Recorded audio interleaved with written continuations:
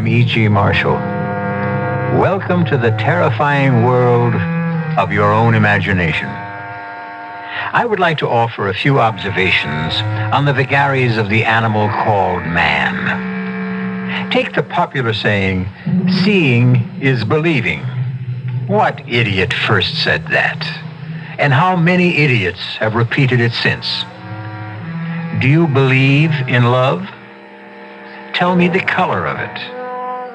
Do you believe in truth, goodness, mercy? What shapes do they come in? No, my friends. Seeing is not believing. Only believing is believing. And we'll prove it to you in the story that follows. The longer we're away from this earth, Alice, the less we rely on our senses. The senses, in a manner of speaking, start to fade, little by little. They tell me this is quite normal. Actually, they tell me I'm a bit ahead of the game to be able to enjoy as much as I do. Charles, when you say they tell you this and they tell you that, you mean... I mean them, of course. All those. The ones up there? It isn't up there, Alice. And it isn't down there either. Well, where is it? It's simply there. Meaning, not here. I thought you knew that. Are there a lot of them? Of course there are a lot of them. What would you expect?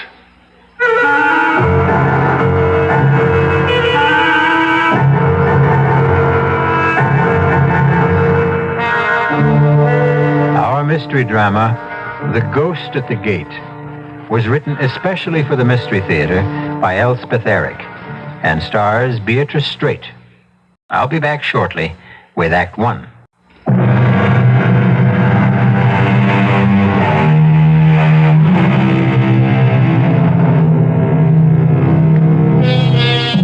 With how much ease believe we what we wish? An English playwright named Dryden wrote that in the year 1679. Brilliant man, Mr. Dryden. But wait, listen to this. Men freely believe that which they desire. Someone else seems to have had the same idea. And he wasn't a 17th century English playwright. He was a Roman emperor named Julius Caesar, proving once again that no man in any age has a monopoly on wisdom. Now, let's get on with our story.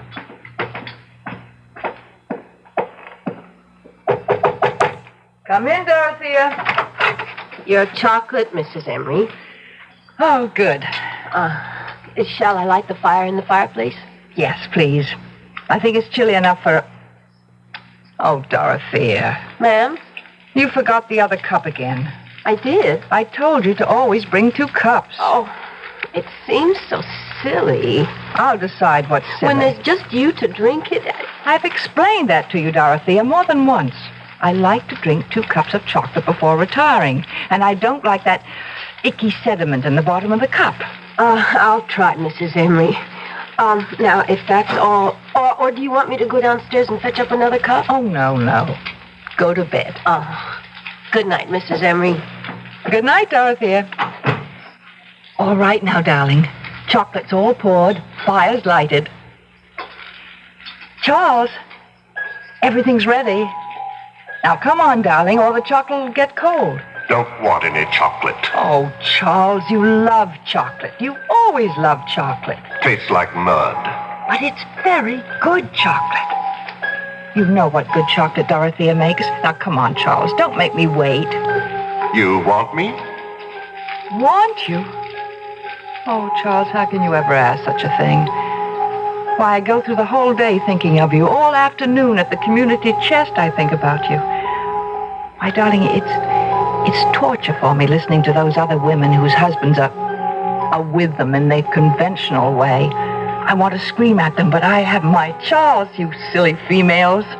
Every night he comes to my bedroom, and he's tall and handsome and brilliant and romantic and adorable and manly, and And we sit and talk together, and he... All right, Alice. That's enough. There you are. Oh, Charles. Missed me? Oh, darling, the days are so terrible. I can't think of anything but this moment when we're together. But you know that, my dear. I tell you every single night. I need to hear it, Alice. We who have more or less left this world can't come back unless we are wanted by someone who is still here. Wanted a lot. Otherwise, we can't make the trip, as it were. We can't even purchase a ticket, so to speak, unless we have a destination that is vibrant with love and need and desire. But I love you and I need you. I desire you. You should know that, Charles. Well, it doesn't hurt to hear it. Here's your chocolate. Try it. I don't want it. Oh, Charles. The longer we're away from this earth, Alice, the less we rely on our senses. The senses, in a manner of speaking, start to fade. Mashed potatoes begin to taste like cold cream, coffee tastes like iodine, and this chocolate tastes like mud. They tell me this is quite normal. Charles, when you say they tell you this, and they tell you that, you mean... I mean them, of course. All those. The ones up there? It isn't up there, Alice. And it isn't down there, either. Well, where is it? It's simply there. Meaning not here. Heavens, I thought you knew that. Are there a lot of them? Of course there are a lot of them. It's all so vast, so endless, and so damnably peaceful. I know what it is to be lonely, Charles. This big house, I couldn't bear to move out of it after you weren't here all the time, because I couldn't leave the place where you and I'd spent so many happy years together. Why don't you ask someone to move in with you? Move in? Why, I never thought. Such a large house. You could have separate quarters. You wouldn't be forever bumping into each other. But who would want to move in? Who would I want to move in? Oh, some old good friend? Well, like who, Charles? Oh, someone like Connie, maybe. Connie Lawrence. Connie Lawrence? Well, I've certainly known her long enough. We were roommates at school. What, do you think she'd want to? She'll jump at the chance, would be my guess. She still lives in that tiny one-room apartment. I know she's saving for a retirement. And with the pay school teachers get in this town. Charles, I'll call her tomorrow. She gets home from school at 3.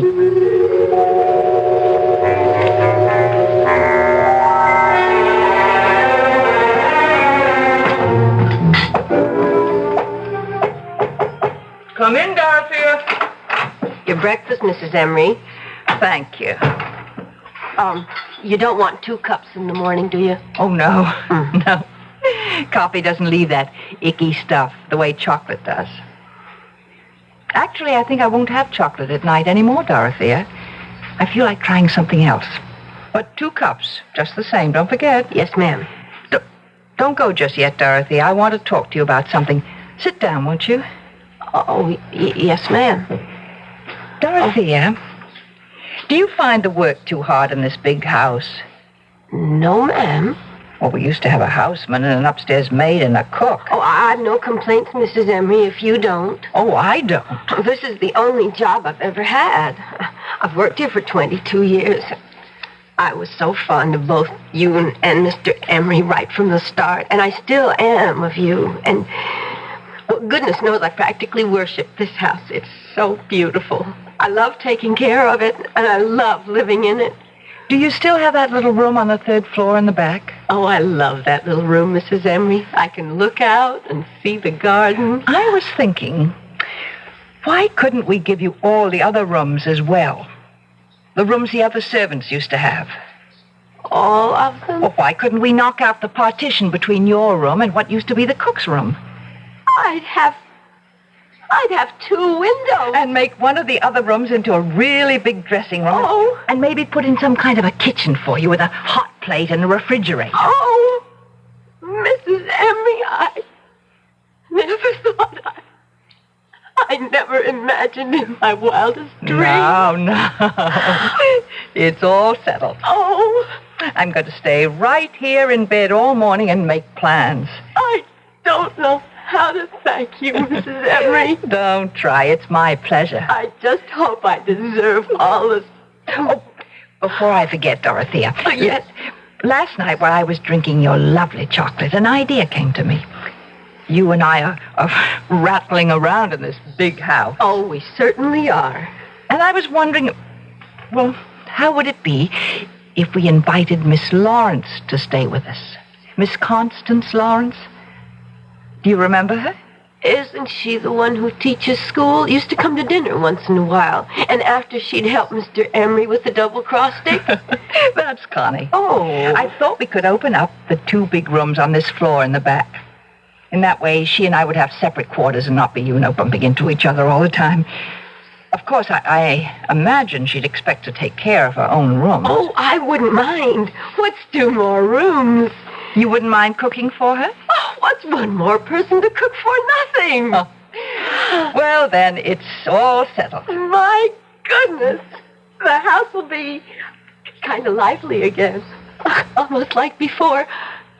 Not quite, of course, but... Well, you know what I mean. I know what you mean, Dorothea. It will be more lively.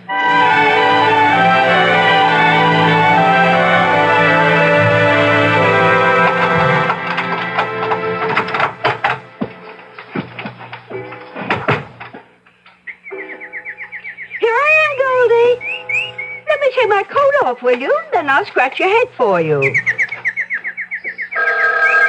Oh, dear. You're just going to have to wait. I'm sorry, Goldie. Hello? Connie, this is Alice Emery. Alice, how are you? Long time no see. Well, I don't get out a great deal. Maybe we could have dinner some evening. Would you like to come here? Well, I thought you might like to come here. Well, if you'd rather. Heaven knows your dinners are better than mine. Connie, I want you to come here for good. I mean to live. To live? To live with you? Why not? We've known each other practically all our lives, and I've got this huge house. I've got Dorothea to look after us. You could have your own quarters overlooking the garden. We live quite independently since I'm in the front, and you're at school till 3, and by the time you get home, I'll be at the community chest. We'll just meet for dinner. Maybe have a little nip together first. Oh, Connie, say you will. Oh, Alice, I don't know. I've lived here for so long. That tiny little place? High time you got out of it. But I'm used to it. And then there's Goldie. You know, my canary. Bring Goldie with you. We'll find a nice sunny window. Alice, it's all very tempting, but I don't know. Think about having 2 big rooms and vegetables out of the garden and being waited on. And Connie, think of the money you'll save. Well, yes, but all the same... You've just got to say yes, Connie. Take the afternoon to think about it and call me back. I will, Alice. I'll call you soon. Fine. Bye. Bye, Alice. Oh, dear. It all sounds so luxurious. 2 rooms and fresh vegetables. And someone to cook for me. But I can't leave this little place. I can't give up my afternoons. Why, I couldn't live without my afternoons. I know this place is small and dark and furniture is dingy and the bathroom is old-fashioned. But we've never minded, have we, dearest? Have we? It's a very small place, Connie. But if I move into Alice's house, I might lose you forever. You might never come to visit me again, and all my lovely afternoons would be really over. You're not to worry, Connie. You mean we can go on as we always have? Only we'll have more room. Well, if you say so. Trust me, Connie. Oh, I do trust you, Charlie. Haven't I always trusted you? All these years.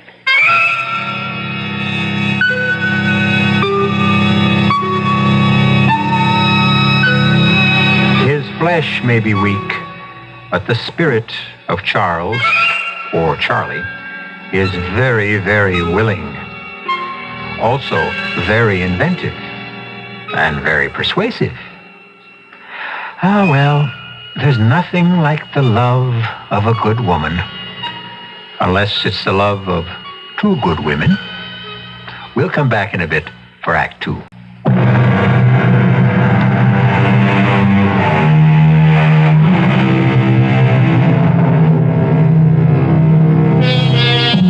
Now we come back to our story.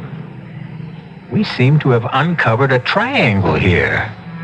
Connie, Alice, and Charles, or Charlie, as Connie calls him. And the apex of the triangle is naturally, if you will pardon my chauvinism, the man. Listen now to the second act of The Ghost at the Gate. What a lovely dinner that was, Alice. Was it, Connie? It was the wine that made everything taste so good. Whatever gave you the idea of bringing home a bottle of wine? Alice, it's the first anniversary of me moving in here. Don't you realize? I've been here a month. Well, for heaven's sakes. Why, it seems like a week. Or it seems like you've always lived here. I don't know which. It has worked out, hasn't it? Has it ever worked out? I was so afraid it wouldn't. You know what? It's meeting just for dinner that's done it. Leading separate lives except for dinner. Connie, let's have wine every night. This wine. What kind is it? I can't quite make out what the label says. Oh, it's in French. Oh, so never mind. It's got a picture of a house on it. If it's French, it's a chateau. I didn't know that. You're very clever, Alice. Save the label, and I'll order a case of it. Must be really nice to have money. I've always found it to be nice. I guess money is about the nicest thing in the world. Money isn't. Love is. Oh, yes. First comes love. Friends come second, then money. How about friends who have money? Oh, Connie, you're very witty tonight. So are you, Alice. Witty and profound. Seriously, though, Connie, you have been happy here, haven't you? Oh, Alice, my beautiful room, the marvelous food. Having Dorothea to make my bed and clean up, it's heavenly. You're stuck with me. Oh, I am so glad, Connie. You can't imagine how glad. Is there any more of that wine? More than half a bottle. Oh, good. Let's... Mrs. Emery? What? Oh, Dorothea. What is it? It's after 9 o'clock, Mrs. Emery. You don't say. I was wondering, should I bring your clear consomme upstairs to you? What clear consomme?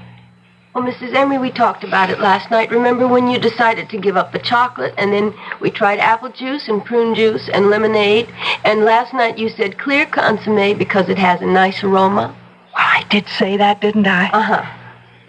What time did you say it was? 9:15. My goodness. What's the matter, Alice? It's past time. Past my bedtime. You want the consomme? Oh, to heck with the consomme. I'll take the wine. You don't mind, do you, Connie? Why, no, Alice. Oh, let me have your glass, too, all right? Sure, Alice. I've got my glass, Connie. Forgive me for eating and running. Alice, it's your house. I simply didn't realize the time. 9:15. Heavens! She'd better not drink any more of that wine. She's not used to it. Neither am I. Only tonight we were celebrating my being here a month. Mm. Why did you want 2 glasses, Dorothea? Oh, she always wants 2. 2 cups, 2 bowls, 2 glasses. One of her little ways. But tonight she took my glass. Do you suppose she wants me to join her? I wouldn't know, Miss Lawrence. Maybe. Maybe she's always expected me to join her after dinner, only she didn't want to suggest it. When I moved in here, we agreed that we'd lead absolutely independent lives, not get in each other's way. We've been very careful about that, going to our separate rooms after dinner. Maybe all this time she was hoping I'd stop by her room on my way to my room, and I never noticed Dorothea. That must be it. I wouldn't really know. I never guessed. Oh, how self-centered, how insensitive. I'll never forgive myself. I'm going up there right now and apologize. Can I clear the table now? Do whatever you like. She's got to forgive me. That's all there is to it. Dear, sweet, generous Alice. She'll understand. She'll know I didn't mean to hurt her feelings. Alice, may I come in? Come on, darling, have some wine. Alice? Connie and I had it for dinner, and we just loved it. Try it, Charles. Charles? Not at all bad. Nice bouquet. Charlie! Charlie! Where did you come from, Connie? You never told me. How could you, Charlie? Charlie? Just give me a moment and I'll explain everything. But I need a moment to think. Then I'll explain.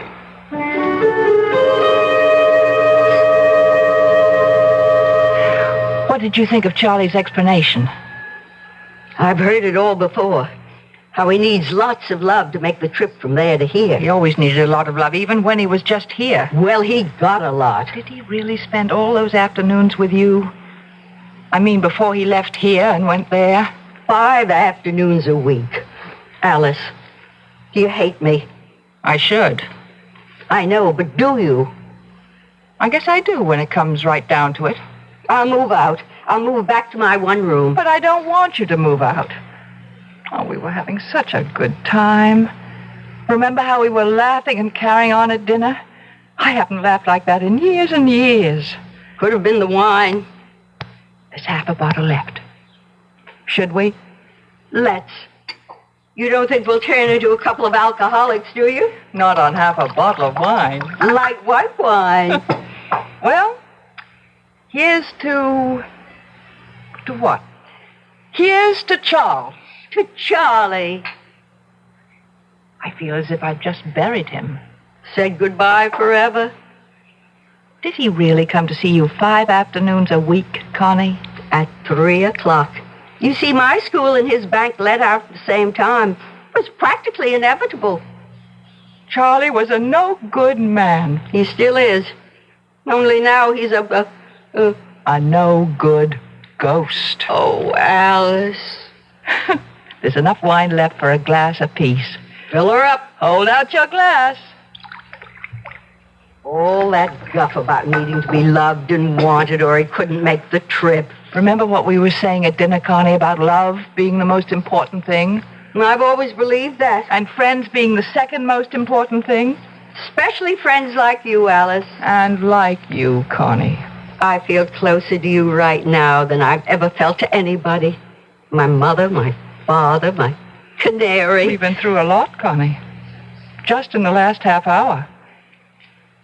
And yet we're still friends. Isn't that amazing? Truly remarkable. It must mean something. Something very profound. Like what? Like there are times in a person's life when love isn't the most important thing. Friends are. A friend is. Yes. Stupid ghost. Silly, pompous ghost. You believe in ghosts? Certainly not. Neither do I. Never have. Except Charlie, of course. Why should Charlie be an exception? He is for you too, Alice. You know he is. Tell me something. Why do you believe in him? Because... Why? I want to. That's why I believe in him, too. Is that wrong? Not wrong, but you've got to stop, and I've got to stop. We can't have him visiting you in the back of the house from 3 to 6, and then coming to see me in the front of the house from 9 to 12. Now that we know, it wouldn't be nice. Well, we couldn't be friends anymore. Oh, Alice. But if we don't believe in him, if we don't desire him, then he'll have to go back there and stay there. He won't be able to come here anymore. He can't make the trip. Connie, can you do it? Stop wanting him? Yes. Of course I can.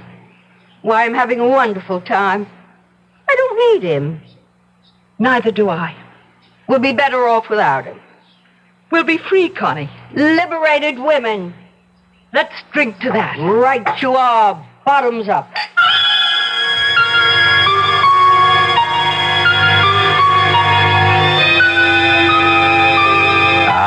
What courage lies in the bottom of a glass. Courage for the shy, the lonely, the frightened, the frustrated, and for the two elderly ladies determined to forget a ghost. We'll return shortly with Act 3.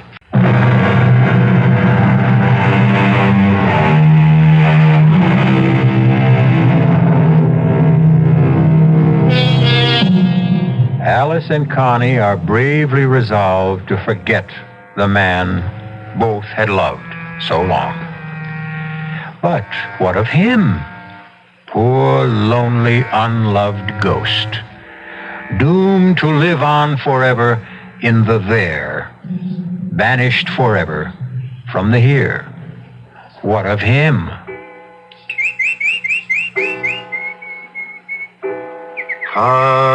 Connie. Connie. Speak to me, Connie. That's my sweet Goldie. That's my lovely bird. Happy to see me, sweetheart? Connie, I know you're here. I'm here, Charlie, but you're not. I am so. I don't believe in you anymore. You do too.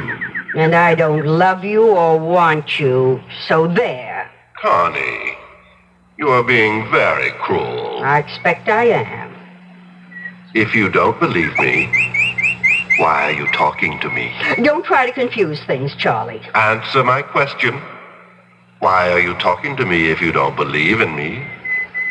Goldie, tell that ghost to go away.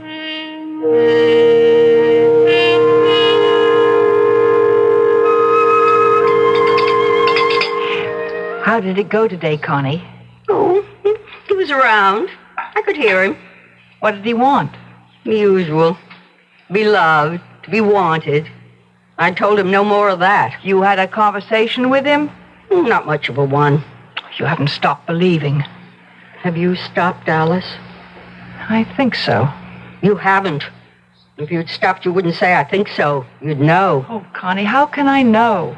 Mrs. Emery, What is it, Dorothea? do you want clear consomme in your room tonight or what? Nothing.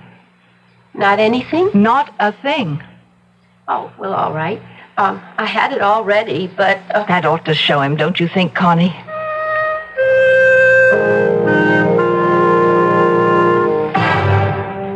Alice. It's Charles. It's Charles, Alice. What delicious surprise do you have for me tonight? Orange crush? Pomegranate juice? Not a blessed thing, Charles. Ah, you spoke. I didn't mean to. But you did. How beautiful to hear your voice. Oh, don't tell me that old malarkey, Charles. Malarkey? I never thought I'd hear my wife use a word like that. I'm not your wife. I'm your widow. And I'm using a lot of words I never used before. Alice, say you love me still. I can't make the trip unless you love me. I loved you for 35 years. Alice, I'm facing eternity. What's 35 years? Maybe not much there where you are, but it's a long time here. Now I'm going to turn off the light and go to sleep.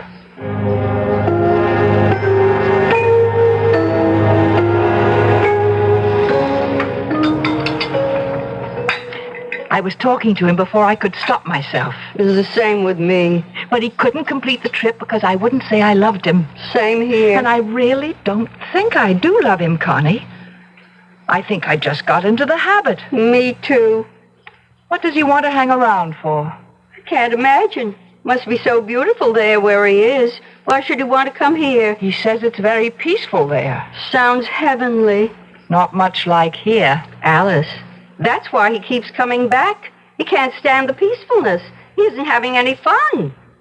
I bet you're right. No worries, no troubles, no arguments, no problems. He can't stand it. That's the way he was when he was here. That's why he took up with me.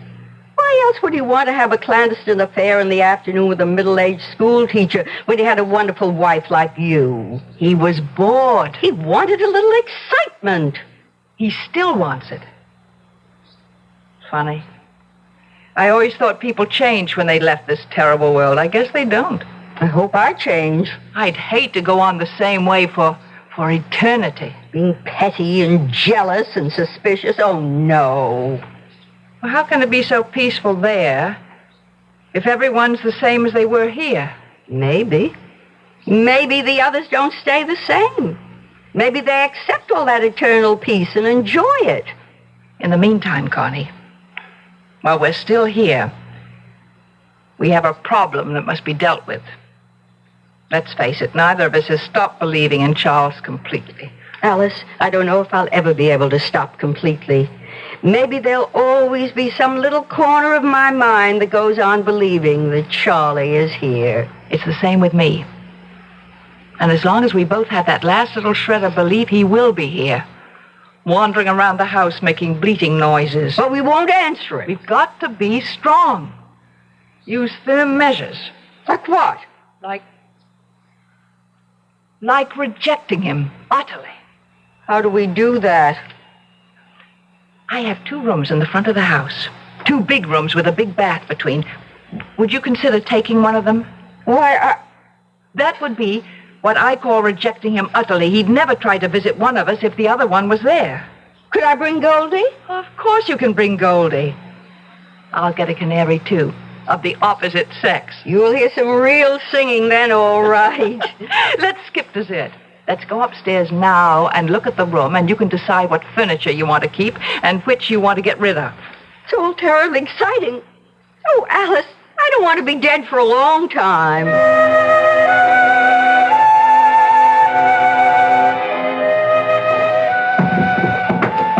There. The desk between the windows and the chair here. We'll take out the love seat.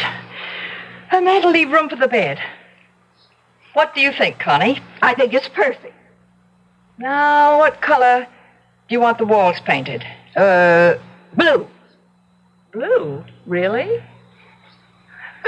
I'd have thought with your dark hair you'd have wanted pink or yellow. Blue's such a nice background for Goldie. And I'll tell you a secret, Alice. My hair is dyed this color. Alice. Alice. Listen to him. He sounds miserable. I expect he is. You really dye your hair, Connie? Do it myself. Want me to? I'll show you how.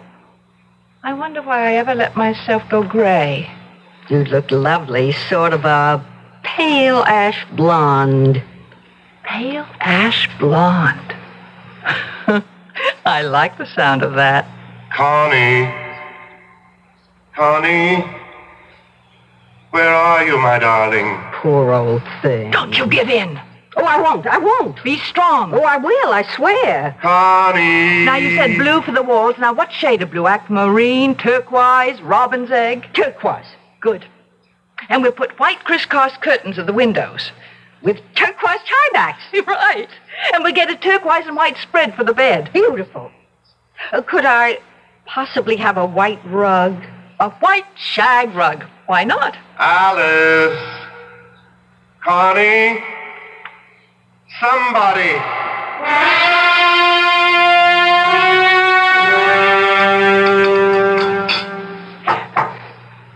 Do you mean to sit there and tell me you didn't even take one peek at your new room? I wanted to wait till you got home from community chess. Well, right after dinner, we'll look at it together. What if the color is wrong? The painter showed me a sample. Pure turquoise. We'll eat fast. I can't wait to see it. Dorothy had the bed moved in. Oh, Connie. I hope we'll get along as well as we've been getting along after you move in. We will. We will. And Charlie will go back there and settle down. He'll be much better off. He'll thank us. If I know Charles, he won't. Well, if you don't know him, I don't know who does. Unless it's you. You know, you're right there.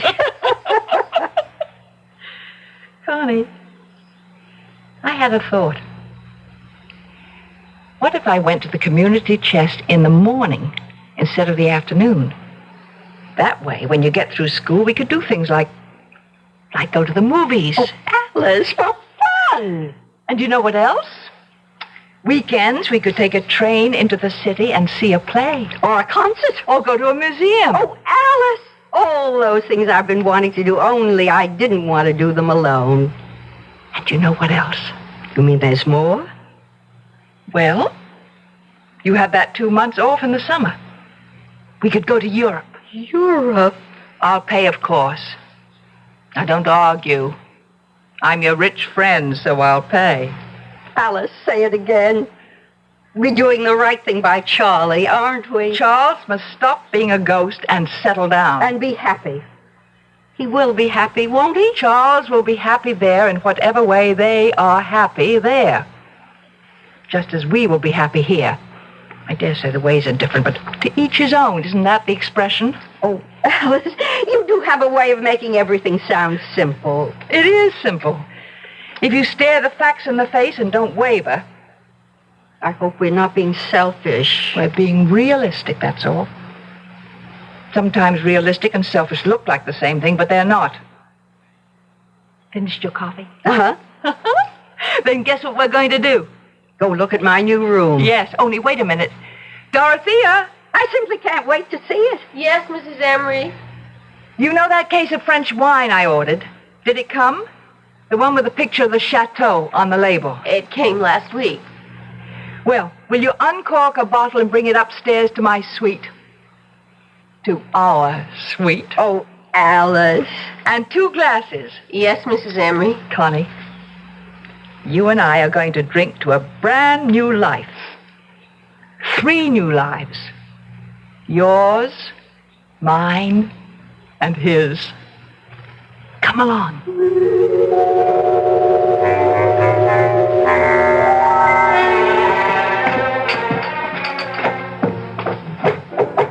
Come in, Dorothea. Oh, good. The wine's arrived. Just set it down here, Dorothea. Yes, ma'am. Dorothea, Miss Lawrence and I have decided to go to Europe for 2 months this summer. Oh. So you'll have a good long vacation instead of your usual 2 weeks. Full salary, of course. You're free to go where you like, or you can stay here. Oh, thank you, Mrs. Emery. I don't know where I'd go exactly. Well, suit yourself. Pour the wine, Connie. Will that be all for this evening? That'll be all. Then I'll say good night to you both. Good night. Sleep well, Dorothea. Thank you. 2 whole months. They'll be gone 2 whole months. What'll I do with myself? Dorothea? Where would I go? Dorothea? What would I do if I stayed here in an empty house? Dorothea? Can't you hear me? I'd be all by myself. No, you wouldn't. No, you wouldn't. If there were just somebody... There is. There is. If you'd only listen. Somebody like him. There is me, Dorothea. Oh, Dorothea, hear me. But he's gone. Believe in me. Never to return. Love me. Want me. And I loved him so. Dorothea, listen. And I still do. Oh, I love him still. Dorothea, look at me. Why, Mr. Emery. I thought you'd never notice. Have you been here long? Not too long. I'm so surprised. I thought I'd never see you again. Ever. Well, now you do. But it's like a miracle had been performed. A lot of good hard work is more like it. I've never forgotten you. Really? Well, I know it was just that one weekend when Mrs. Emery went to her 25th college reunion, but I've never forgotten. That was quite some time ago. I was younger then, of course. You haven't changed, Dorothea. Not an iota. Oh, Still fresh, plump, and adorable. oh, you mean that? I've never meant anything so much in my life. Or since. Dorothea, could you love me? Oh, but I do love you, Mr. Emery. You do? I've never loved anyone else. Not since that weekend.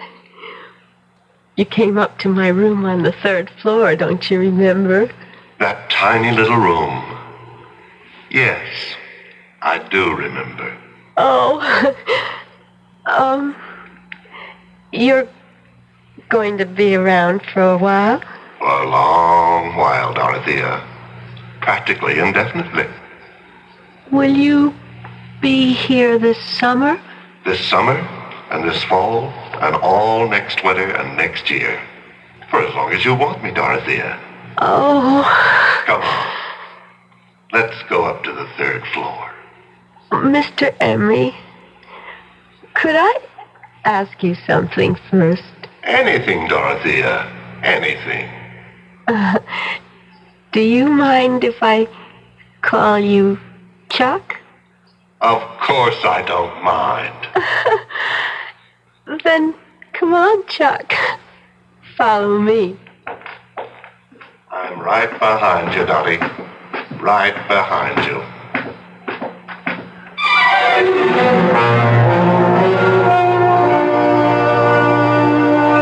So Charles continues his mad pursuit of life after death. And I, for one, wish him the best of luck. And the best of luck to Connie and Alice with their new hairdos and their new pantsuits. Good luck to them all. Good luck to all of us. It's what we need the most. I'll be back shortly.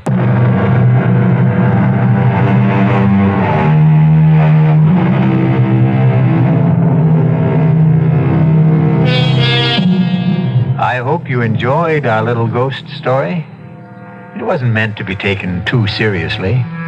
His life isn't meant to be taken too seriously. Or, for that matter, death. Don't you agree? Our cast included Beatrice Straight, Paula Truman, Joan Loring, and John Barragrave. The entire production was under the direction of Hyman Brown. And now, a preview of our next tale. And now, Prometheus, O fire bringer, give our friend a sign. A sign, O fire bringer, a sign. The ledger's on fire! Drop it, Johnson! Drop it! Fear not, fear not. We are all safe. None of us has transgressed. I now call upon Prometheus for another sign. A sign directly for me. Watch now, Casey. Watch. You see, Casey? The man's a sheet of flame. He should be burned alive. But he'll emerge unharmed when the flames die down. It's a miracle, Casey. It's impressive. This is E.G. Marshall inviting you to return to our Mystery Theater for another adventure in the macabre. Until next time, pleasant dreams.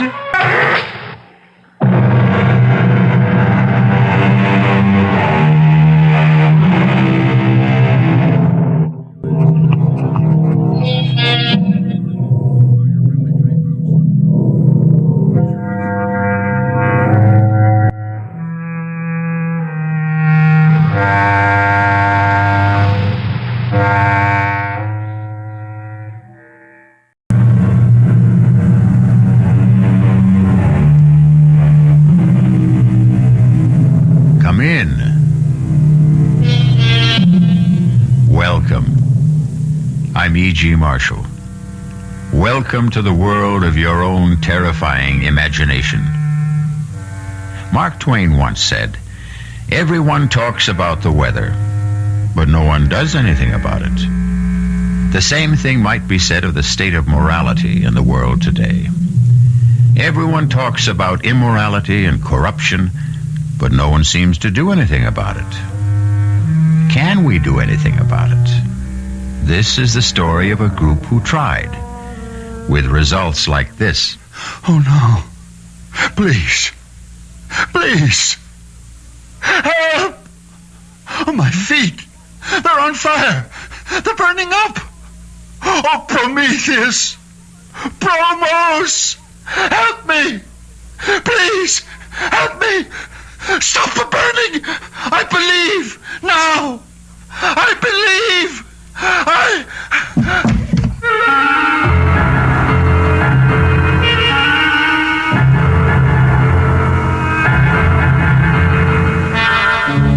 Our mystery drama, Ordeal by Fire, was written especially for the Mystery Theater by Murray Burnett and stars Mandel Kramer.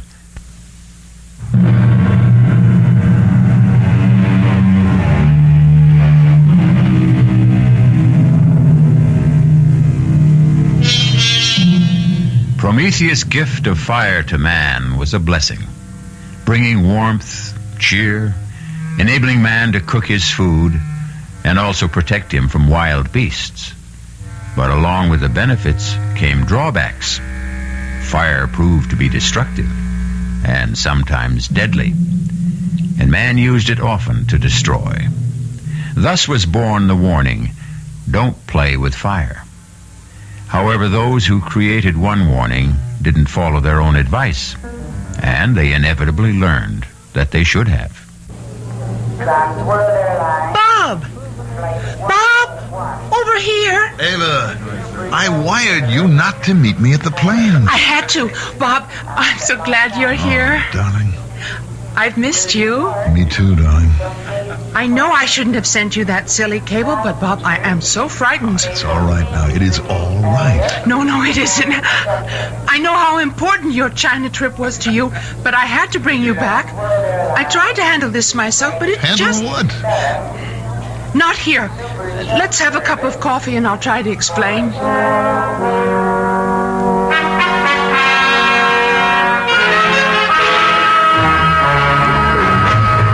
Just don't understand. What's your father afraid of? I don't know, and he won't tell me. That's why I sent for you, Bob. Maybe he'll talk to you. You know, darling, if you were anyone else except the level-headed, beautiful girl that I'm going to marry, I'd say this whole thing was nonsense. You won't say it after you see Dad. You won't recognize him. Why, you mean he's changed physically? Not so much in appearance, but in his attitude.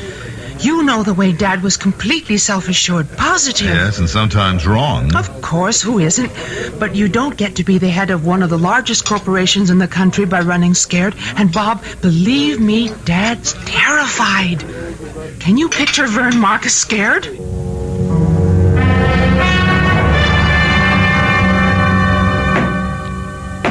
What's going on, Vern? Oh, nothing much, Bob. Just having my study remodeled. It looks like you're making it into a bank vault. You gonna store your money here? What brings you back to the States? I thought you planned to stay in China 2 months. You're the reason I'm here, Vern. You've evidently been allowing Ava to fill your head with a lot of nonsense. Nonsense? Well, I don't know what she told you, She didn't but... tell me that you were turning your study into a fortress or electrifying the fence around the house, but she told me enough to convince me that I was right to come back. What's frightening you, Vern? Now, leave me alone. Just leave me be, that's all. Is that too much? Much too much. Stop thinking about yourself and think of what you're doing to Ava. Ava has nothing to do with this. No? How would you feel if your daughter built herself a fortress and locked herself in, turning from an outgoing, beautiful girl to a frightened, petulant child, asking only to be left alone? Would you try to help? All right, Bob. You win. One promise. You mustn't tell Ava. But she's frantic with worry. I have to tell her something. No. At least let me tell her that you've confided in me. That will help. That's all you'll tell her? You promise? I promise. All right. My telling you isn't going to do any good. I'm caught, that's all. Caught? By what? The Promethean Society. What's that? It's a small, secret society dedicated to doing something about the lack of morality in the world today. All right, but what do you mean you're caught? I have 1 week to give the leader of the society, a man who calls himself Promos, $1 million. For what? Well, ostensibly to spread the message of the society. Well, what kind of work do they do that takes $1 million? A public relations campaign. Newspaper advertising, television, radio. There are even discussions of making a motion picture, and that takes money. Well, I don't see the problem, Vern. If you really feel that this is worthwhile, you make the contribution. If you don't, you tell them you won't go along. I'm afraid that's not possible. Oh, come on, Vern. What are they going to do if you say no? Rather than tell you, I'll show you.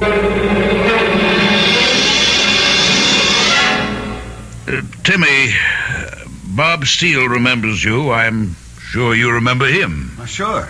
I remember, Bob. How are you? Well, I'm fine, but what are you doing in the wheelchair? Learning how to operate the darn thing. I can move it pretty good. It's the brakes that bother me. Oh, watch it. That's all right. I've got you. Oh, thanks. Vern, what brings you here? Actually, it was Bob. Bob? What can I do for you? Well, Vern seems to be passing the buck. I'm trying to find out what's got him so uptight, and he told me that... What have you done, Vern? What have you told him? Well, nothing yet. You see, Ava cabled me in China because she was so worried, and I came back to try to help. How much have you told him, Vern? Well, about our joining the Promethean Society, and that they've asked me for $1 million in contributions, and they asked you for half that, and you didn't pay. Well, Bob wanted to know what happened to you, so I brought him here to show you. You want to see what happened to me, Bob? Unwrap the blankets around my legs. What? Do as he says. And look at his feet. Good Lord. What happened? 3rd-degree burns. The doctor tells me scar tissue will take about 6 months to form. Oh. And then I can start to learn to walk again. How did it happen? I was here, in my house. One day, my feet just burned up. Tell him, Timmy. That day was just 2 days after you refused to contribute the $500,000 that Promos had requested.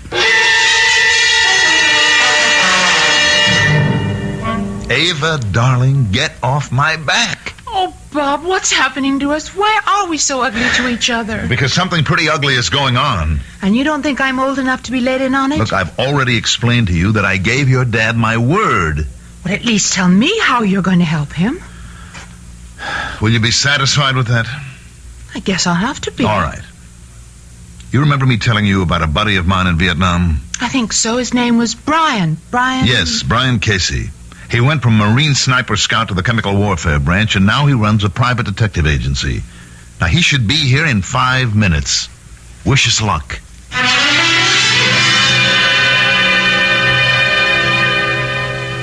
I can't do it, Bob. I just can't. Vern, think what we're asking. Only to stall. He'll tell me I've had enough time. I've known about this for weeks. He's right, Bob. Look, Casey, I brought you here because I believed you could help. Now, if you're going to agree with him... Just stalling isn't enough, Bob. We've got to have a plan. And before I can even think of anything, I've got to see what this organization looks like and how it operates. I've told you, Mr. Casey. It's not good enough. I have to attend one of those meetings. I just don't believe that any man can control fire. Then how do you explain what happened to Timmy Burns? I can't. Yet. And we still can't be sure that Burns told it like it happened. Well, Timmy has no reason to lie. And you must believe that this Promos can control fire.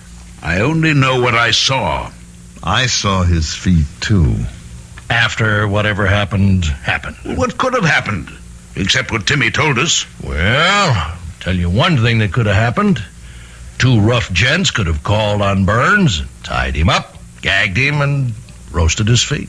I saw his feet, Casey. This couldn't have been done with matches. Bob, you know better than that. Now think back when we were in Vietnam.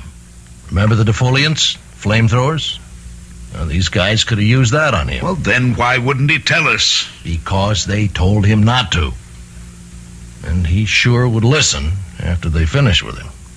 Never thought of that, but it is possible. No, you don't know Promus. You think he's a nice guy? You wouldn't stoop to a thing like that? Well, I don't know what he is, a fanatic or a blackmailer, but there's an aura of power about him and a certainty. Now, I don't know, but I'm sure that he doesn't have to use others, and certainly not thugs like you describe. Well, that's why I have to meet him and see his operation. That's the only way I can help. And I don't see what good that'll do. Let's look at your options, Vern. 1, you can pay. Just the first in a long string of payments. 2, you can blow the whistle and go to the district attorney. With what? Tell him you joined the secret society willingly, that it's dedicated to restoring the moral tone of the world, and that you've been asked for a contribution. That's why I haven't considered the police. Or 3, you can believe me when I tell you that Casey here is the toughest, most competent, and most highly trained private operative I know, in addition to being a buddy of mine from Vietnam. I'm not downgrading Casey. I just don't see what he offers. A long shot. You can take me to your scheduled meeting tomorrow night and introduce me as a sinner who's seen the light. I'm an ex-Marine, a Vietnam veteran. Well, I made a bundle in the black market, and now I want to give some of it to the Promethean Society to make the world a better place. But I want to see before I give. And the reason you don't have the $1 million is that you wanted Promos approval to allow me to chip in with you. That makes sense, Vern. And if Promos doesn't go for it, or I come up with nothing, you can always pay.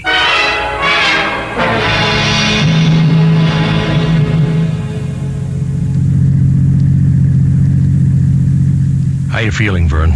Nervous. Very nervous. I wish Bob could have come. Relax. Just do it the way we rehearsed it. You were letter perfect. But what if Promus asks me about... No. I'll handle the questions if they're about me. Now, clue me in again on the way this affair is run. It'll take your mind off what's worrying you. Well, the members all gather in the club room. Very austere, but comfortable. We generally chat with each other, and then when a gong sounds, we go into the assembly hall. That's a large room. Mm-hmm. I think it used to be a ballroom. It's been fixed. It has a stage at one end with a platform. And that's where Promo stands when he talks. That all? Well, there's the fire, but you know about that. At a certain point in his address, he raises his arms and extends them in the white and gold robe. And suddenly, he's consumed by fire. But it never burns him. Never. And you have no idea where the fire comes from? None. We've all talked about it. At first, we thought it was some magician's trick, but we can't be sure. You never had the stage checked out? Well, we talked about it, but we never did. Here we are. You know, you'll have to meet Promos before you can get into the meeting. All you have to do is introduce me. The rest will be up to me.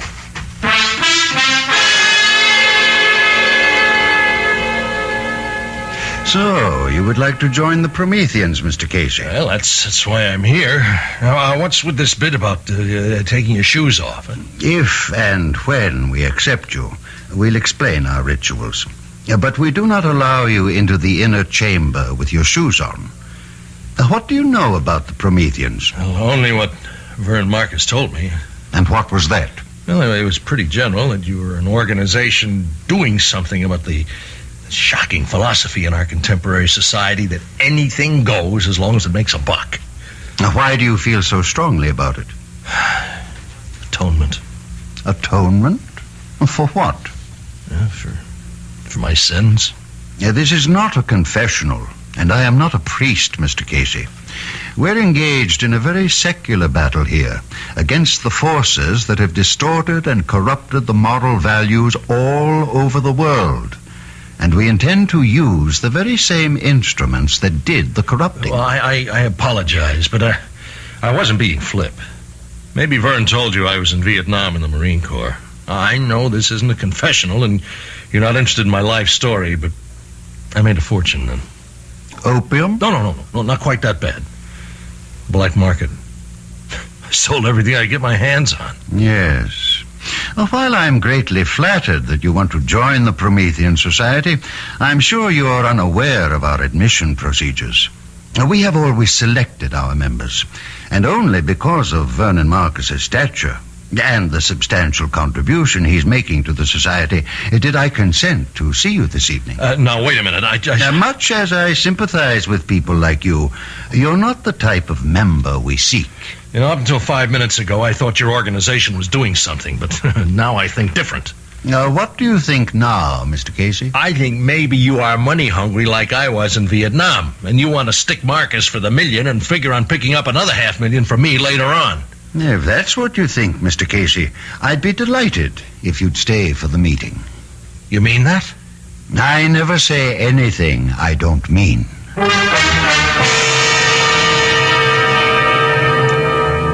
The world is made up of believers and non-believers. The two disparate groups argue about anything and everything, from the existence of ghosts to the importance of dream research. But few of the arguers ever get down to gritty reality. In just a moment, Brian Casey will see for himself the existence and power of Promethean fire as controlled by Promos when we return with Act 2.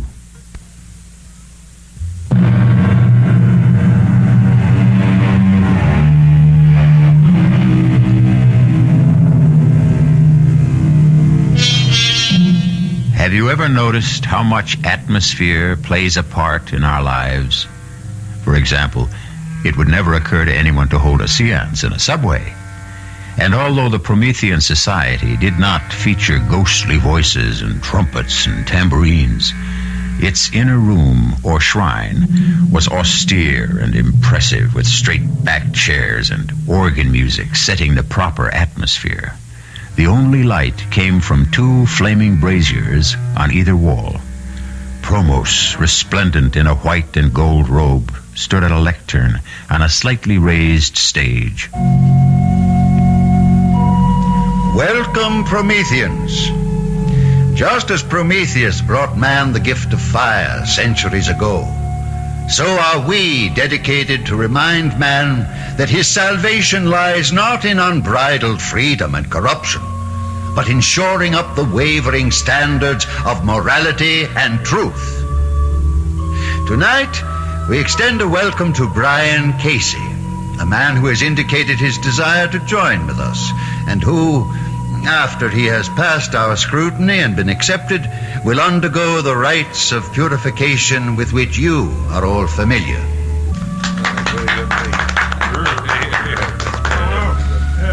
You have a question, Mr. Johnson? I do. As everybody here knows, I'm a businessman, and like everyone here, I joined the society with very high hopes. Yes, Mr. Johnson. Well, put it bluntly, the hopes haven't been realized. Could you be more specific? Well, we all know it takes money to mount a campaign of the proportions you outlined to us, and we all contributed at the onset.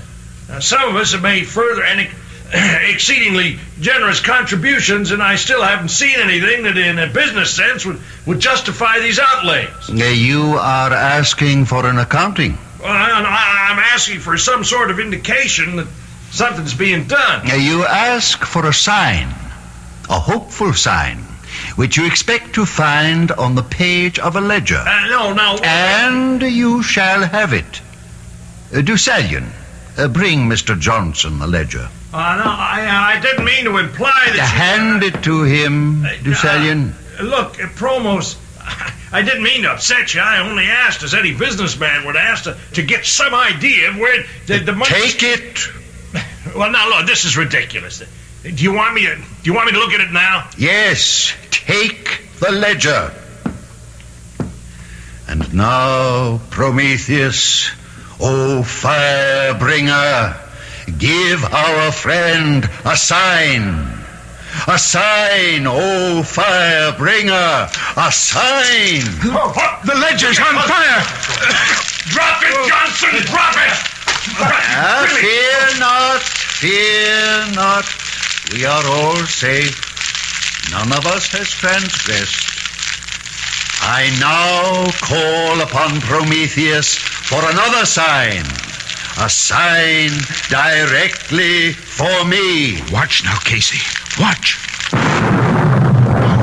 You see, Casey? The man's a sheet of flame. He should be burned alive. But he'll emerge unharmed when the flames die down. It's a miracle, Casey. It's impressive, but I don't believe in miracles.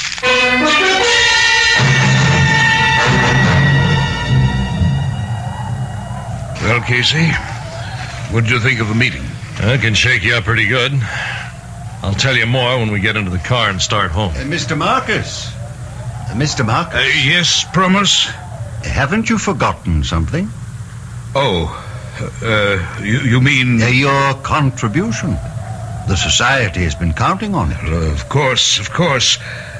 You understand that I've had some difficulty in... You've had plenty of time. I know. But I can't... Have you changed your mind about making the contribution? Oh, no, not at all. I was just waiting for Mr. Casey here to... Mr. Casey informed me of his wish to contribute. But I must ask you, Mr. Marcus, in front of Mr. Casey here, are you completely familiar with his background? Why, yes, I think so. Now, what are you getting at, Promos? You're not yet a member. We cannot accept outside contributions. Well, what's that got to do with my background? Your background will determine whether or not we accept you. That's fair enough. If you accept me, you can take my $500,000. If not, it's up to Marcus to make the total $1 million contribution. Yes, I will. When can I expect to hear about my application? I should say within the next 48 hours. Yes, definitely within that time.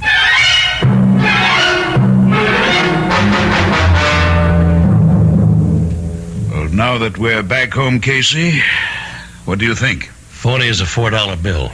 Well, what do we do? Blow the whistle, Bob. Go to the DA. Raid the joint. I guarantee you'll find all sorts of gimmicks that produce the fire Promos uses. You're being blackmailed. You don't want to give the Promethean Society $1 million, do you? No. Yeah, but you're afraid that if you don't... Stop right there. Now, you saw what happened to Timmy Burns. That's what I'm afraid of. Do you have any explanation as to how Timmy's feet were so badly burned? Oh, not at the moment. I thought I did when we were made to bathe our feet in water at the purification rites, but my theory was wrong. What did you think it was? I thought, Bob, there might be some delayed action chemical in the water which might have caused the burns. But I checked my feet after I got home. Nothing. Just plain water. Well, what's the next move, then? Now, before we talk about any next moves, I need a straight answer to two questions. One, can either of you guarantee that nothing's going to happen to me? Two, if we call in the police, can they give me the same guarantee? The answer to both questions must be no. Casey, thank you for your trouble. I'll send you a check. It's been nice to meet you. Goodbye. Now, wait a minute, Vern. You haven't heard... I've heard all I need to. It's not your skin that's in danger of being charred. Neither of you have anything to risk. I've made my decision. I'm going to pay.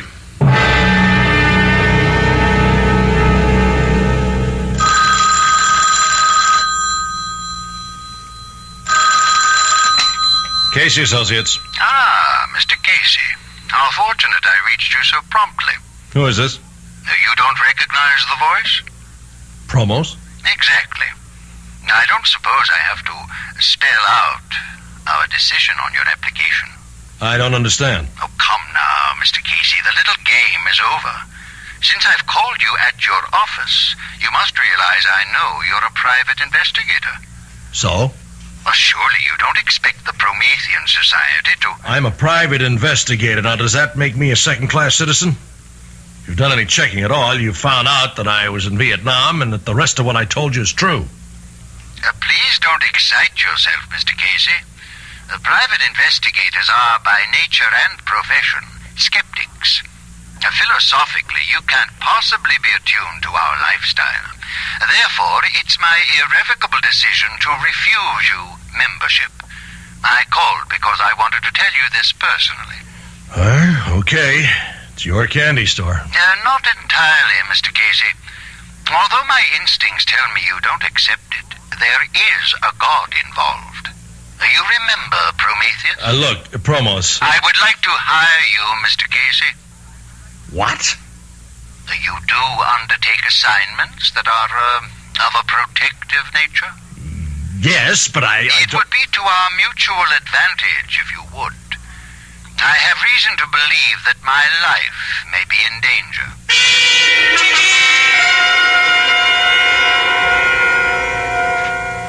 Are you willing to work for me? You'll be wasting your money. It's my money. Well, I'll think about it. While you're thinking, consider the fact that if you were really serious about wishing to join us, you might be doing me an even larger service by keeping me alive so that the work of the society can go on. It's a good point. As I said, I'll think about it. Good, Mr. Casey. But don't think too long.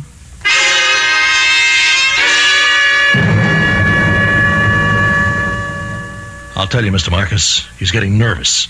Otherwise, he'd never have tried to hire me. Maybe it's true. No way. Promos needs protection as much as an intercontinental ballistics missile. You agree with me, Bob? Well, it looks that way. Well, I don't see how it changes my situation. I still have 24 hours to pay. Correct. But if he's running scared, and it looks like he is, then he's got something to be scared about. Look, he's very big on Greek mythology with all this Prometheus stuff, but he's got to have an Achilles heel somewhere, and he's afraid we might find it. Excuse me. Hello? Good evening, Mr. Marcus. I'm not taking you away from anything, am I? Oh, nothing important. Fine. I called to ask if you were aware that the guest you brought the other night was a private investigator. You mean, Brian Casey? Yes. Well, does that disturb you? Somewhat. A man of his type is hardly Promethean society material. Well, I'm sorry if I made an error in judgment. It doesn't matter. I've just called to tell you that Casey will not become a member, and therefore you are responsible for the entire $1 million contribution. You understand? Yes. Yes, I understand. My feet! My feet! They're burning! What? Get something! Water! Something! Burning? I'm burning! In the kitchen! Pail! Are you talking to me, Mr. Marcus? I'm sorry. There's some trouble here. Oh, I'm sorry, but... You'll have the money tomorrow night. Goodbye.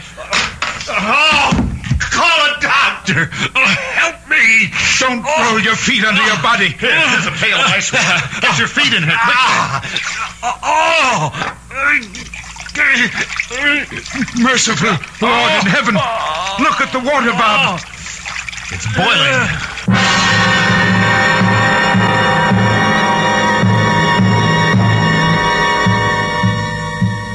What can turn a pail of ice water into a bubbling cauldron? Promos would say it's Promethean fire. What would you say? What would you do if you were in Vernon Marcus' shoes? We'll be back shortly with Act 3.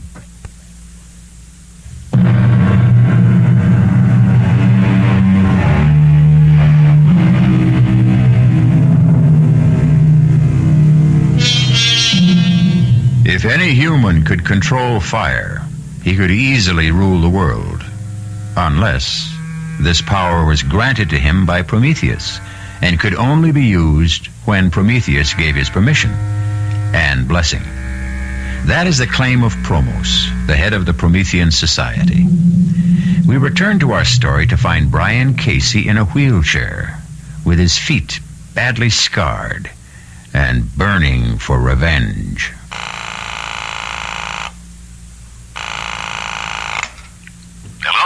Bob? Casey, where are you? I'm at my office. But your feet, I'm in a wheelchair. Now, they tell me I'll be back walking in less than 3 months. You've got to do me a favor. Of course. When's the next meeting of the Promethean Society? Now, look, Casey, I don't want to interfere, but don't you think you ought to lay off now? Tell me. And then I'll ask you the favor. The next meeting is this Friday night. Did Marcus pay the $1 million? He's handing it over tonight. Where?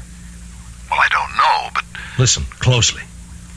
I want you to persuade Marcus to invite Promos to a big shindig at his house tonight. I don't know whether... It shouldn't be too hard, but it's vital. Now, why wouldn't a guy come to a party to pick up $1 million? Casey, you ought to know better than anyone that Promos isn't just a guy. We both know he likes money. Now, Marcus can say that he wants to make a big publicity deal out of the party. There'll be a lot of tycoons there. Now, it'll be an opportunity for Promos to meet them. Some of them should be interested in the Promethean Society. And think of the impression it'll make when Marcus hands over the $1 million. Well, it's a point. It'll work. And think of the impression Promos will make when he shows up in his robes. Why would he wear the ceremonial robes? Because they're impressive, because he's a ham at heart, and because he has to for my plan to work. Your plan? What plan? It's better that you don't know, in case something goes wrong. Look, Casey, you're asking to use Vern's house, and... I give you my word Vern can't get into trouble. Now, you've got to make the shindig come off. Why? What's so important about Promos coming to a party? Because after he gets there, you're going to spill a glass of whiskey over those ceremonial robes. You've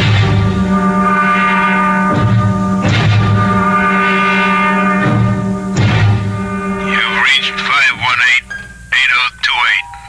If that's the number you want, you'll know I never talk on the phone. You got 40 seconds to state your name and business after you hear the beep. This is Casey. I need you for 2 jobs at the same place. Now, we never played games, Whitey. This one's rough. It can go all the way.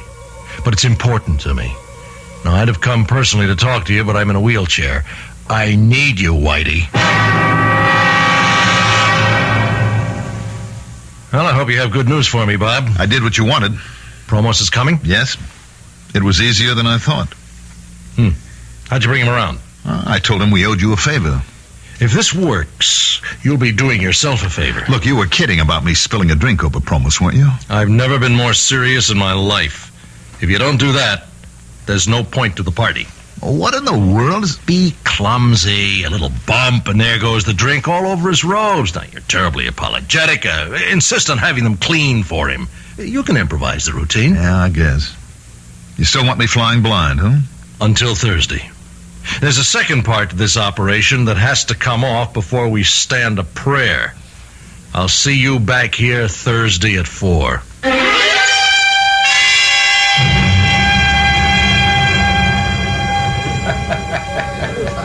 Bob? There's something very strange about this party. Nonsense, darling. I'm having a ball. Well, who's this Promos? Oh, he's quite a guy. Does he have anything to do There with... you are, darling, enjoying the party? Oh, excuse me, Vern. Ava, do you want a drink? No, thank you, and you don't need another either. Honey, we're not married yet. Dad, Yes? I want to talk to you about this party. Later, dear, after it's over.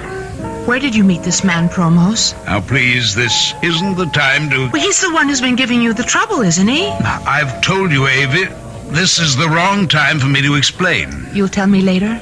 If I can. Ava, darling, you don't know what you're missing. This bartender really knows how to mix a drink. Why would Dad give this man $1 million?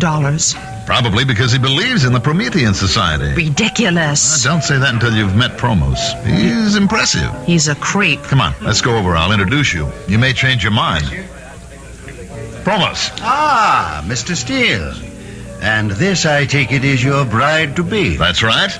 Ava Marcus. Delighted. And congratulations to you, Mr. Steele. Thank you. Oh, you're not drinking? Only wine. Excuse me now. Oh, please don't go yet, Promos. We haven't really had a chance to talk. Watch out, Bob. Your glass. Oh, I'm so sorry. You clumsy fool. Bob, you spilled your I'm drink. terribly sorry. I don't know how that happened. Somebody must have pushed my arm. You did. Pushing it up to your mouth. Well, I'll have your robe cleaned, of course. No, thank you. Oh, I insist. It was an accident. There's no need to make a case out of it. It was my clumsiness. I'll have it cleaned and sent over to Society headquarters. I wouldn't think of it. Now, no offense, Mr. Steele, but this is a ceremonial robe, and I'll see to the cleaning myself. Oh, right on time, Bob. Come on, sit down. How you feeling? Coming along. You managed to spill the drink over the robe? Yes. How did he react? Well, he blew up, naturally. I offered to have the robe cleaned. And he wouldn't allow it, huh? How did you know? Because he's not about to let that robe out of his hands. You think he's gimmicked the robe? I think I figured the answer to a lot of his tricks. You remember the ledger that burned up in Johnson's hands? Sure. Provost has definitely had experience with chemicals and combustibles. He's come up with some special ways to use them. Now, that ledger was treated with an unusual substance that would ignite when touched with the heat of a human hand. Yes, but the guy who brought it to him, Deucalion or something. He was wearing gloves. Are you sure? Well, I'm sure about the gloves. The rest is an educated guess. I learned a lot about chemicals in Vietnam. Well, how does the robe come into it? I just finished looking over Promo's ceremonial robe. How'd you get it? Remember Whitey Phillips? Where did you find Whitey? He's got a locksmith business. I can't believe it. Forgive me for laughing, but that slick crook, a locksmith, is just too much. Well, it's a perfect business for Whitey. Now, he was here 10 minutes ago. He brought me Promo's ceremonial robe. You got to be kidding. Whitey stole it? No, not the robe you stained. I told him to lift the clean one. Wait a minute. How did you know there was another one? Well, there'd have to be two robes in case one went out of commission. Uh-huh. And what did you discover when you examined the robe? What I suspected. It was treated with some kind of flame retardant. Well, would that protect his face? I mean, Vern told me he doesn't wear a mask or anything like that. I know. I've wondered about that, too. Now, those flames leap all over. Now, if he had something that blew strong enough to keep the flames from his face... Well, that's pretty risky, isn't it? He's playing for big stakes. Casey, you're obviously convinced that the man is a phony. Don't tell me he's got you believing that Prometheus stuff, too. I can't figure him. Look, he wanted to hire you to protect him. All part of the game. He had to get me out to his place so he could fix my shoes. What? The fire that burned me started in my shoes, not in my feet. He made me take my shoes off before I went into his office. Then he must have had the shoe treated with phosphor or some other of these chemicals that ignite under heat. Well, you know, like he did with the ledger. The heat of my body touched off the shoes. That's the same thing he did to Timmy Burns. I think so. Well, what are you going to do? Fight fire with fire? I managed to remove the fire retardant substance from the robe Whitey brought me. I treated it with some chemicals that really like fire. I fixed it so that Prometheus will really have a chance to bring the gift of fire to Promos.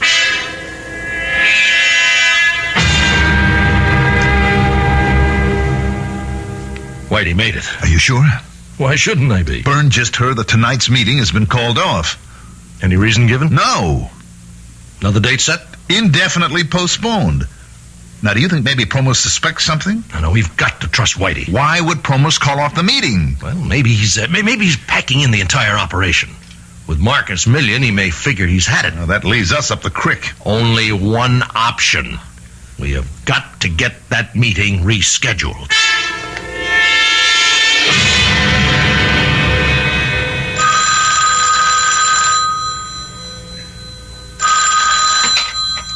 A Promethean Society. Promos? Speaking. This is Bob Steele.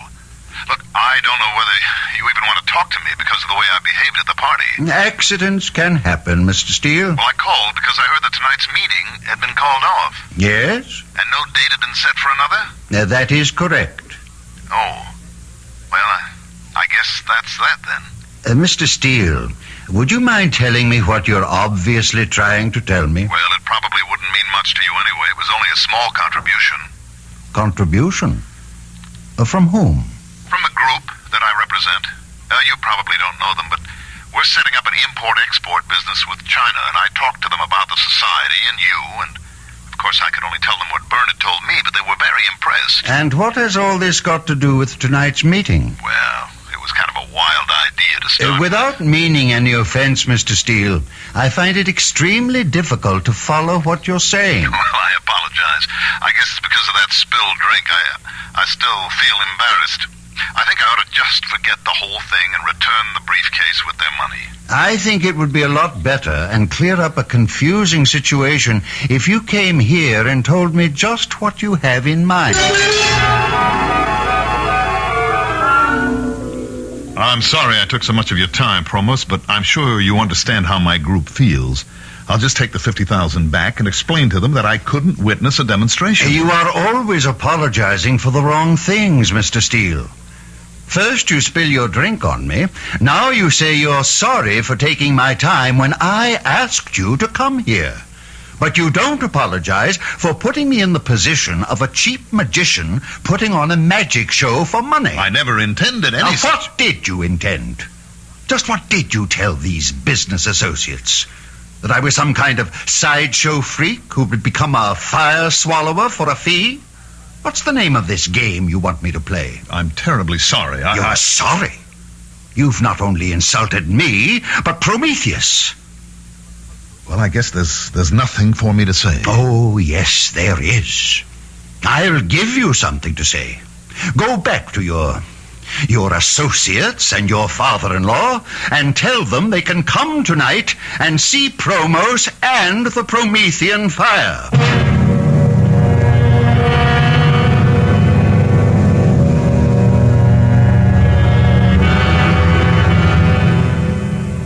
I don't like it. What's going to happen? At this point, I don't know. Well, what did Casey say when you told him how Promos reacted? Good evening. I will extend no welcome to those of you who have come tonight, not because you believe in a cause, but out of curiosity. I don't like this, Bob. Tonight, will you have the courage to face Prometheus, as I do? Oh, Prometheus, bring me your gift, your gracious gift of the purifying fire. Behold the fire, the consuming flames that Prometheus... Take it off! Take it off!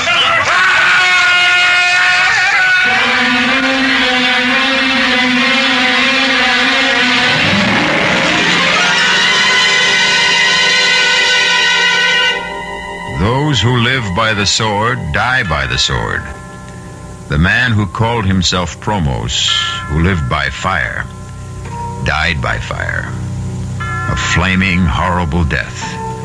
A warning to whom? To criminals, and perhaps a warning from Prometheus not to misuse the gift he brought mankind. I'll be back shortly.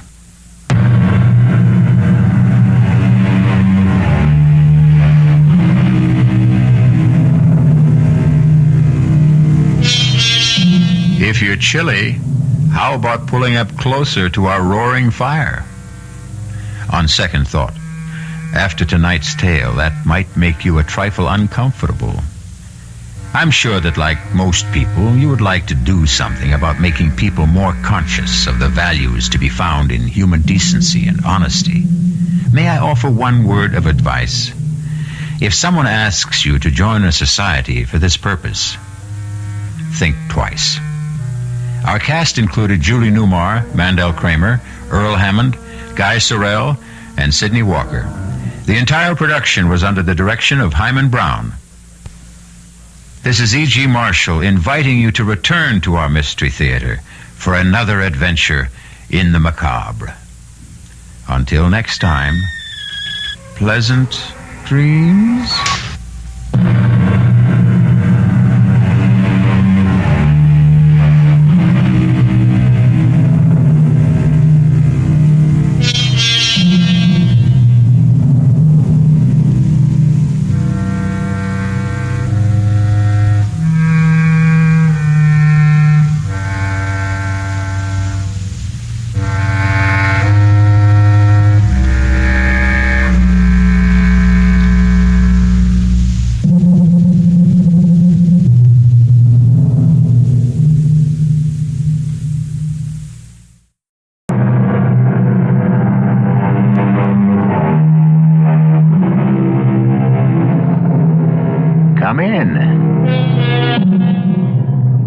Welcome. I'm E.G. Marshall. Welcome to the terrifying world of your own imagination. The law says, thou shalt not kill. And that's the law most of us openly acknowledge. Yet, there are other laws and drives that stir primitive, long-forgotten urges, instincts, laws that raise murder from the worst of sins to the most satisfying of deeds. Please, let me go. Oh, no. I've got you now, Jim. You have no reason to kill me. We're friends. It's nothing personal, Jim. Why? Why do you want to kill me? A hawk kills a rabbit. Why? Because he has to. It's the law of nature. Frank, you're crazy. Put away that knife. I'm a natural man, Jim. I'm only obeying the law of nature. Kill me!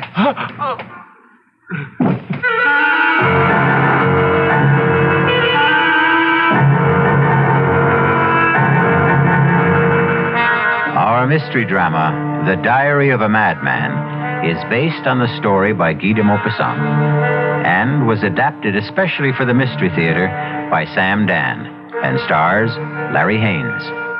I'll be back shortly with Act One.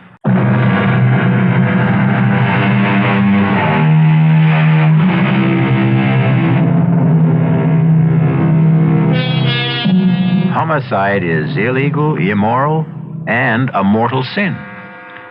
We condemn and punish the murderer. And yet, from time to time, doesn't an entire nation rise up in righteous anger and slaughter another nation? And so, there are those who, naturally enough, ponder the question. If it's noble to kill for one's country at wholesale, why is it base to kill for oneself at retail? These are the thoughts that occupy the mind of a tall, well-dressed, dignified gentleman. He's walking down a deserted street very late one night in the early summer, some 25 years ago. As he passes a darkened doorway, he hears a gasp. Oh, what a relief. I beg your pardon. Oh. Is something the matter, miss? Yeah. Oh, it's only you. Me? Yeah, you. I don't believe we know each other, Miss... Wilson. Darlene Wilson. Oh, my glad it's you. I'm afraid I don't understand. Well, you see, I took this job at Benji's Diner. My first night at the job. You know the place? No, I can't say that I do. We'll never go there. Oh, what a bunch of creeps. Anyhow, somebody said this street was a shortcut to the bus stop. And I was walking down the street and I heard these footsteps coming up right behind me. Well, wouldn't you be scared if you was me? Well, I suppose. Oh, I got so scared. I tried to hide in this doorway. Oh, and it turns out to be you. Well, I'm sorry I frightened you. Oh, forget it. You're just the kind of person somebody would like to see on a lonely, deserted street late at night. Really? Why? Well, you're so well dressed. Is that all? Well, look. Is it okay if I walk with you as far as the boulevard? I guess it's pretty safe there. Yes, of course. Do you mind if I ask you something? Please do. I really shouldn't ask strangers such questions, but what's a person like you doing in a neighborhood like this, anyhow? I was looking for somebody. Down here? Yes. What kind of person will you be looking for in this part of town? I mean, it's none of my business. Well, in a sense, it is your business. It is? How? Because, I happen to be looking for a person like you. What? What did you say? Person like you. What are you talking about? You see, I have a certain urgent need. Now, listen here, mister. If I was that kind of a girl, No, Darlene. It's obvious you are not that kind of girl. Well, then, what do you want from me? I want your life, Darlene. What are you saying? No, please, get out of my way. Oh, no, Darlene. Let go of me. Let go. No, I can't, Darlene. You can't kill me. I never did anything to you. No, of course not. I don't even know you. There's nothing personal in this, Please, darling. I'm scared. Please leave me alone. Now, please, don't struggle. I won't hurt you. It'll be over very quickly. Please, I don't want to die. Don't, please.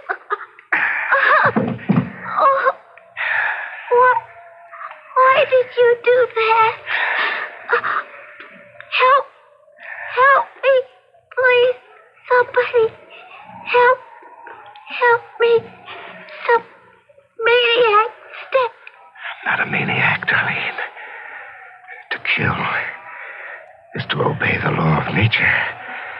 Nature commands all of us to kill.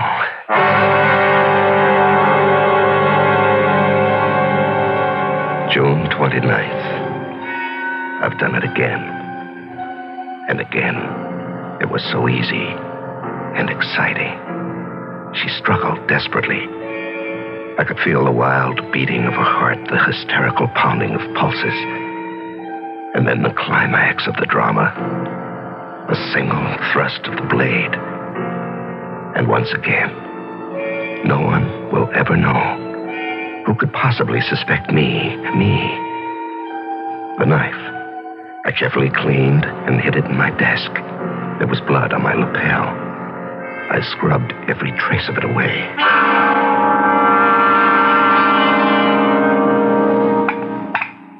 Morning, Frank. Good morning, dear. Everything smells so good. You mean you've regained your appetite? Well, I don't know. I'm starved. Oh, that's wonderful. I've been so worried about you lately, Frank. What did the poet say, dearest? Come fill the cup. Well, fill my cup and my plate with doubles of everything. What's come over you? Well, I feel like a brand new man today. How was the banquet last night? Oh, the usual political nonsense. Anyone want you to run for the Senate? Well, as they say, the feelers were out. Do we want to live in Washington? Oh, darling, that was a bore. I made an excuse and left early. Oh? Where'd you go? Oh, out for a stroll. One of your long walks? Clears the mind. Doris took your coat to the cleaners. The lapels were all wet. Yes, I tripped and fell to the pavement. Oh, you didn't hurt yourself? No. I landed on some grease or paint or something. I tried to wash it off when I got home. Well, you didn't have to bother. Doris said it looked like blood. Oh, that sounds ominous. Anything in the paper? Oh, the usual mess. Plus a nasty little murder. Oh? A young girl who worked in a diner, killed on her way home from work. Oh, killed, huh? Why? How? How? Stabbed to death on a deserted street. Oh, what a terrible thing. She was hardly more than a child. How would you know that? Well, you said a young girl. Oh, she was just 18. Oh, but why? Oh, I think it'll turn out to be a lover's quarrel. Really? They picked up her boyfriend. Seems the two of them had been quarreling. A what? Oh, use of the car. Her parents say she was angry because he took it, but he claims it's as much his as hers. Well, what do they have on the boy? Well, he's got bloodstains on his jacket. Oh, well, that doesn't look good. No. He claims he was out riding around and got into a fight. Oh, with whom? Well, that's the problem. He'd been drinking and can't remember where or with whom. Oh, why do we talk about these things at home, Frank? Isn't it bad enough you have to live with them?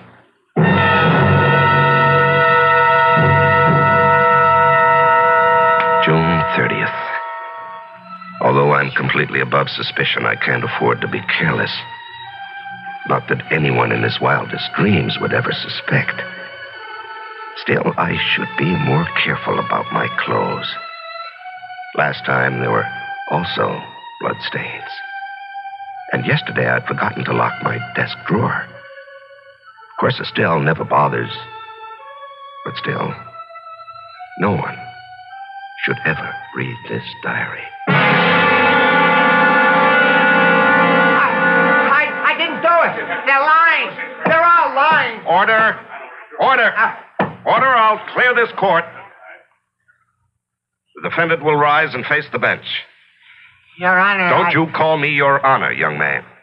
By your conduct, you show no respect for the law or for this court. Judge Wallace, I didn't kill her. Why would I kill her?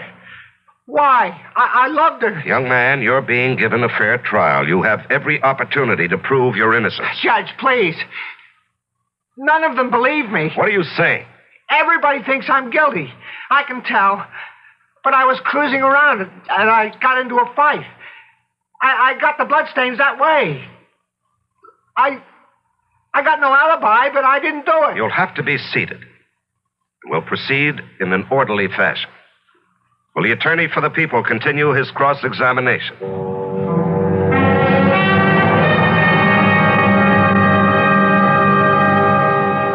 Aren't you going to finish your steak, Estelle? You mean you still have room for more? I'm always this way when I'm trying a case. Well, it must take a great deal out of you. Yes, especially this one. Why this one? Oh, I don't know. Frank, that boy's innocent. Estelle, that's for the jury to decide. No, not completely. It's for you to decide. I think you've decided. How can you say that? By the way you're handling it.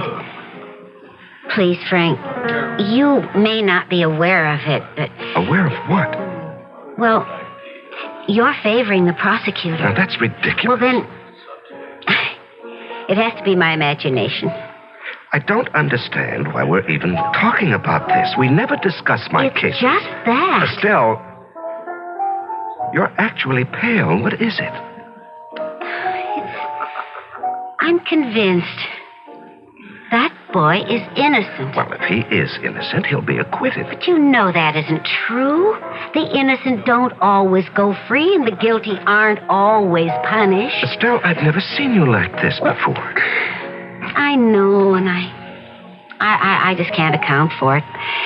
But I have this conviction. That boy is absolutely innocent. Darlene, there's evidence. I don't care about evidence. Now, that's irrational. Well, what can I do? I know. Don't ask me how. I just know. That boy is innocent. Well, then there's every chance the jury will agree with you. No, Frank. That's what makes it so terrible. I don't think the jury will agree with me. I had killed before, but this was the first time somebody was going to pay for it, so it was doubly exciting. I had not only killed her, but in a very real sense, I would also be killing him. He was doomed. I could tell. They were a hanging jury if I ever saw one. They didn't like the boy. I could read the verdict in their faces. And so I went out of my way to give them the kind of charge that would be as favorable to the defendant as I could make it, because I knew that nothing could save him. They stayed out a whole day, all night, and the better part of the next morning. There was never any doubt in my mind.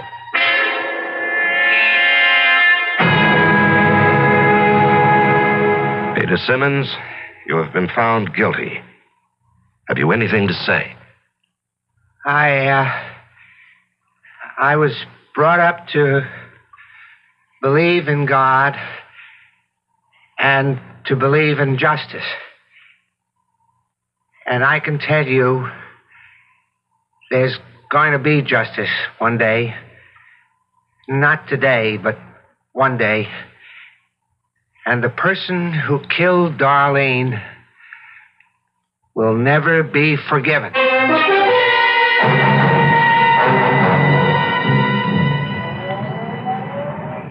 Thanks for picking me up, dear. Yeah, well, I didn't think I could come to court today, but I couldn't stay away. Did you have to hang him? Darling, it was out of my hands. The jury wants him executed. There was no recommendation for mercy. Do you think he's guilty? We don't think about these things, darling. We hold a trial and hear the evidence, and the jury decides. Therefore, he's guilty. Well, I still say he didn't do it. I'm sorry. I heard your summation. You were obviously on his side.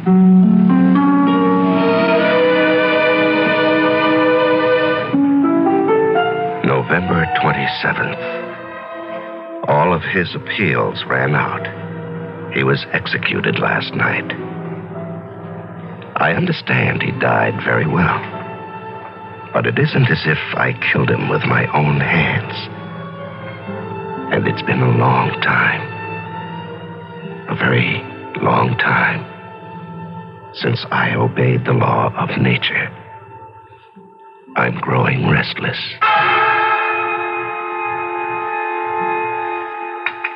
Oh, honey, I took so much trouble with that chicken. You haven't even touched her. I'm sorry, dear. Oh, you're out of sorts tonight. Actually, honey, you haven't been yourself all week. You've been working too hard. I have a headache. Oh, well, why don't you lie down? No. I think I'll take a walk. Well, it looks drizzly out. Well, that's just the kind of weather I like. Well, when you decide on one of your walks, there's nothing I can say to stop you. Put on your rubbers and wear a raincoat. Yes, of course, dear. I don't want to have to worry about you.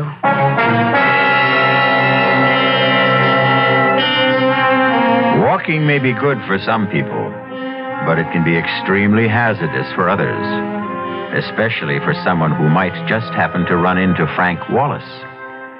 As Frank walks calmly through the rain-soaked streets, he sees a short, slight figure just up the block. And once again, there is the quickened pulse, the rapid heartbeat, the flushed face, and Frank's fingers tighten around the knife in his pocket. We'll be back shortly with Act 2.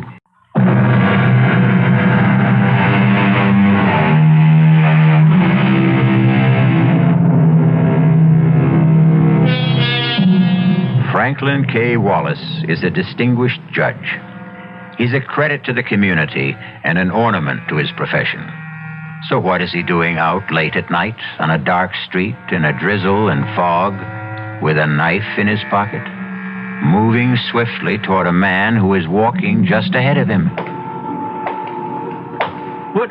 Hey, well, it's Judge Wallace. Evening, Judge. Oh, it's, Jim Downer, don't you recognize me? Yes, of course. How are you, Downer? Well, I tell you, I'm having a problem. Oh? She says to me, Jim, you're chasing around. And it's true, I am. And she says, Jim, you've squandered not just your money, but mine. And it's true, I have. And she says, Jim, if you don't quit, I'll leave you or I'll kill you.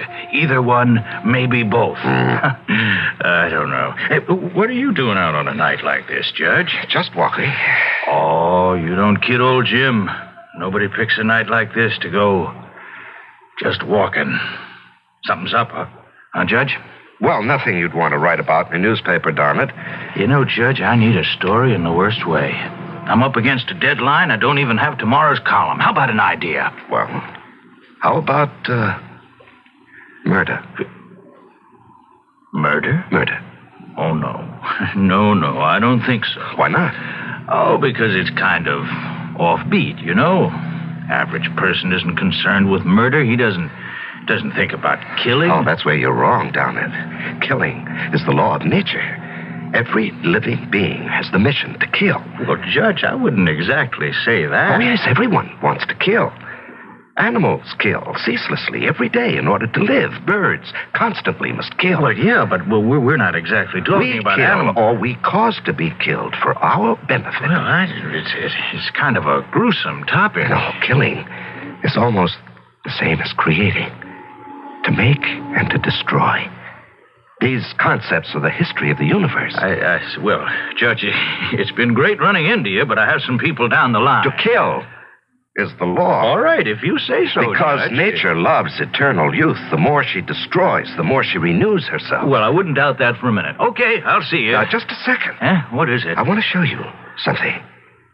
Here, look. Judge, what are you doing with a knife? Judge, let go of me. Are you crazy? No, I'm not crazy. We kill animals, but that's not enough to satisfy Now, wait a minute. Long ago, the basic need was met by human sacrifice. But now, each man must... Help! Quiet. I always treated you fairly, Judge. I always wrote good things about There's you. nothing personal in this. Please understand that. It has to be done. Don't struggle, Jim. It'll be over very quickly.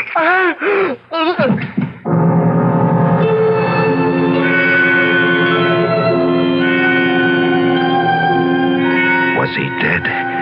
I thought I heard someone coming. His scream may have been heard by someone, the police maybe. If he wasn't dead, I was doomed. But I didn't have time to make sure. I had to get out of there because I knew I had blood on my coat. I had to get out of there, and I had to get rid of that coat.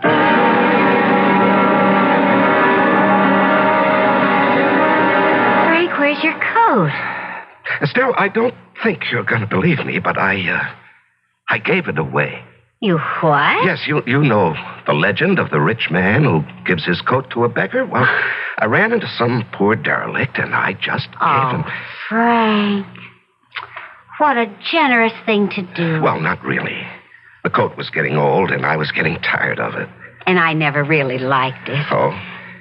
Let me tell you the latest news. Mm-hmm. Jim Downard, the political columnist on the Herald. Yes? What about him? Well, he was found stabbed on the street. Oh, no. Uh-huh. Is he dead? He's in a coma. Oh. He was unconscious when the police picked him up. Evidently, he'd been attacked. He'd been screaming for help. Well, will he recover? Well, the police are convinced he'll be able to identify his attacker, but, well, he has to regain consciousness. Yes. Estelle. Mm-hmm. I'd like to go to the hospital. I'd like to see him. Oh, I didn't know you were that close. Well, Jim was, he said he wanted to do a biography on me. Really? Mm-hmm. But you never said anything. Well, it was just in the talk stages. Well, they probably wouldn't permit visitors. Well, the least I can do is go there and ask if he needs blood. Oh, Frank. That's wonderful. The doctor said, sure, he needs blood. And they took a pint of mine, which I thought was only fitting and proper. And then I asked if I could see Jim. And the doctor said Jim was still in a coma, but I could pop inside for a second. There was a cop stationed outside the door. He saluted me, and I walked into the room. He was lying very still. And there were all kinds of tubes attached to various parts of his body. As I leaned over to look at him, he slowly opened his eyes. And I knew he was going to live and destroy me, unless I could do something. I could hear the doctor out in the hall. He was exchanging greetings with the policeman. Quickly, I pulled gently at one of the tubes in his arm. I didn't know what that might do, but it was all I had time for. Do you want some warm milk, honey? No, I'll just go to bed. Any news about Jim Downard? Sorry to have to tell you this, Frank, but came over the radio a few minutes ago. Jim Downard is dead. Oh. They said he never really had a chance. January 20th. I had discovered something else. In addition to the thrill of killing, there is also the exhilaration that is felt by the victim. Nature is kind. She also gives the one who is doomed a feeling of the drama. I know because for several hours last night, I could have been a victim. Had Jim Downard lived, well, it taught me a lesson. I should raise the stakes. I shouldn't be so invulnerable. After all, if I am absolutely 100% safe, where is the thrill? Morning, darling. I see you've prepared a big breakfast. You know, it seems to me that every time there's been a murder, you eat a big breakfast the following morning. Oh? How do you account for that? Well, how do you account for this? Police have suspect in Downard murder. Have they? It's remarkable. It only happened late last night, and they have their man a few hours later. Darling, he's not exactly their man. He's just a suspect. Well, they don't say, but they hint pretty strongly that the evidence against him is rather heavy. Well, now, that's for a jury to decide. I don't know, Frank. I don't think he did it. Oh, no. Here we go again. Well, it's just a feeling. Darling, he'll have his day in court. Well, that doesn't necessarily prove anything. Estelle, are you attacking our system of justice? Did that poor kid, what's his name, Peter Simmons, did he get justice? Well, he got a fair trial. Huh. Well, I still believe he's innocent, for all the good that does him now. And I believe this man is innocent, too. Estelle, you don't know what the evidence Well, is. it's just a feeling, and it just won't go away. Oh, you're being silly. Maybe. I just wish that you weren't involved. Well, I have to be involved. It's my job. February 23rd. The man's name is Tom Lewis. 30 years old. He has a previous record. He did time for robbery and again for assault. I don't think his chances are too good. He doesn't have a very good story either. Well, I was just walking along down the street, see, and I thought I heard somebody yell for help. So I wasn't going to get mixed up in it, see, but it was foggy. And I couldn't see, And I guess I must have tripped over him. I could see he was dead, or good as dead, and there was blood. There was blood all over him. And that's how it got over me, and the money. Well, all right, I figured as long as he's dead anyhow, he might have a couple of bucks on him, so I reached into his pocket. Your Honor, we should like the jury to examine this $50 bill. Listen, I'm not denying I took the money. Order. But somebody else had already knocked him off. The accused will remain seated and orderly. Well, I'm being framed. Mr. Lewis, I will not warn you again. The court cannot tolerate these outbursts. But I didn't kill him. February 25. I see now each of my murders has been a masterpiece. I feel like an artist. With this difference, I cannot accept credit for my work. Well, perhaps the day will come when a man will be honored for a superlative job, such as I can do. Meanwhile, I'm not exactly being cheated. No one else wants to take credit for my work either. That's a consolation.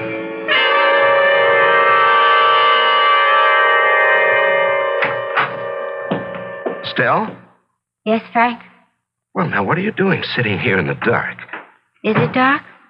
I hadn't noticed. Well, did you fall asleep? No. Well, let me turn on the light. There. That's better. Well, what a day.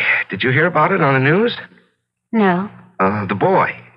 He isn't doing his case much good with all those outbursts. Would you like to go somewhere for dinner?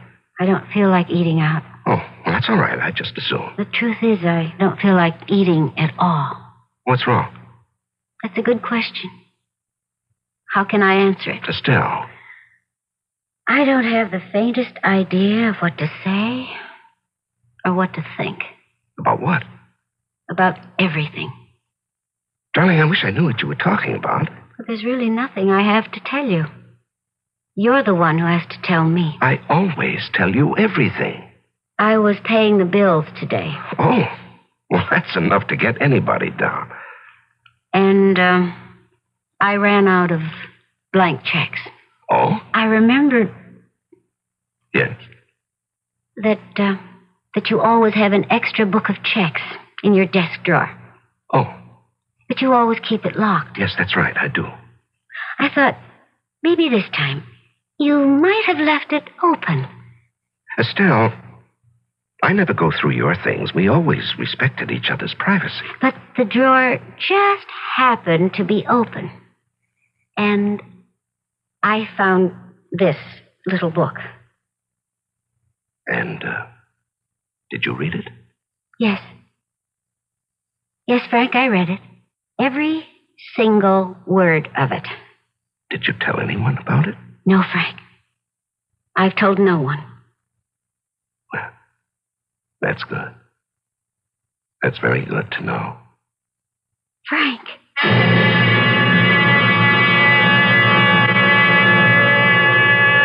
How would you like to poke innocently through your husband's desk and come up with a diary like the one you've been listening to? Well, you could say she's twice foolish. First, to find the diary, and second, to let him know it. We'll let you know what happens when I return shortly with Act 3.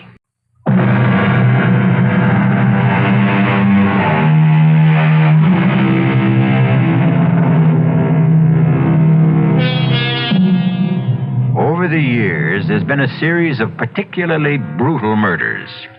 You are the wife of a distinguished jurist who has presided over most of the trials and sent the supposedly guilty to death. Now, you find a diary in which your husband claims that he is the killer. Frank, what are you going to do? What do you mean, what am I going to do? Well, you killed those people.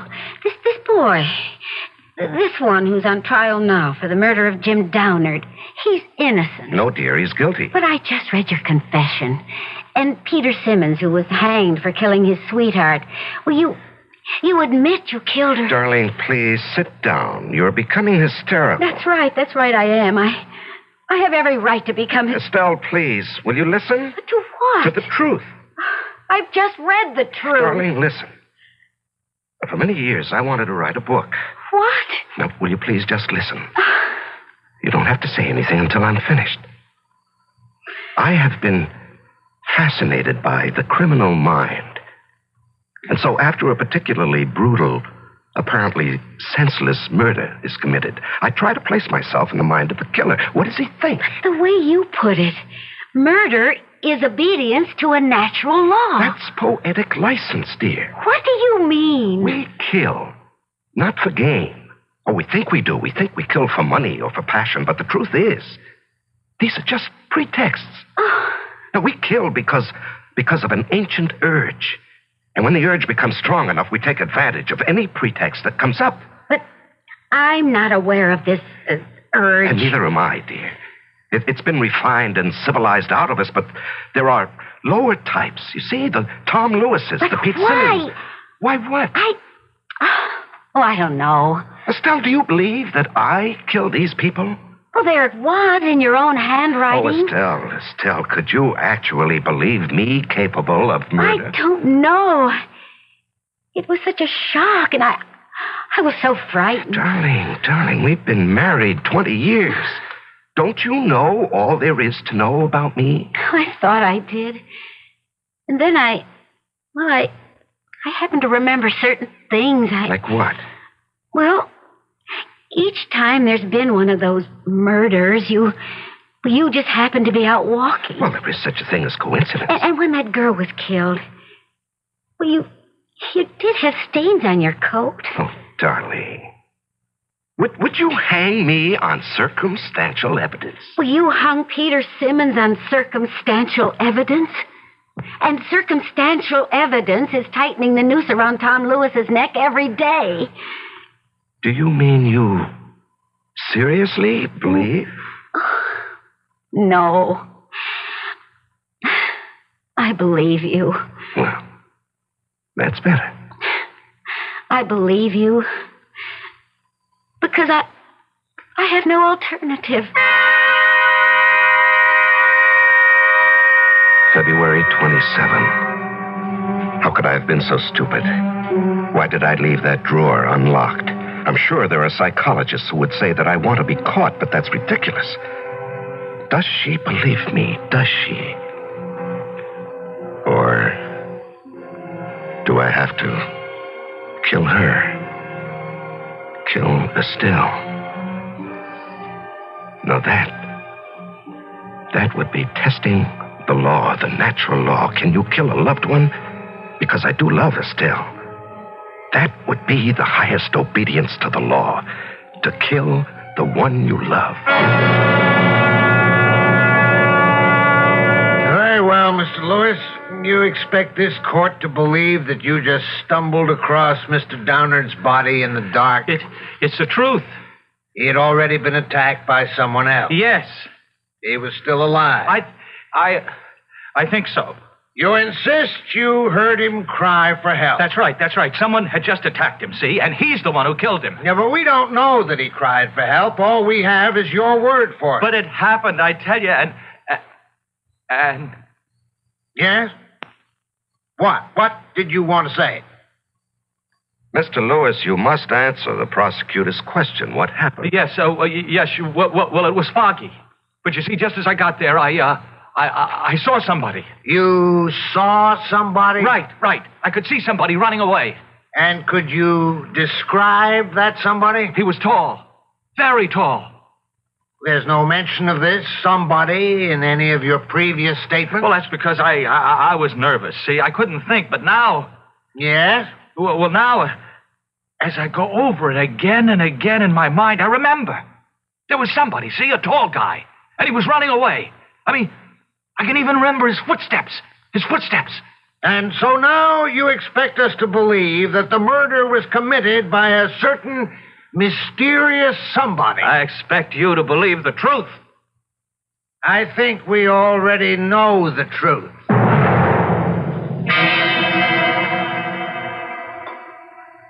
You heard about today's testimony, Estelle? Yes. He claims that a tall, mysterious stranger was running away from the scene. Yes, I know about it. I was out walking that night. You were? And I'm tall. Exceptionally tall. Yes. And if you want to add to it, I came home without my coat. Now, why would I do that? To get rid of it. And why would I want to get rid of my coat? Because of the blood stains, naturally. Oh, please, Frank. How are we going to live with this, Estelle? You suspect me of being a killer. I never said You don't that. have to say. I can tell by your face, by the tone of your voice, you suspect me. I don't know. I don't know what to think. Well, if you think I'm a killer, shouldn't you want to stop me? How? Even if I believed it, who would believe me? I'm sorry, Estelle. I'm sorry for both of us. I should have never written a book like that, and you should never have read it. I don't know what kind of life we can have together. You'll never know the truth. But I will, Frank, I will. I found a way to determine the truth. Well, how? How could you? The truth is in your diary. I read your diary very closely. And I found a way. I found a way.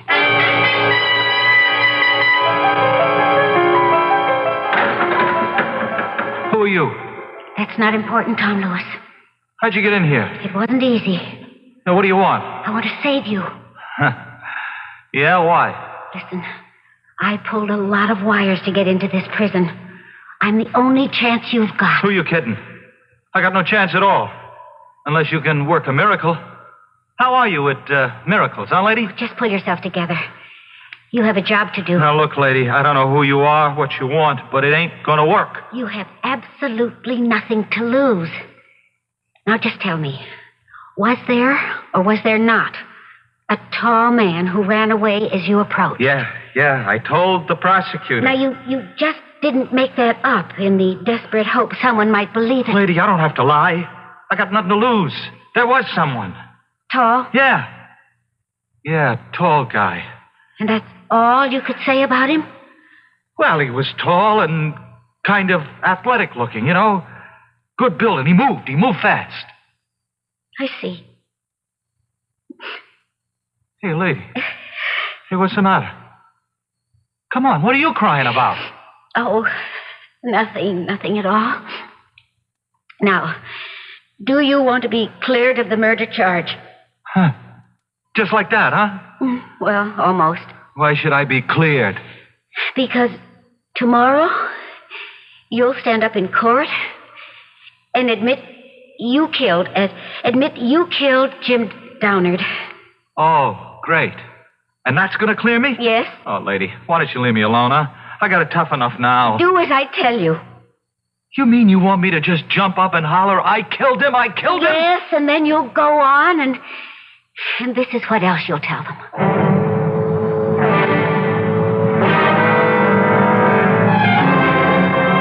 And so, ladies and gentlemen of the jury, you've heard all the testimony, seen all the evidence, and now it's up to you to decide whether the accused, Tom Lewis, is guilty as charged of the crime of murder. They don't have to decide.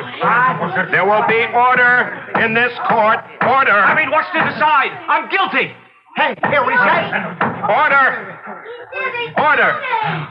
The prisoner will be seated. I'm guilty. Guilty, you see? I don't care what those clowns on the jury think. I killed him. I killed Jim Downard. I killed him, and I'm proud of it. That's right, I'm proud of it. Sure, I killed him. What's wrong with that? Everybody kills sooner or later.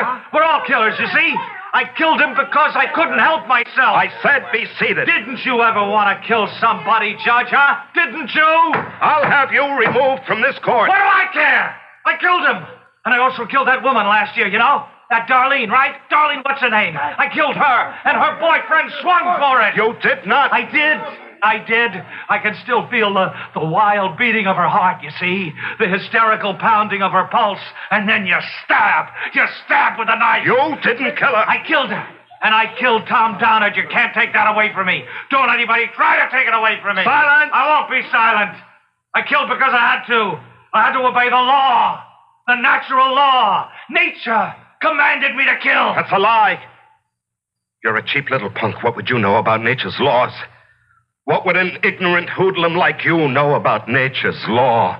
What would an illiterate clod like you know about the dark hidden places in the human soul? What would you know about the bloody imperatives of the race? I know. I killed both of them. You're a liar. You didn't kill anybody. I did. I killed Darlene Wilson, and I killed Jim Downard, and I can prove it. Frank! Now you know, Estelle. Now you know I did it. And they weren't cheap little crimes of passion. They were obedience to the elemental law. You know that's the truth, Estelle. Show them the book. Show everybody the book.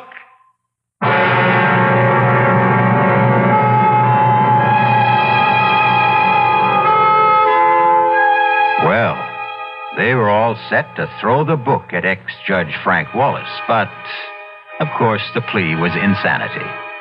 And if it proves anything at all, it demonstrates that no one should try to steal credit from a true artist. No one else should ever try to pose as the author of his works, even if those works are concerned with murder. I'll be back shortly.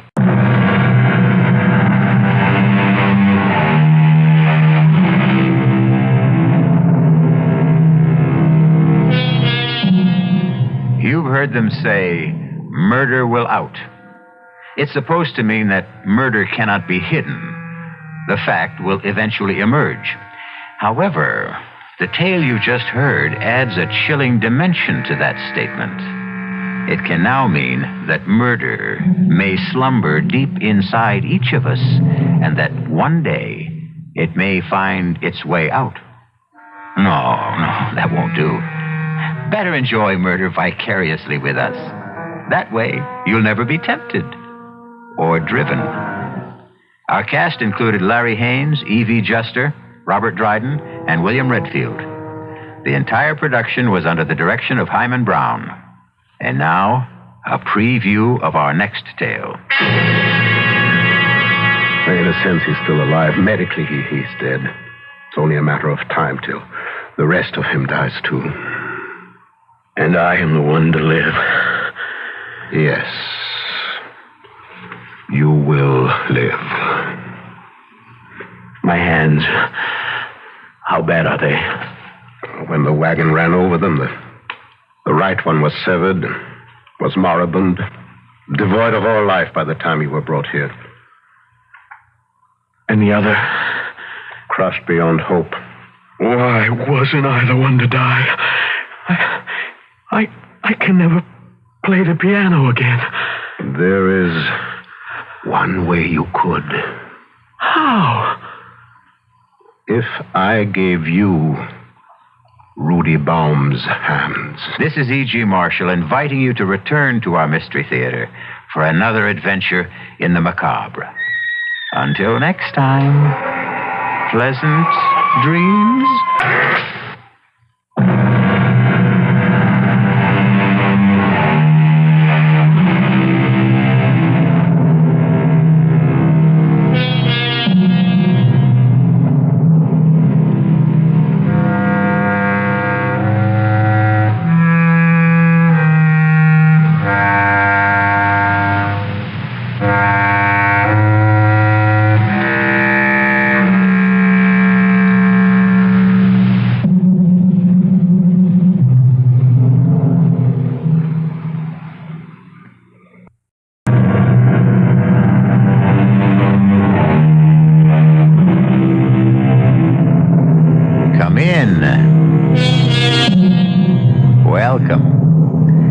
I'm E.G. Marshall. Welcome to the terrifying world of your imagination.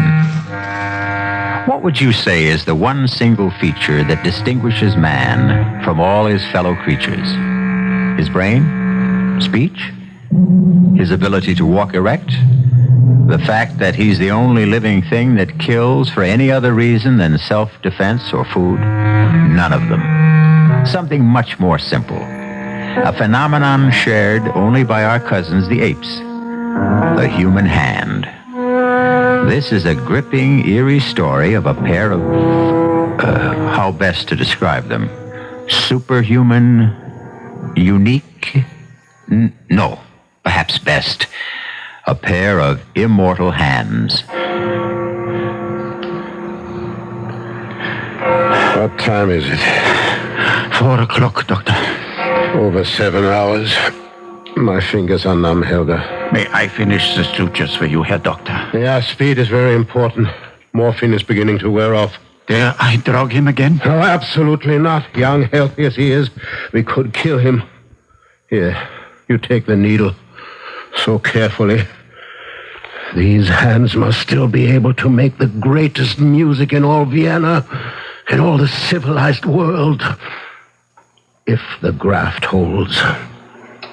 Though I fly in the face of the Almighty, I have done what I have done. Dear God, may my gamble succeed and be forgiven.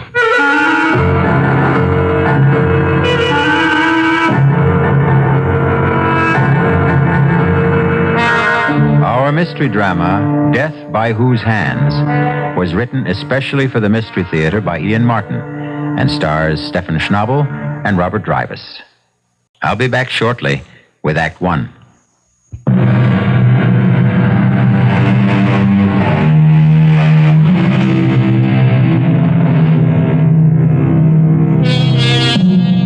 In the beginning of the 19th century, no city in Europe shone more brightly or boasted a more resplendent culture than Vienna.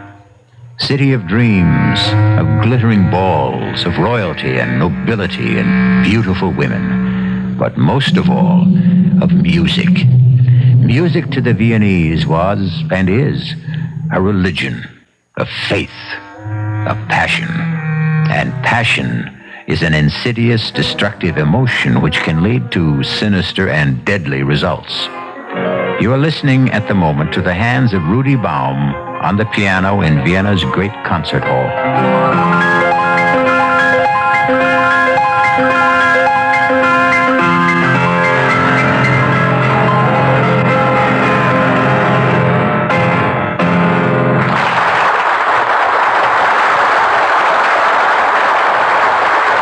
Rudy, you are magnificent. Superb. Listen, they're calling for you. No more encores. I have nothing left. My hands are too tired. Right, my boy. You must not strain them at any cost. Let's go to my dressing room. Rudy, Papa and I wanted to take you straight home to supper. I must go to my room at the university and change first. I am wringing wet. Oh, the touch of your hands. From the whisper of Mozart to the thunder of Beethoven. We must protect those hands. As a doctor and your future father-in-law, I will make that my business. Well, I intend to be a little part of that legend, you see. Magnificent, Rudy. Du hast wirklich glänzend gespielt. Yes, you were at your best, my friend. It was a remarkable debut. Remarkable. Franz, it was a success beyond our wildest dreams. Beyond mine, I must admit. Rudy, I'll drive you back to the university. No, we can drive, Rudy. Papa, there won't be room for 5 in the carriage. Well, you and I, Helga, Rudy, and Franz. You are coming to our little supper and celebration, aren't you, Franz? I wasn't sure I was invited. Rudy's best friend and fellow pianist. But of course. Then I accept. I'll go and fetch my hat and cape. Ilse and I will go with you. There will be important people coming backstage. You won't mind waiting a while, huh, Helga and Franz? Natürlich nicht. We'll try not to be too long. You didn't answer the Herr Doctor, Franz. Did I have any other choice than to remain and cool my heels? I think, my friend, tonight your nose is a little out of joint. Why do you say that? Listen to them. Can you hope to match it at your debut? That remains to be seen. I think I'll wait outside. It's uncomfortably hot in here. Only for other pianists, I'm afraid, Franz Langemann.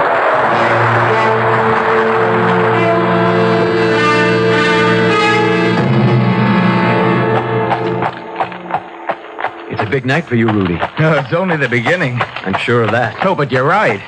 It is a big night. It's the start of everything I've worked and slaved for all my life. You wouldn't understand. Why not? Haven't I done the same? You? How could you know what I've suffered? You started with everything. I with nothing. I'm poor.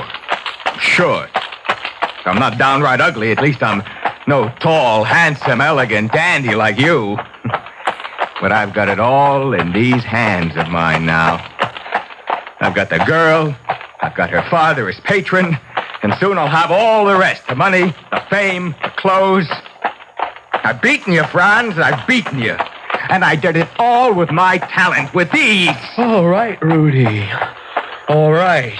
You've had a great success, but don't let it go to your head. You're not the only pianist in Vienna. Oh, yes, I am now. Well, some of your classmates still have to make their debuts. Who?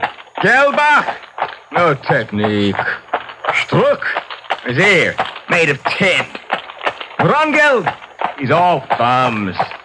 And me? You are nothing. You've no tone, you're wooden, you're stiff. You play like a music box. I ought to stop this carriage right now and throw you out. Go ahead, we're almost there. No, I'll do you this one last favor. We'll get there as fast as I can so I can get rid of you for good. Yeah. Hey, look out, Franz. The streets are icy. It's your big night. I'm only giving you something else to thrill about. There's a curve ahead, and that wagon has stopped blocking the road. Franz, look out! Look out! Listen! The carriage is tipping!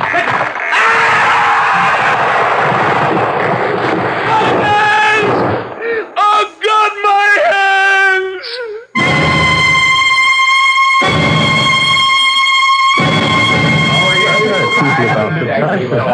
What on earth do you suppose is keeping Rudy so late?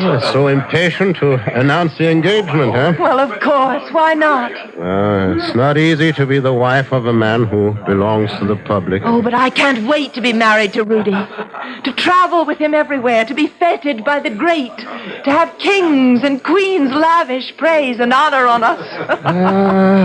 There isn't much warmth in the light from reflected glory.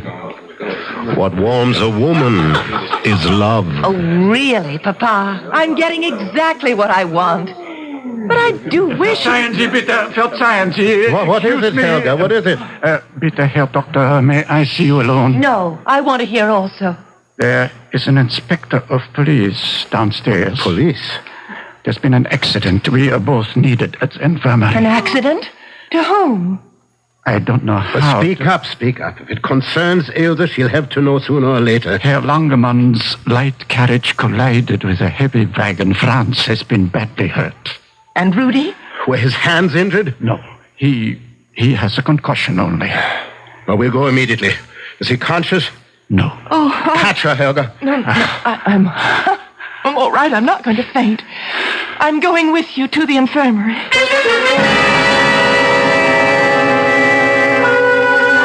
The hemorrhage is so massive.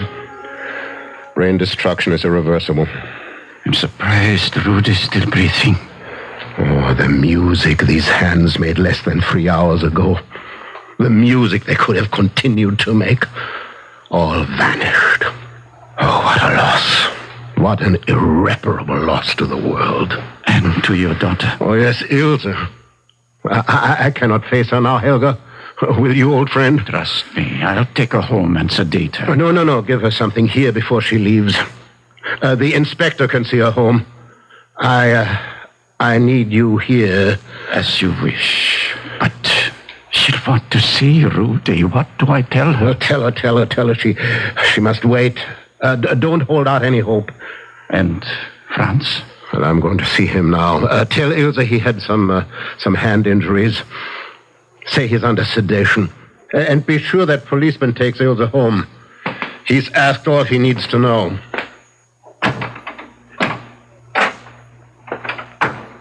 It's all right here, Doctor. I'm awake. Yes, I see. How is Rudy? Rudy is asleep. Are you in pain? No, the morphine dulls that. I deserve it anyway. Why? It was my fault. He was so swelled with his success, he blurted out the truth. He's been using all of us. Me, you, Ilsa. He informed me he had no use for me anymore. Of course, he still needs you and Ilse. Oh, I don't know why I'm even saying this, mein Herr. Rudy has no need of any of us anymore. You said he was He's dead.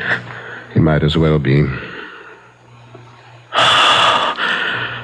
And what does that mean? His skull was fractured. He has had massive intercranial bleeding. His brain is damaged beyond repair. In a sense, he's still alive. Medically, he's dead.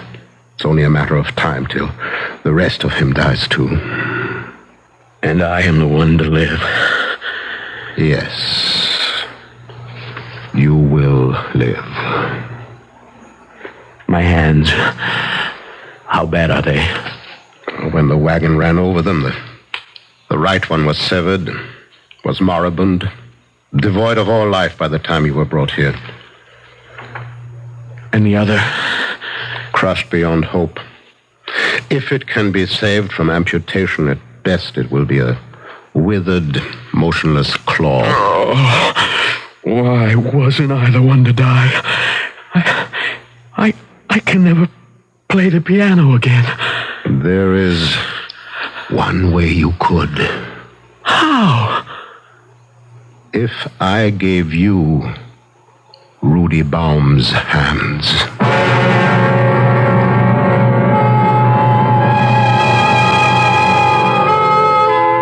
In stunned, incredulous shock, Franz stares up at the usually kind and humorous face of the Herr Dr. Herschel. Now it is stern and drained, the eyes boring down at the young man, gleaming with a strange fanaticism. What he is proposing is beyond belief, beyond possibility, beyond the laws of man and God. I'll return shortly with Act Two.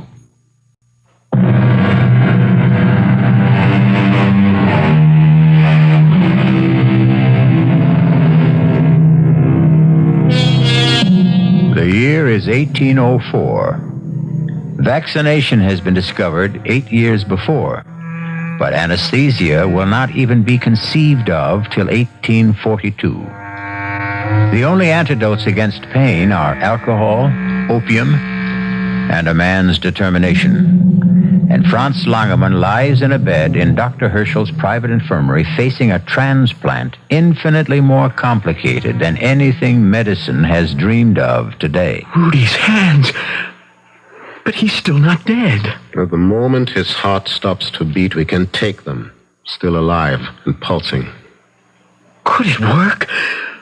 Could I use them as hands? I don't know, Franz. I know only you have nothing to lose. If the transplant fails, you will be no worse off than you are now. And if it succeeds? If it succeeds, you're a musician. What better tools could you have to create beauty in music than the fingers and the hands of Rudy Baum? Very well. If Rudy is gone, I agree.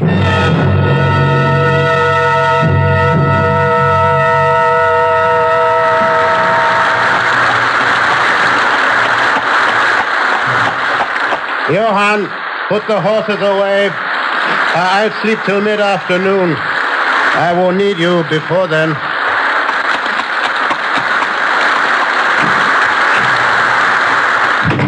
Papa! Oh, Ilse. Well, what are you doing up so early? Early? It's almost 9 o'clock. How is Rudy?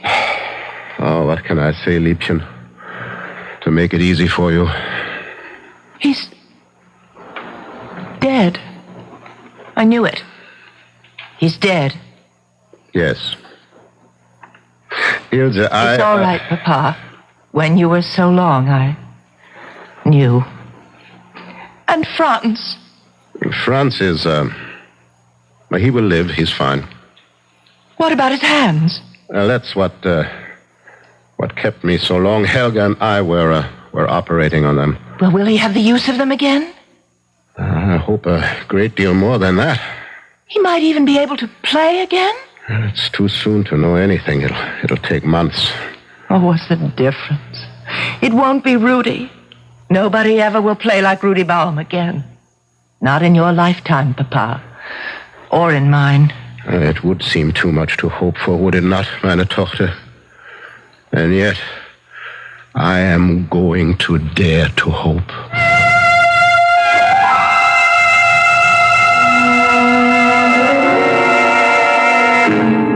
Awake now and no sign of gangrene? Yes. Yes, there seems to be circulation in all the fingers. But no sensation yet.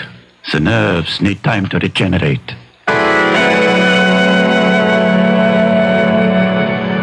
So, now, Franz, we are taking off some of the bandages to free the fingers. Yes, Doctor. Now, Franz, which hand am I touching? I don't know. I don't know. I have no hands. It isn't working. Patience. Well, we try something else. Move your right thumb. I can't. All right. Now try the left. It moved. It moved. So, we make a beginning. Now we try the other fingers one by one. And as you see, today we take all the bandages off for good. These terrible scars. No, not terrible. Beautiful. Well, you will see within a year there will be thin white lines you can hardly detect. Besides, I made the grafts far enough back so that your linen will cover them at all times. Even when you play. You really expect that I will ever play the piano again? I hope with all my heart. Now we try the exercises again. Here, pick up the pencil. I can't feel the damn thing. The feeling will come. No, never. They work, they move, but they have no feeling. I tell you, it's all been for nothing. I'm wearing a dead man's hands.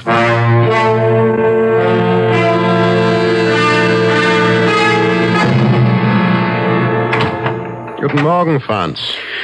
Morgen, lieber Herr Doctor. How do you feel today? Oh, I haven't had any pain in them for the last 2 or 3 days. Now, the first part is over. We are going home. Home? I will not go back to the Schloss. It is too big, and with my family gone... Of course you don't return to the castle. You're coming home with us. Ach, no, mein Herr, I cannot impose on your hospitality. I insist. You are my patient, you're my protégé, and my prodigy. Besides, you still need care and supervision for your exercises. Yes, at home we will have a new teacher for you. Who? Ilse. Helga has been training her to assist with your rehabilitation. Does Ilse know about the hands? No. No one knows that secret. Save you and I and Helga. No one must ever know. As far as the world is concerned, and you, Franz, these are your hands.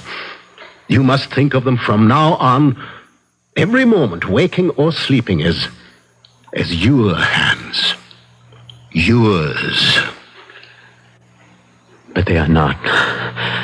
They are Rudy Baum's. Rudy Baum is dead. Come, let us go home. I have some special bandages that you will wear always. Now, come. Ilse is waiting to see you eagerly. Ilse? To see me? Well, I will tell you a secret, and then we shall never mention it again. I believe sincerely that it was not Rudy my daughter loved.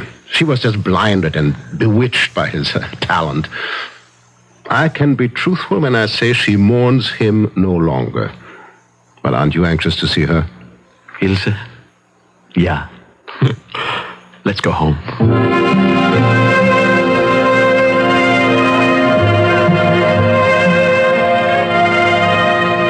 Guten Tag, Franz. Ilse, I didn't hear you come in. Guten Tag. Where's Papa? He went back to the infirmary after lunch. Oh, I thought you and he were together. And now that I'm here, I must take up my duties. Will you come to the table? Are we to eat again? No. We're going to start your exercises. Oh. Your poor hands. To think. That night, Papa never told me how badly they were injured. There's not a sign of a scar. Your father is a magician. I know he's prouder of his success with you than anything he's ever done. Do they still hurt? No. Even when I hold them? My hands are not what you heard, Ilse. It was my heart that was in your hands. Oh, that was a long time ago, Franz. It's over. Shall we start again, then? Us? Again? No, I meant the exercises.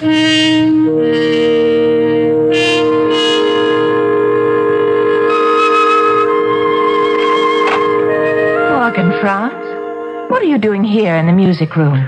Ilse, suddenly, yes.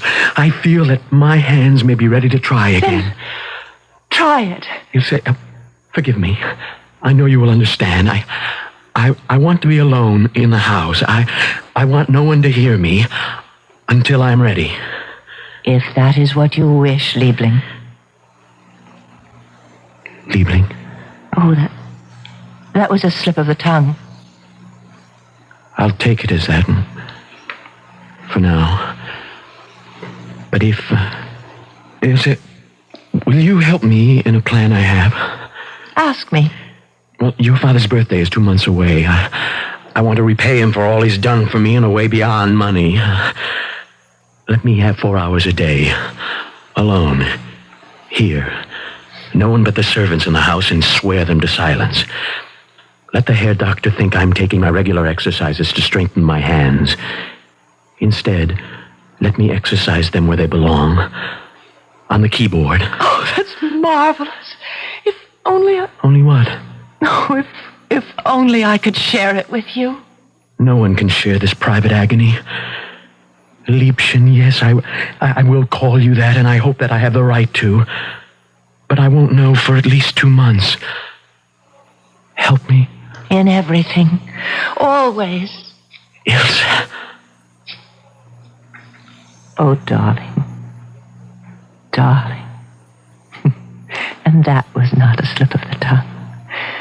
I'll be out of the house in 10 minutes, and you can start to build your triumph alone.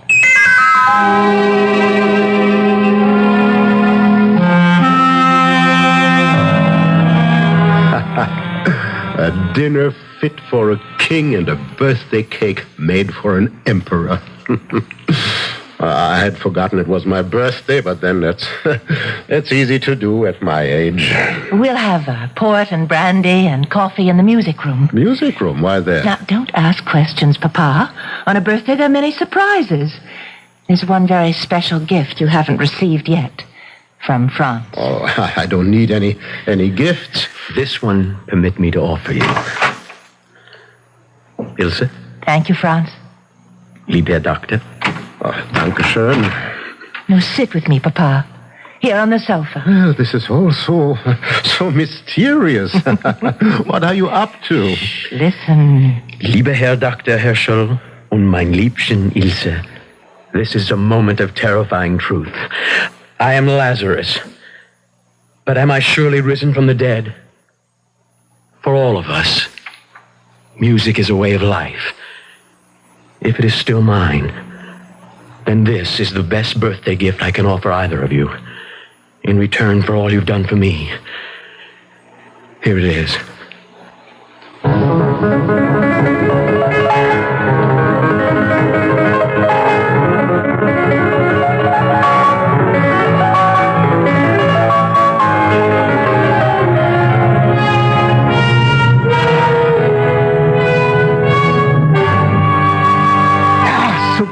superb, superb. Oh, Franz, it was magnificent. I've never heard it played better. To live. To live for moments like these. Oh, Franz, how can I thank you? But this is not just for me. You will concertize. Oh, of course. He's going to set the world on fire. And that's the other birthday present we have for you, Papa. What? More? Franz is not only your prodigy. He's going to be your son.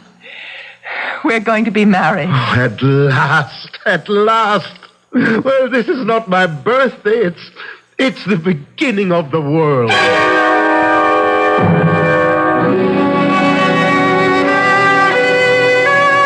Good night, Ilse. Must you go? Time enough for us. This is his celebration. Let us wait for ours. If I must. Don't tempt me. You were so wonderful tonight. The tone, your hands. All of me is yours. Then come. Come to bed.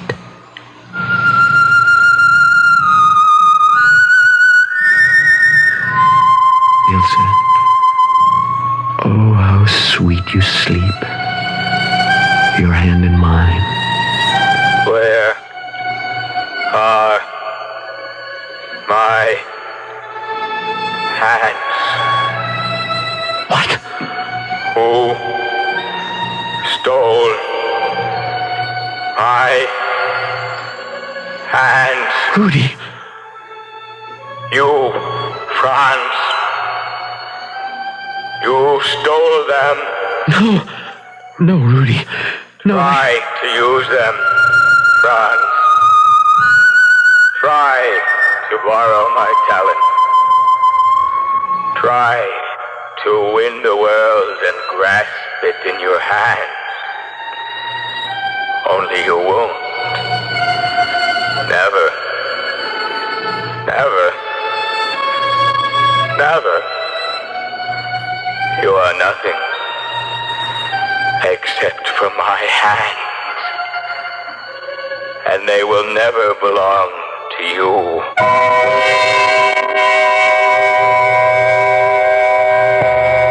Ilse, so sure of her future at last, turns lazily in her sleep. She has no intimation of the restless dreams that are torturing her intended husband. And neither of them is aware of the nervous tensing and extension of the hands that once were Rudy Baum's. Hands joined to the body of Franz Langemann. I'll return shortly with Act 3.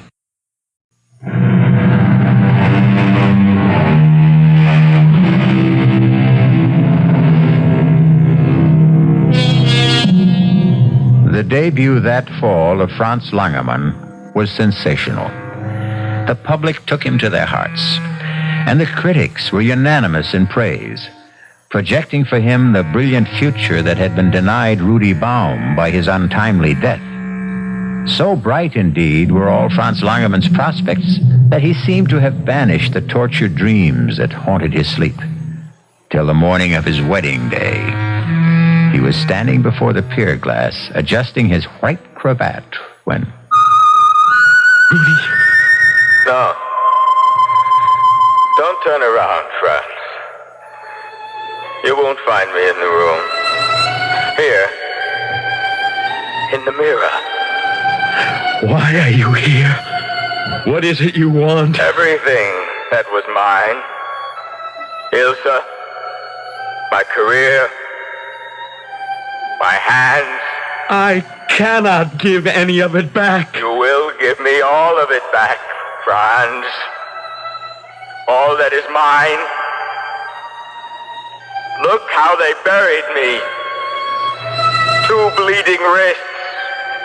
My hands torn from my arms. You might as well have opened my chest and ripped my heart from its moorings. But I will have my revenge. You're dead. Not till I am whole. I can never rest until I am Stay whole. back! Stay back! God help me! Franz, are you all right? Franz, What happened? I seem to have smashed the pier glass with a chair. But why? Here, Doctor, I cannot marry Ilse. We will have to call the wedding off. Guests already arriving. Ilse is dressed in her bridal gown. What's the matter, boy? Are you mad? More than a little, I'm afraid. I can guess perhaps what troubles you. Let us sit down together then and talk this over.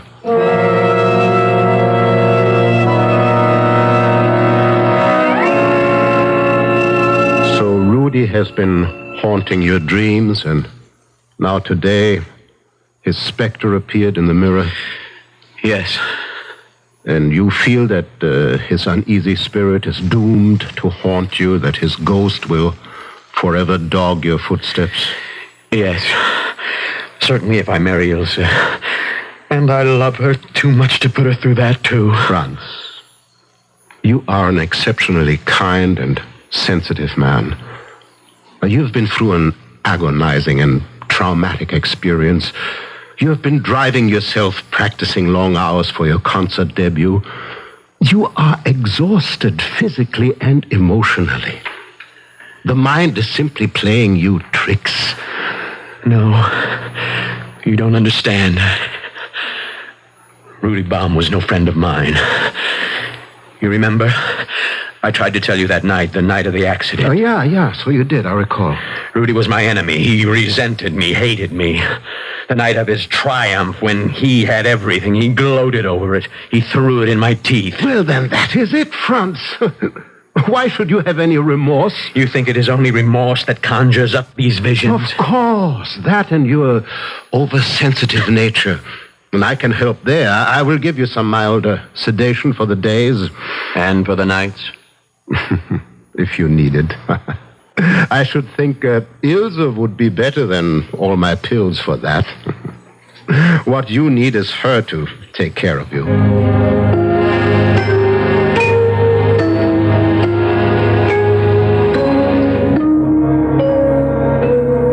Ilse, Franz, welcome home. Oh, Papa, it's good to be back. It's good to see you, Herr Doctor. So, now tell me all about the tour. It was brilliant, marvelous, unbelievable. Standing ovations everywhere. Franz was the lion of the hour. He looks like a rather tired lion. Oh, just need a couple of days' rest. I must look a fright after that long carriage ride. You'll excuse me while I change. Oh, I forgot. We are to give a special concert recital for the Emperor at Schönbrunn. Imagine! Our own Emperor. Well, she is wildly happy. Yes, Ilse thrives on all the social life. Well, you don't seem to share her enthusiasm. Oh, my God, how can I? Oh, come on, Franz. Not so bad to be wined and dined. The important thing is to remember it's a tribute to your genius. My genius? Do you really think it is I they applaud? Who else? These, that's what they come to worship. And who makes them work? Not I. I tell you, they have a life of their own. Do you think I could attack the Beethoven Emperor as though notes exploded from one of Napoleon's cannons? I tell you, they are beyond my control, and it is driving me mad. I want to play my own music, be my own man. These may be the hands of a genius, but Lord help me, they are not mine. I never want to play the piano again.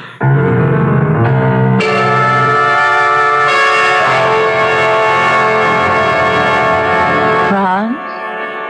Yes, Ilse. What are you doing out of bed? Thinking. Oh, must you sit by the window, come back to bed, and think with me?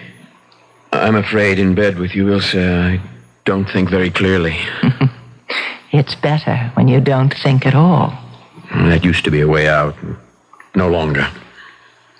What do you mean? Ilse, listen to me. I don't want to play again. Are you out of your mind? The king, the queen, Napoleon, and the Empress Josephine. Are they so important to you? Well, what are you trying to say? Are they more important to you than my peace of soul? Now, really, Franz, you should live to play. Why? Because it's expected of you. By whom? Well, by the nobility, royalty, everyone who hears your music. And you? Yes, and my father. Oh, no. Your father understands. And for the rest, there's always a new artist, a new interest.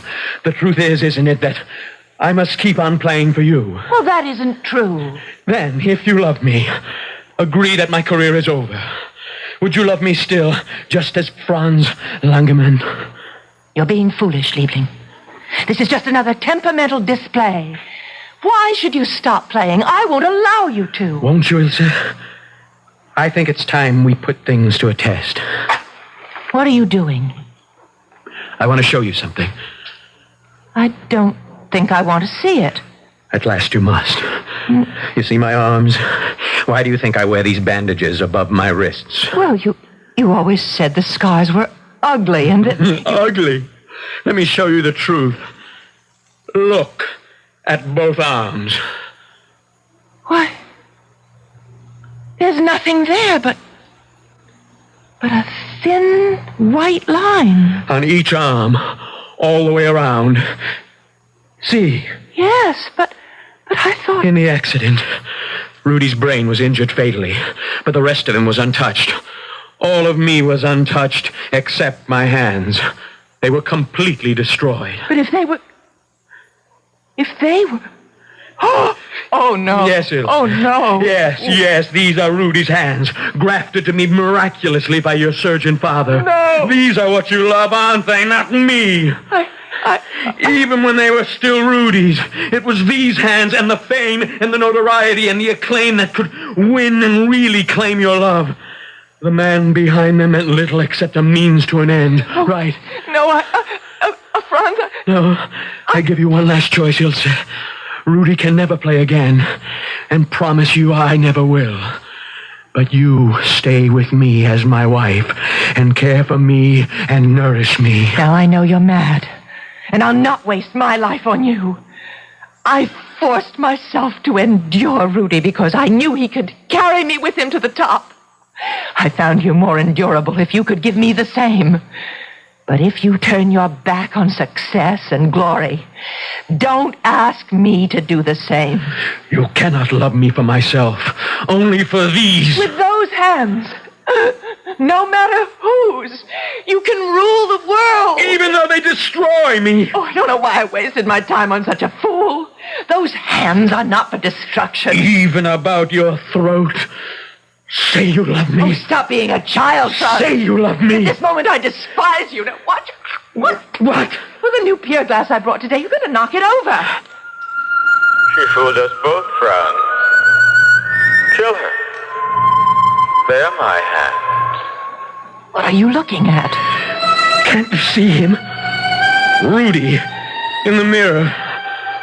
You're mad. Franz, no.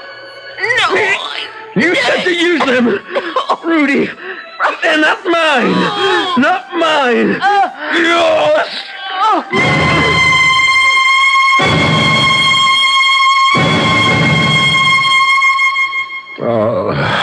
Now what is there to do? Police will come, Franz. You will be hanged. What does it matter? Nothing can bring Rudy or my daughter back. I was as guilty as anyone in this. I wanted to save a rare musical gift for the world. And I was tempted in the operation to play God. And now there's only one thing to do. What? Poor Ilse must have fought. Your face is damaged. Now we must ransack the apartment.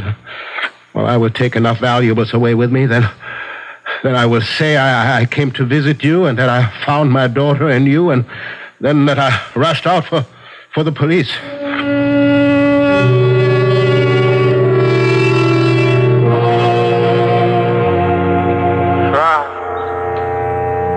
Franz! What is it? Look in the glass. Rudy. Did you really think I'd let you escape? Do you really really think I care anymore? Take my hand and put them around your throat. That's it. Now, let me do the rest.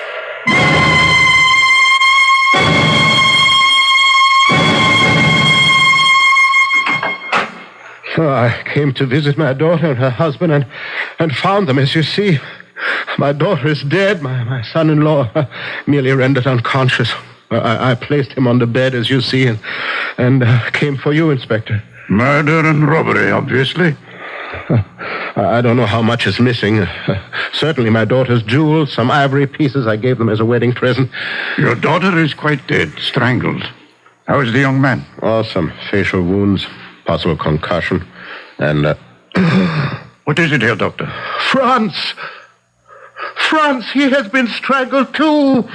Tongue protruding, face livid, marks on throat. Not much doubt. Some kind of maniac, it looks. Gott Himmel. What is it? A maniac, all right. Look. Cut right off above the wrist.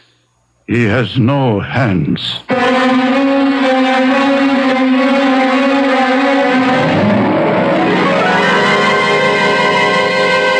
Now I wonder if anyone stopped to exhume Rudy Baum from his solitary grave.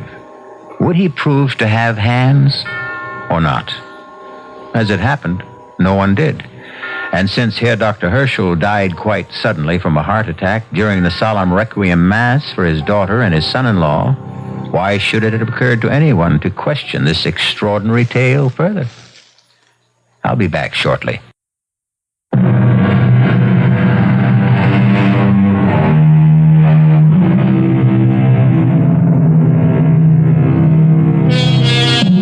One comment in closing. Man proposes, God disposes. There is never a time when man can take his work into his hand. No truer words have been spoken than in the Bible, Hosea 8, chapter 7. They have sown the wind, and they shall reap the whirlwind. Our cast included Robert Drivas, Stephen Schnabel, Marion Seldes, Ira Lewis, and Roger DeKoven. The entire production was under the direction of Hyman Brown. And now, a preview of our next tale. Florence would never give me a divorce, and even if she did, she'd want a big alimony, and I just couldn't afford you, Sherry. Well, I won't deny I'm expensive, but you could easily afford me. How? Cy Mercer and his new lady love are leaving early for a weekend in Bermuda. Monday's a holiday. They won't be back till Tuesday morning. It won't be till then that they discover the money is missing. What money? The money in the teller's drawers. How much do you think it adds up to? Well, it's the end of the month, payday for most people. The deposits have been heavy, somewhere between $600,000 or $700,000. Why? What do you want to know? I just wanted to know how much we're going to steal. This is E.G. Marshall inviting you to return to our Mystery Theater for another adventure in the macabre. Until next time, pleasant dreams.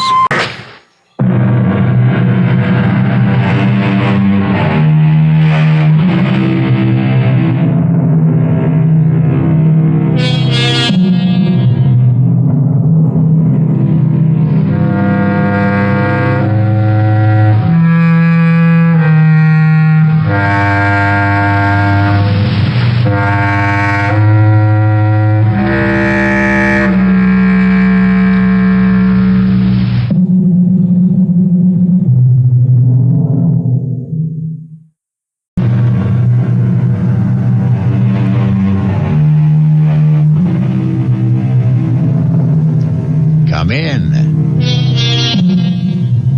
Welcome. I'm E.G. Marshall. Welcome to the world of terrifying imagination. The fear you can hear. This is the story of a natural-born loser. Within the quietest and most retiring of the genus Homo sapiens, there lurks a tiger, as indeed it lurks in all of us.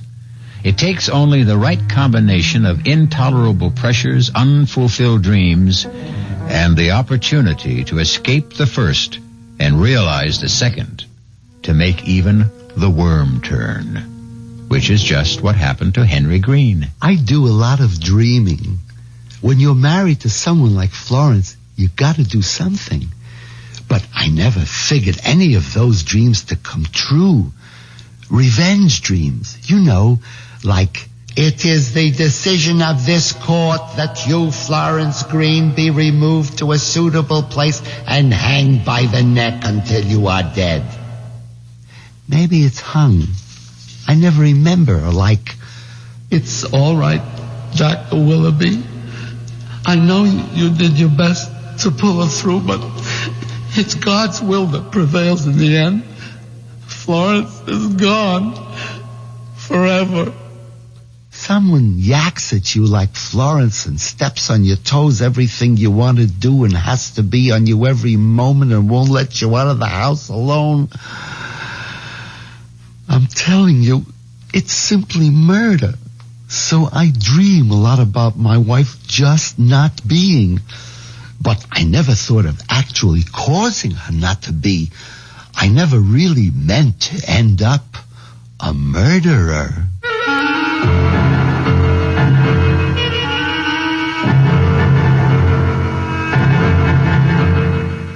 Our mystery drama, It's Simply Murder, was written especially for the Mystery Theater by Ian Martin and stars Jack Guilford.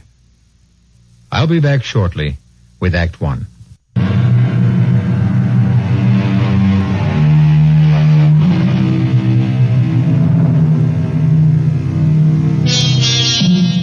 One of the simplest and most fiendish devices to drive men mad is the Chinese water torture. The slow drip of water, second by second, minute by minute, hour by hour on the forehead. Unending, inescapable, inexorable. Henry Green's life was like that, both in his work and at home. Did you wash up all your breakfast dishes? Yes, Florence. You left the spoons up so they drain? Yes. Put out the garbage? Yes. And you cleaned out the sink? Yes, Florence. You wrung out the sponge? Yes. Look, I just... Don't you move until I'm finished talking to you. Now, look, I want you right straight home here after the bank closes tonight. Well, some of the boys... Oh, don't give me any some of the boys. But just a drink to say bon voyage. But you'll have all the bon voyage on the cruise when we leave tomorrow.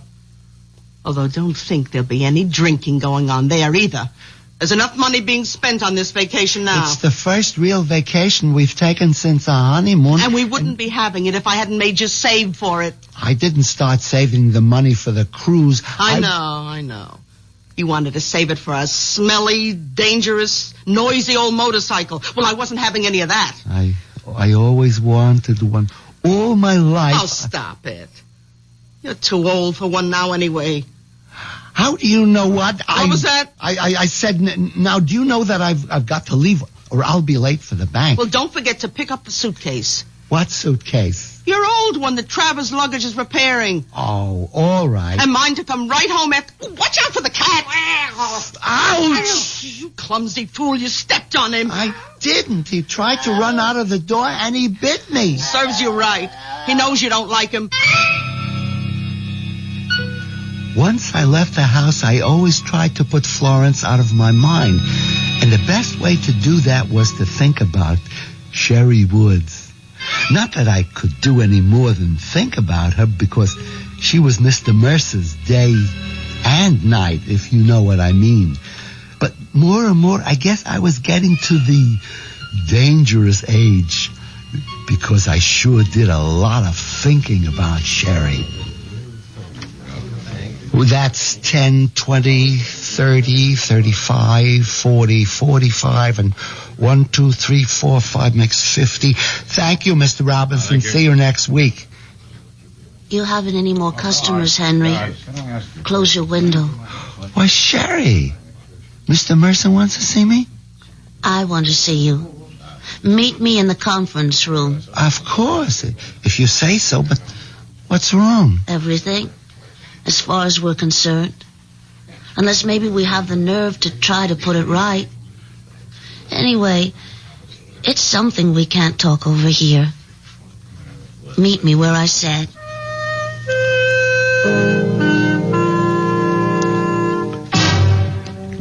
What kept you so long? Mr. Mercer, he stopped me. You still think I'm attractive?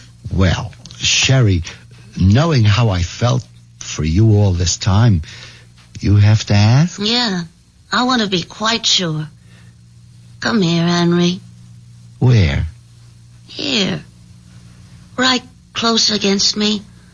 Put your arms around me. Suppose someone should come in. I slipped the automatic lock on the door before you came in. We're quite safe. I don't feel that way. I meant from being interrupted. Now kiss me. Sherry, I'm a married man. Oh, don't tell me you don't want to. Sherry, you could make me do anything, but... Oh, make me do anything. All right, that's enough. Oh, I never kissed anyone like this. It's a good thing you'd be arrested. It'd be worth it. Let's do it again. Well, we could do it forever. If you wanted to. But I'm married. Well, we could make a few changes. Henry, when you get back from your trip, are you still expected to be promoted? Well, Mr. Mercer has practically promised me. Yeah, forget Cy Mercer's promises. I ought to know how little they're worth. We, my darling, are out. My darling? Did you hear the other part? What do you mean, we're out? You know in your heart, you'll never be vice president. And I've been fired. He can't do that to you. Well, he already has. You mean Mr. Mercer has, changed his affections? I mean, that lousy, pot-bellied little two-timer has gone right off the deep end for Miss Fancy Pants. Gosh, Sherry, I am sorry. If there's anything I can do... Henry, love, there's plenty you can do to help. You and me are going to be rich. Together. You'd like that, wouldn't you? Look, I better get back to my cage. Is that where you think you belong? Well, I am head teller and... In a cage? Oh, you're a man, not a mouse. Now's the time for you to prove it. Grab the world by the tail. How'd you like to travel the world, live like royalty, never have to punch a time clock, get away from handling other people's money, have it be your own? Both of us. Just you and me. Us? But Sherry, I mean, even if there wasn't Florence, I don't have any money. She's got it all. Oh, then that settles it. I'm going to remake your life. How? Well, why don't we have lunch together, and I'll tell you. Where? The sandwich shop? No. Let's make it the Gourmet. At 12:30? But that's terribly expensive. Oh, Henry, love, that's the way you and me are going from here on in. If you go along with me. You know, I want to, but how? I'll tell you that. After the second martini.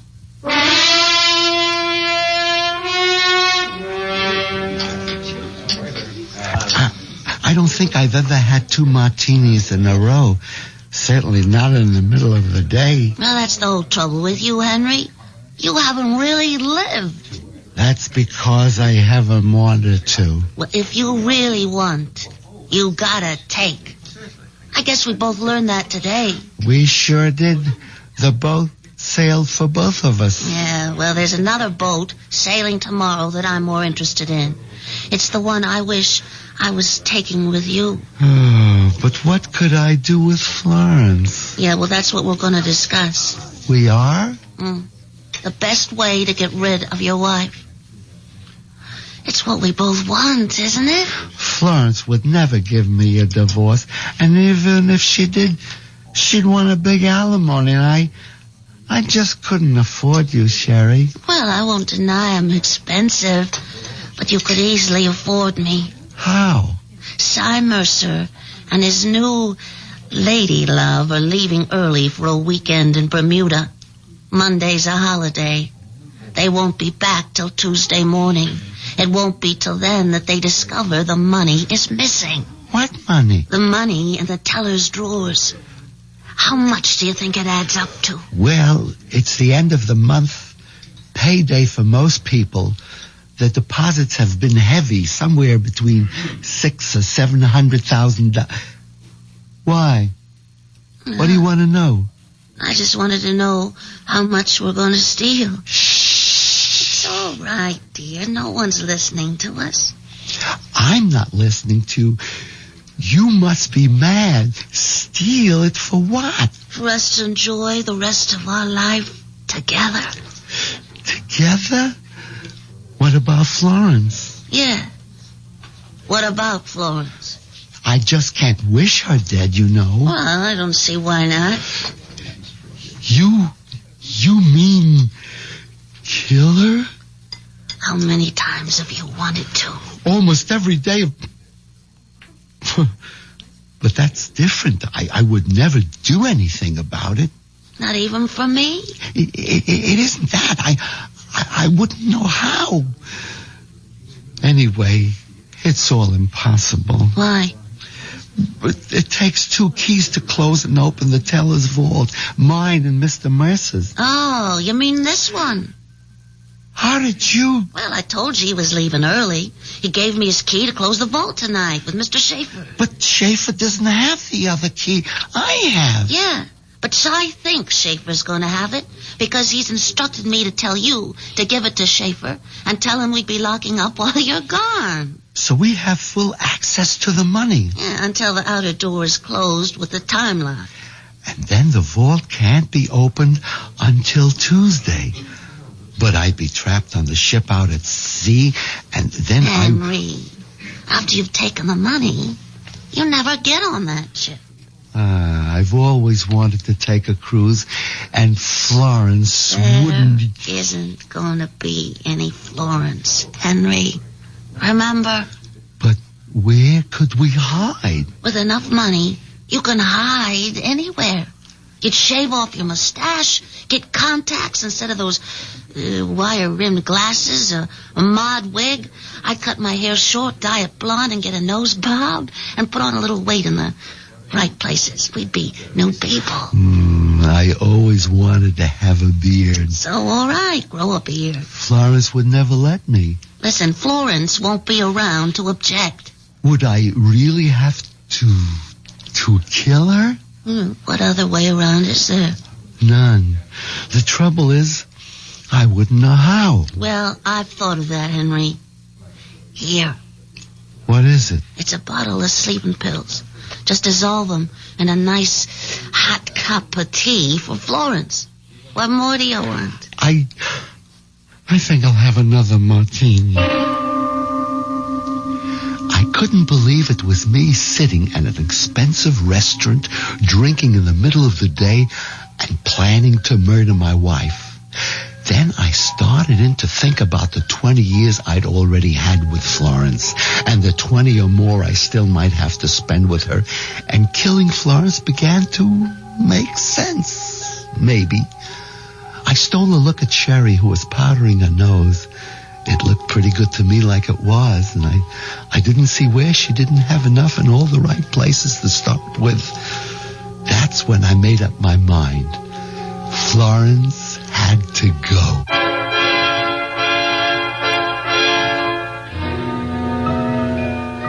Henry Green, 5'9", 148 pounds, mouse-haired, mild, 45 years old, and safely mounted on a treadmill, running day by day to stand in the same place.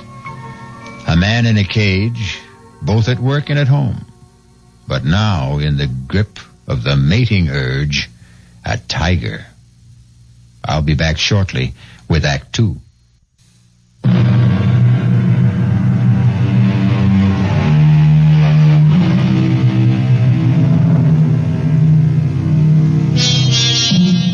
There's one thing you can say for Henry Green.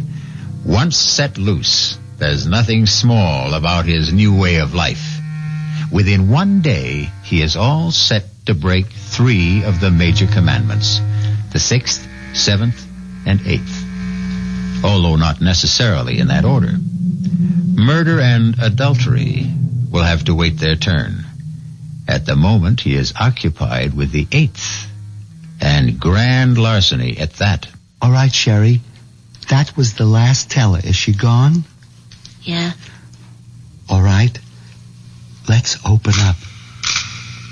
There. That's mine. Now yours. That does it. Now get the suitcase from behind the desk while I open the vault. Here it is, Henry. Put it flat on the floor and open it. You hand me the money, and I'll pack it in. Hope there's enough room for all of it. Just take out big bills and leave the chicken feed. No. Better take everything. Empty drawers are easier to handle. What is it? Somebody's coming. Hide the suitcase. Get the vault door. Give me the bag. Oh, well, all closed up, Miss Woods. Time to go. Why, Miss Burpee? Forget something? Oh, and Mr. Green, honest, I'm just so embarrassed. I sure hate to ask you, but... But what? Well, there's something I want to check in my teller's drawer. Would you please open up the vault? What? Yeah, but we just closed up. We can't. Oh, you gotta. I have to know if it's missing. Is what missing? My engagement ring. You see, I usually take it off and put it in the drawer till I go home, and tonight I forgot to take it out. Well, can it wait till Monday? Oh, we're off. Well, Tuesday. No, I got dates with Horace over the weekend, and he'd have a fit if I wasn't wearing it. Besides, I've got to be sure if it is there. Well, maybe you put it in your handbag. Oh, no, I looked there first thing because... Oh, now I remember. Yeah, right here in my jacket pocket. Oh, gee, I'm sorry. That's all right. Well, I guess I'll be getting along home. Sorry, I didn't see the suitcase. I was having the handle fixed before I packed it to go on my vacation. Oh, gosh, you don't have to explain to me. I didn't think you were robbing the bank or nothing. Well, I gotta run. Well, one of the other girls is waiting for me. Just let me make sure she's gone. And for God's sakes, let's pack up and get out of here.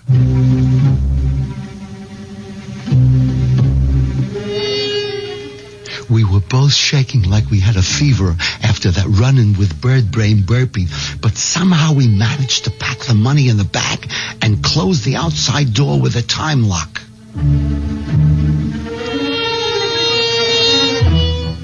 Going home in the cab, the tension was so bad I was tempted to take one of the sleeping pills myself to calm me down, but I resisted that. One crime leads to another. I was committed. If I lost my wits now, I stood to lose everything.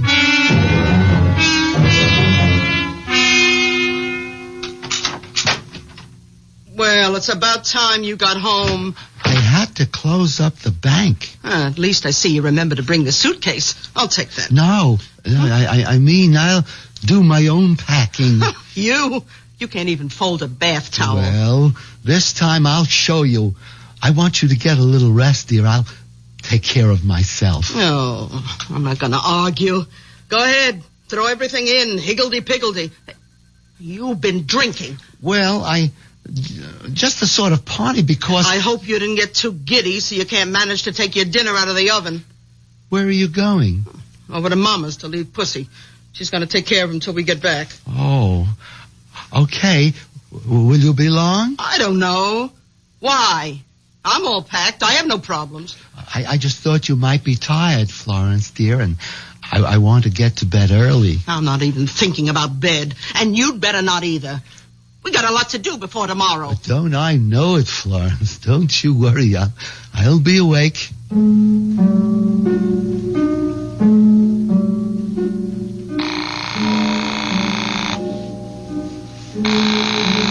Hello? Sherry? Yeah? What's happened? Oh, nothing yet. I just had dinner. You mean to tell me you haven't got rid of Florence? Oh, yes. How? Well, she just took the cat over to leave at her mother's. Oh, you know that isn't what I meant. I know, it's just I'm Sherry, I don't know. Henry Green, you listen to me.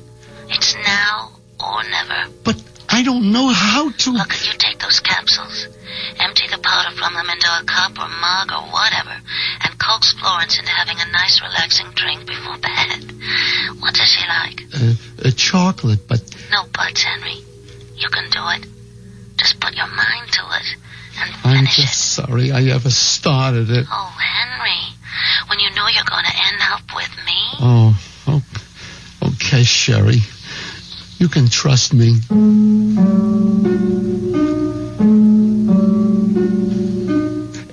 It took a couple of shots from the Christmas brandy bottle Florence kept hidden in among her foundation garments to keep me going till Florence got back from her mother's. Luckily, by that time, she seemed tired herself, and we were finally ready for bed. Did you lock the front door and put out the lights? Florence, how'd you like a nice cup of cocoa before you go to bed?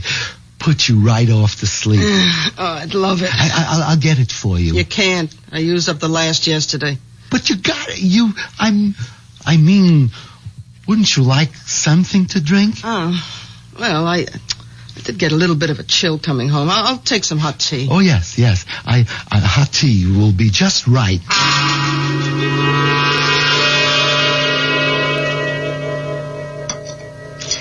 Here's your tea, Florence. Now drink it up. In a minute, when I have my hair up. Meanwhile, I have a list of things for you to do. Me? Yes. I want you to put out the garbage, check all the outside door locks, bleed the hot water tank and make sure there's no rust, oil the garage doors, replace that burned-out bulb on the basement stairs. Well, here, it's all listed. But this'll take hours. Just do as I say.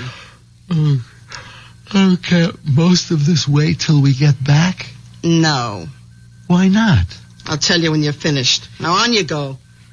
Oh, don't look so pouty. It's something to keep you busy till I'm ready to go to sleep. Yeah. Okay, Florence. Good idea. Something to keep me busy till... Goodbye, Florence. What'd you say? Nothing. Just goodbye.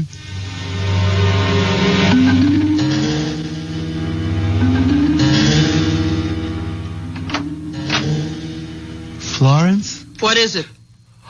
Oh, my God. What is it, Henry? Nothing. I just thought you were asleep. No, I just can't relax somehow. Too many things on my mind. What was it you were going to tell me? Oh, that can wait. Oh, I wish I could sleep. Wasn't the tea any help? Oh, that. I poured it out. You forgot the sugar. Poured it out? I yelled and yelled for you, but you didn't answer. I must have been outside. Anyway, it tasted terrible and it was cold, so I just poured it down the sink.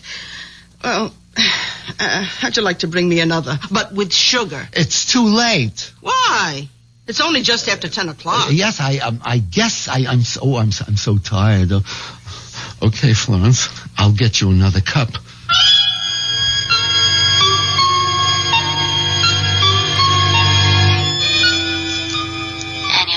All of the capsules. Yes. Now, what do I do? There's gotta be a way. How? Tell me. I haven't got a gun. I wouldn't know how to use a knife. We haven't got a rope in the house. There isn't even any string. And I haven't got the courage to even consider a blunt weapon. Oh, why did I ever get into this? Look, if you had a razor, couldn't you? A razor?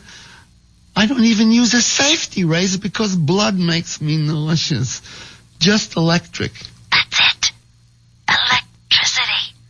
Take out a fuse and... I wouldn't go near the fuse box. I'd probably electrocute myself. Gas. Have you got a gas stove? Oh, great.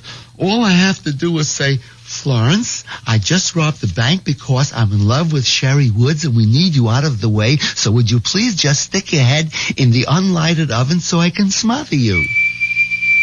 What's that? The tea kettle.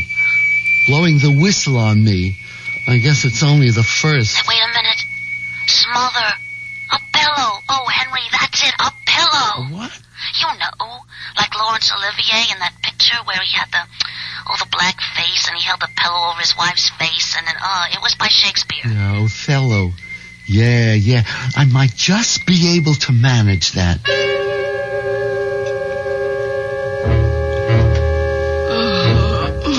The tea was too weak, but at least it had sugar. Henry, what are you doing standing there with that pillow? Oh, nothing. Just waiting to come to bed. Well, turn out the light, for heaven's sake. I'm almost asleep. Henry! Yeah, sure. Henry, what are you doing with the pillow? Come on, it's late. Who's that? I don't know. Turn on the light so I can answer it. I don't know what's wrong with you. You had that pillow right over my face. Hello? Oh, Mama. Yeah, what's the matter? Oh, just a minute. Henry, will you get that pillow out of the way so I can talk to my mother? Yeah. Oh, yeah, Mama. Yeah. Oh, Pussy wouldn't take his milk. Well, I can't understand. Oh, Mama, I forgot to tell you. Put a teaspoon of sugar in it. Yeah. Yeah, I mean, he's used to it. Oh, no, Mama, you're not interrupting anything. I got all the time in the world. Oh, well, yes, he doesn't like his litter basket in the bathroom. Unless there's a rug. I lay there listening to the voice droning on and on, the pillow in my hands, waiting for the moment that never came. 3 martinis, 2 brandies caught up with me, and the next thing I knew...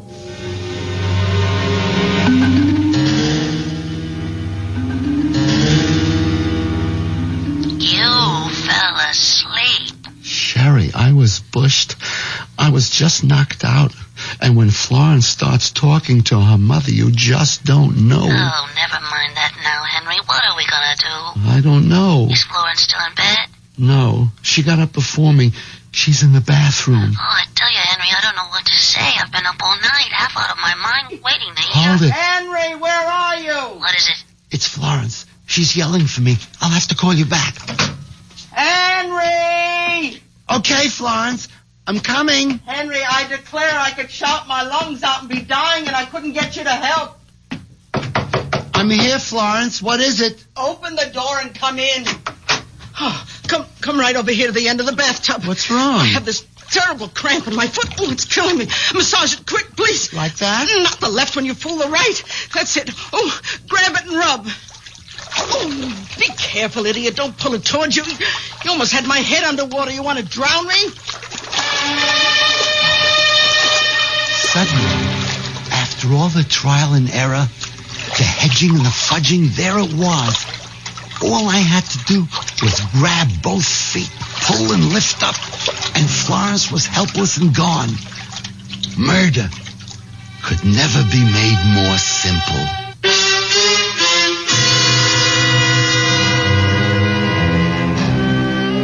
The moment of truth at last. Does Henry have the courage to go through with it? And if he does, can Sherry and he get away with larceny and murder? And having broken the 6th and 8th commandments, will the 7th be worth it all? Those are questions to be answered shortly when I return with Act 3.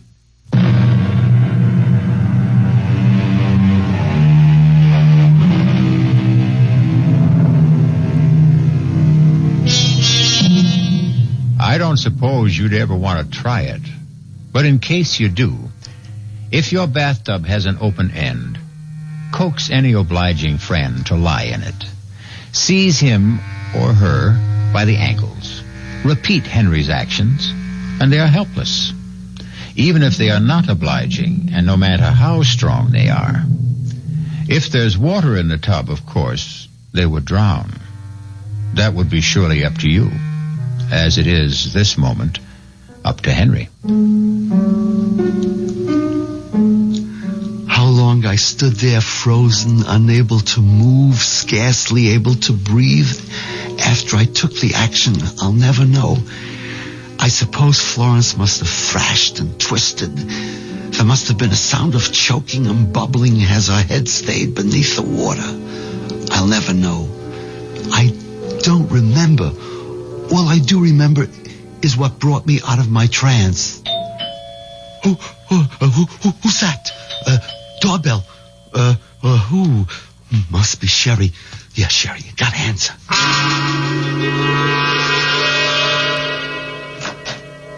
Hey there.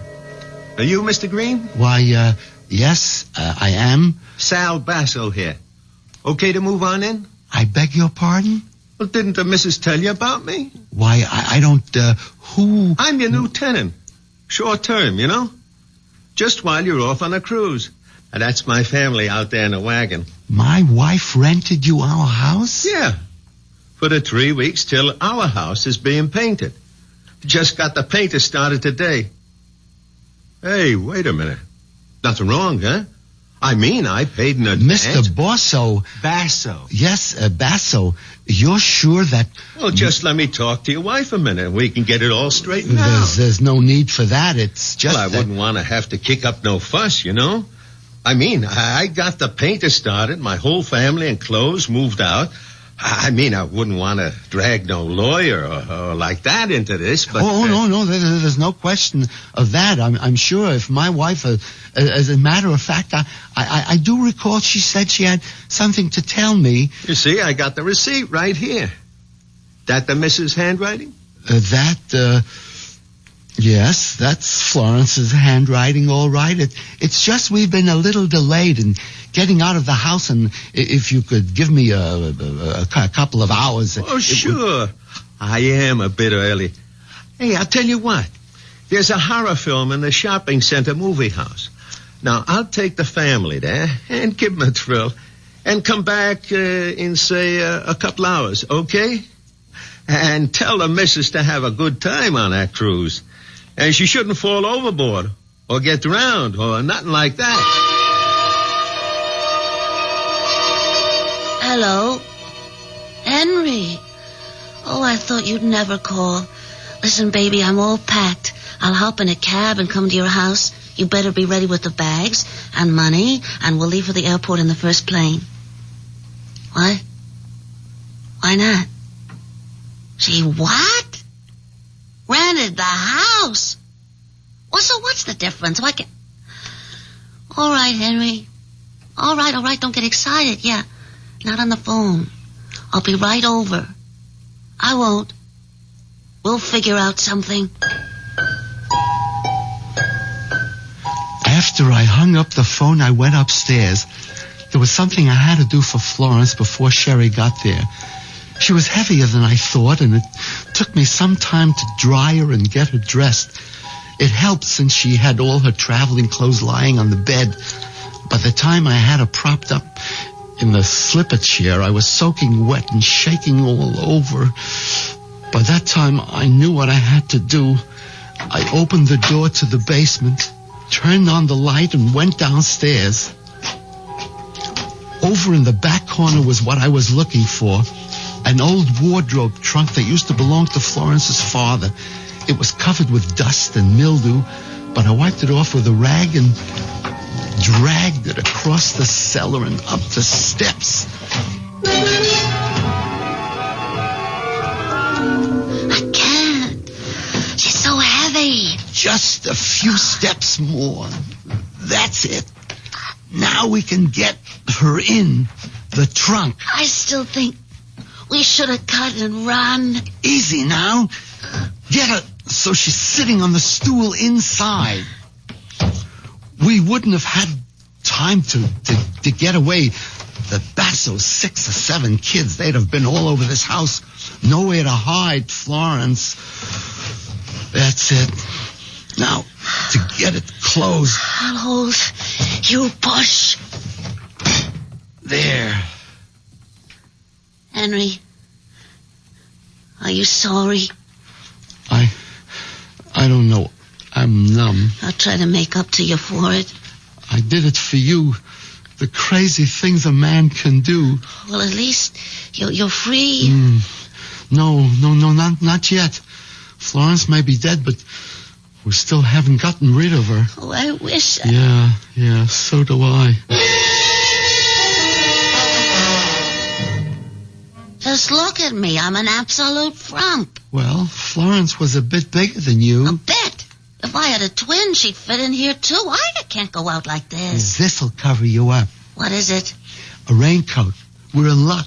It started to rain. You can pull the hood over your head, and you look just like Florence. Thanks a lot.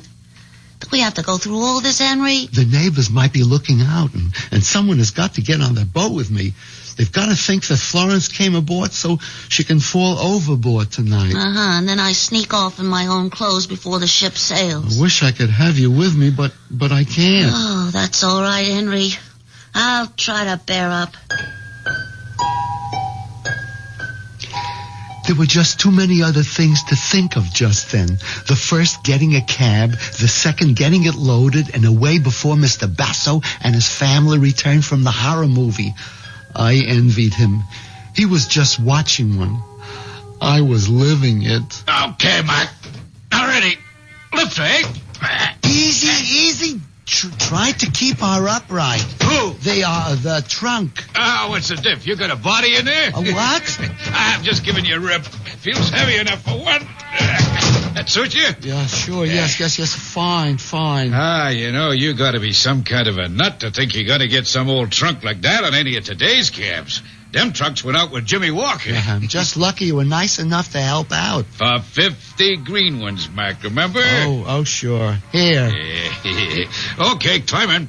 I have to make sure my wife will follow in the taxi. Well, I'm sorry, I ain't got no room in the truck for 3. I'll be right back. I ain't going nowheres without you. Well, we're all set, Sherry.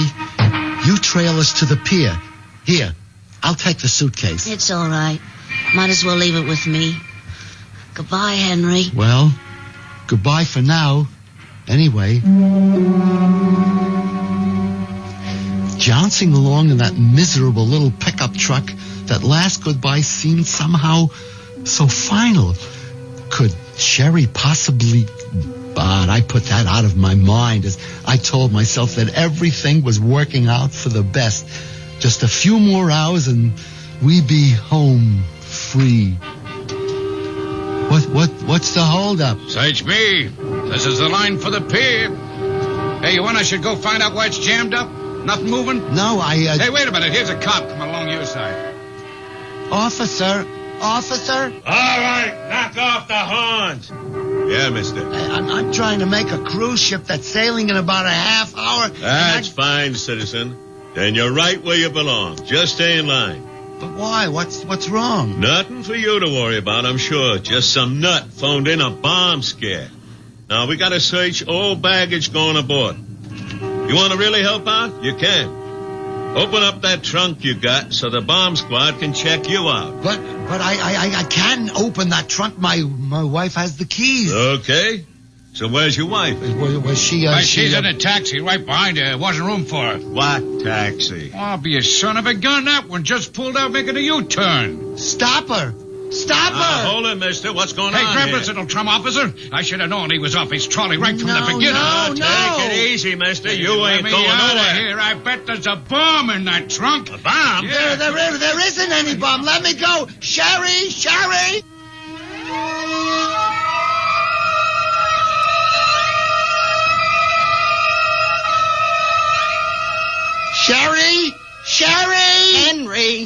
Henry, wake up. What? Wow, where? Florence, where am I? Oh, I'm not surprised you don't know.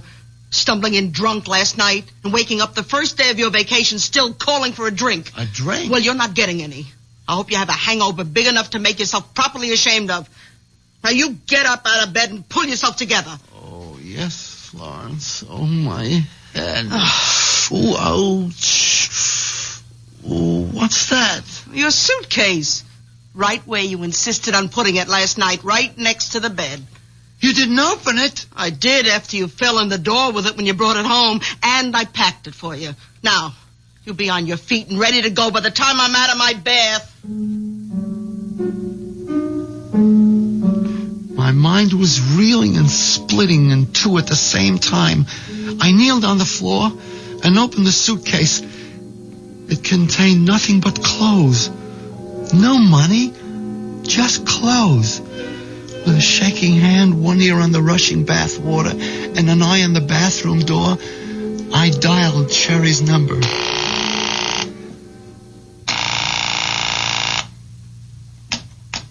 Yes? Sherry? Who's this? Henry. Henry who? Henry Green. Oh, hello, Mr. Green. I was going to call you a little later. I should think so. What happened yesterday? Oh, I wouldn't worry too much about anything. You were kind of cute, really, when you left the party, if a bit wobbly. Party? What party? Well, the party that Mr. Mercer gave when you were named vice president. I was named vice president? You don't remember much, do you? You even went all for the vault key you were supposed to give to Mr. Schaefer. I have to arrange for you to get it to him today before you leave on the cruise. Sherry, Miss Woods, did we have lunch together yesterday? Why, no. I didn't have 3 martinis with you? Well, not at lunch. At the party. Well, I don't know how many you had, but you were pretty looped. I called you home last night, and your wife said you'd gone straight to bed without any dinner. So, it was all a dream. What did you say? Nothing, Sherry. I just wish I'd been able to kiss you goodbye. I sit here hunched like a mouse, remembering the dream and facing the reality. And I wonder which is the real nightmare. I suppose I should be grateful it was only a dream. But on the other hand... Henry! Henry! Come in here right away! I have a cramp in my foot! I need you!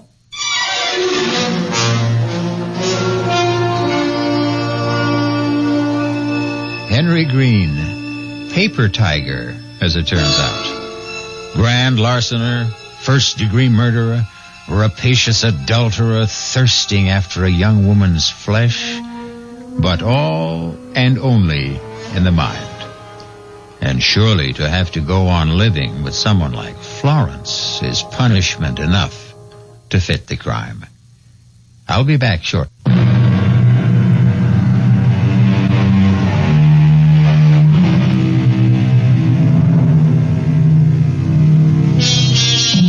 The wish is father to the thought.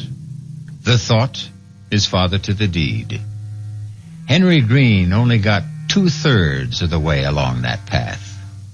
Even in dreams, he never managed to break the 7th commandment. Poor Henry. But, as I said in the beginning, this was the story of a natural-born loser. Our cast included Jack Guilford, Marion Haley, Bryna Rayburn, Dan Acco, Ian Martin. The entire production was under the direction of Hyman Brown. This is E.G. Marshall inviting you to return to our Mystery Theater for another adventure in the macabre. Until next time, pleasant dreams.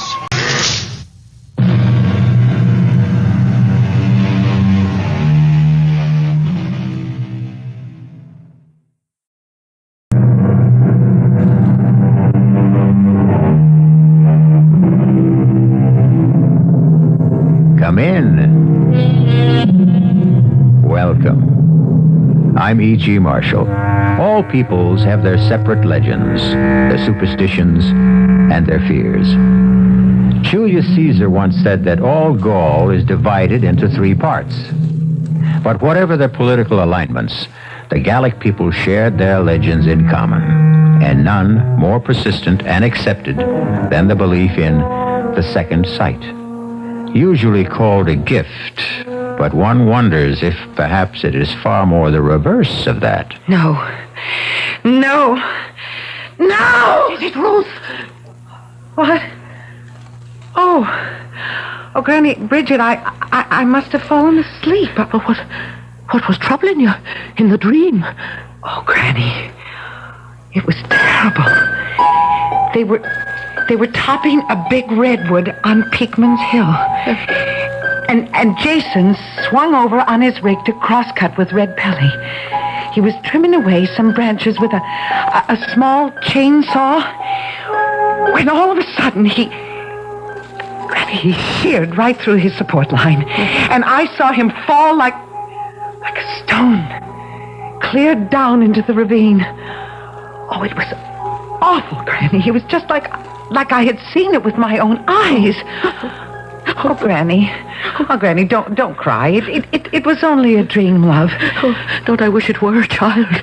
Oh, the Lord proved me wrong, but I'm afraid you're cursed with the second sight.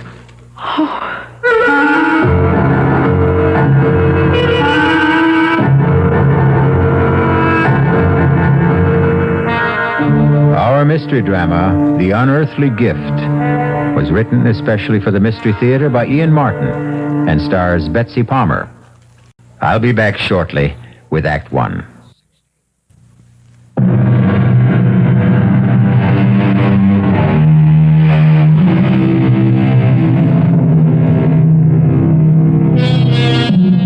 Let's begin with two definitions of second sight.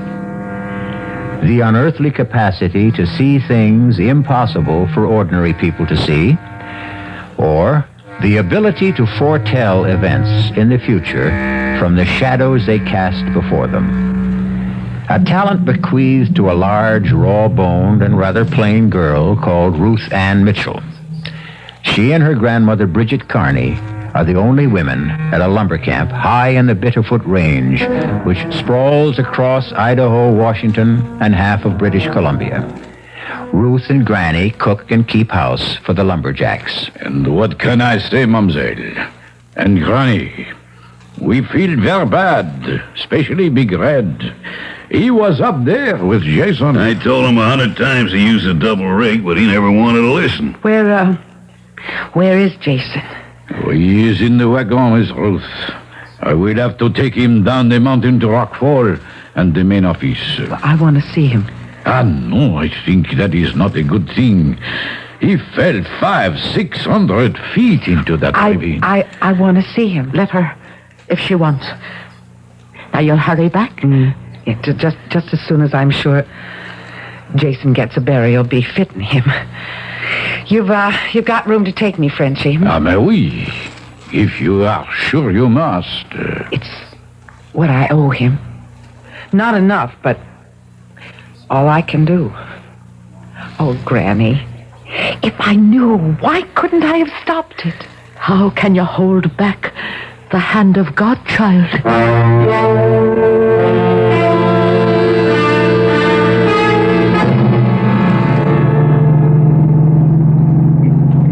Espèce de diable.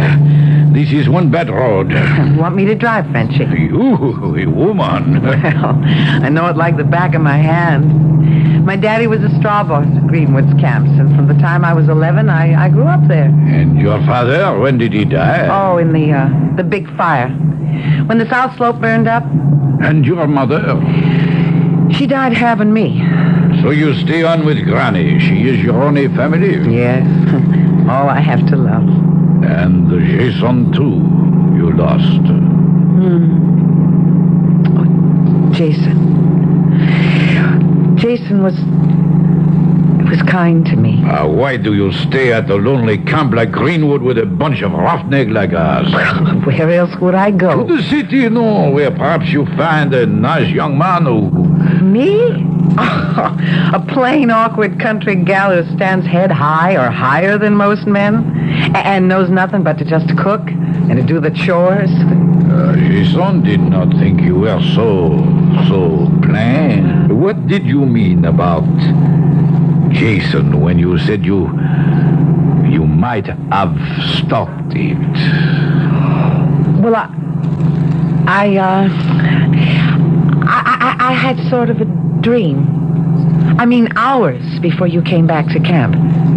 Just when it might have happened. I thought, Frenchie, that I saw the whole thing just the way it happened. My family was from Bretagne in France. We are also like the Irish, what you say, Gaelic. Yeah. There also is le vue de l'ombre, what you say, the second sight. That is A gift you have? I don't know, Frenchie. I just don't rightly know. I don't suppose I really ever want to know.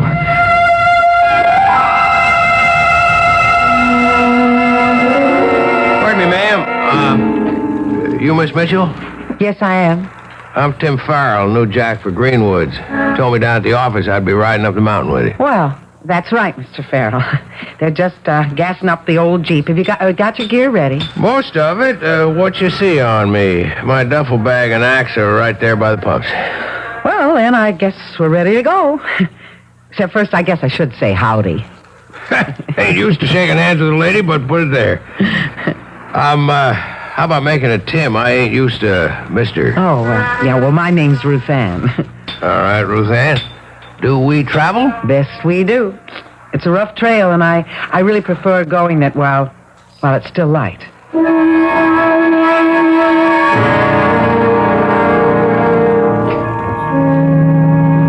This old Jeep handles real nice. You were right about the trail. Maybe I should have let you drive. Well, I knew you figured I shouldn't. It's kind of nice to be a woman and just to sit down. Besides, you handle the Jeep real good. Pharaoh, You couldn't be Irish. Some generations back, mostly, though I'm just a roving lumberjack. Born in Montana, never been out of 7 northwestern states in the good old U.S. of A. Ah. I don't figure you for all of that Irish either. Well, not so much on my father's side, but all the way down on my mother's. Oh, wait till you meet her mother, Granny Bridget. She cooks chow for all you jacks. Good chow? Best you've ever tasted. And I'm in love with her already. Now, what do you do? Well, I help her. Well, now, there's something to consider. If Granny comes through as strong as you promise, I may be half in love with you already without knowing.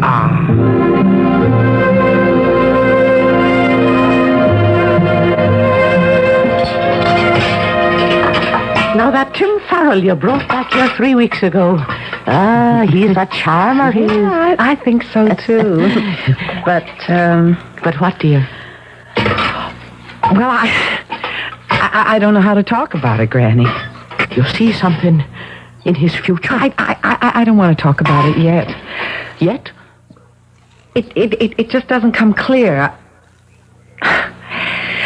It's a full moon tonight. I reckon I'm just going to walk myself some more before I go to bed. Is it Tim you're going to meet? It's knowing it all by my own thoughts. Or maybe just to be alone and remember Jason. Don't wait up for me, Granny. I'll not close an eye till I know you're back home safe and sound.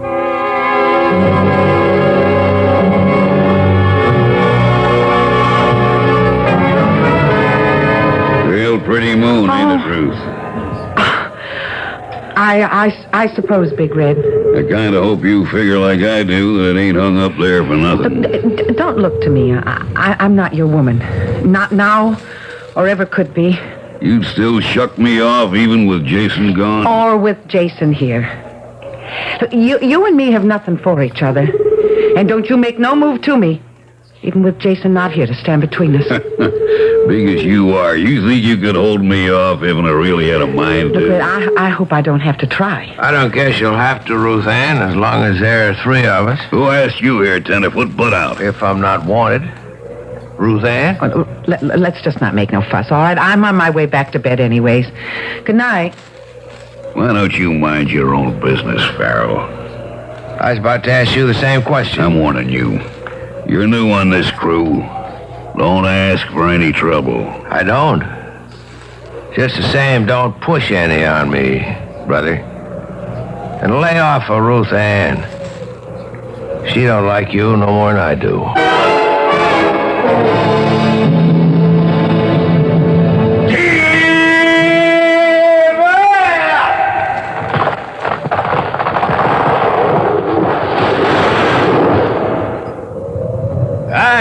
Gal, she come down to whoop so bad, eh? That even. No sight more beautiful, no sound nearer the heart. When you start stripping your Big Red and me, we cut out the next big tumble, huh? Okay.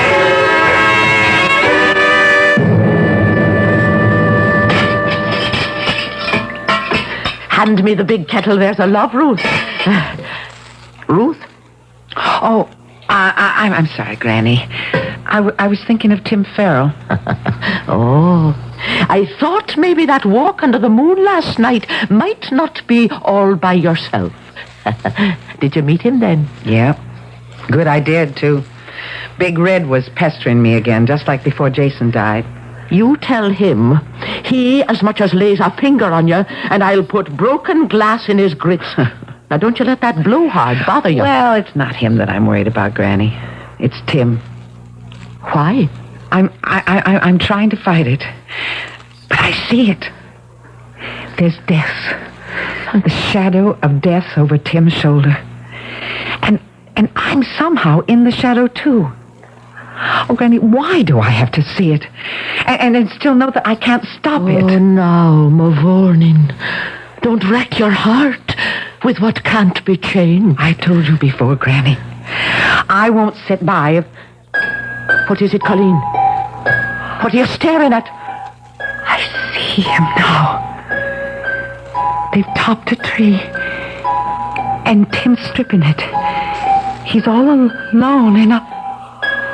No! I've got to stop it. I've got to stop it. Dear Mary in heaven, watch over my lamb, whatever the Lord has marked her for.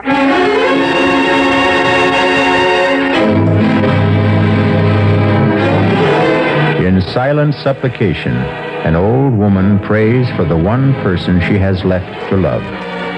A tortured girl with a terrible and unasked gift. What has that inner eye revealed to Ruth Ann as she races up the lumber trail to try to stop whatever threatens Tim Pharaoh? I'll be back shortly with Act 2.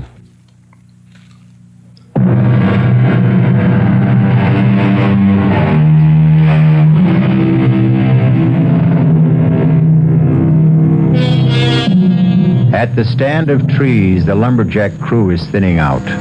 Frenchie and Chuck Turkle are on the big crosscut, finishing the high cut, while Big Red, having finished the notch, is now driving the wedges.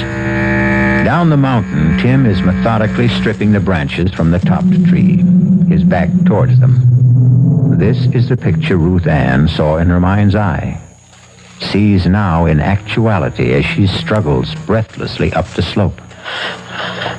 Tim! Ruth Ann!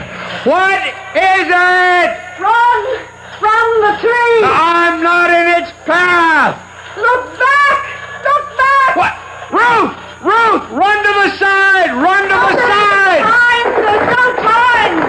Look out! Look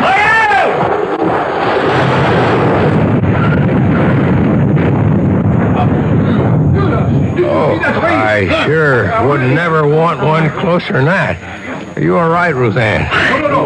You covered me with your body.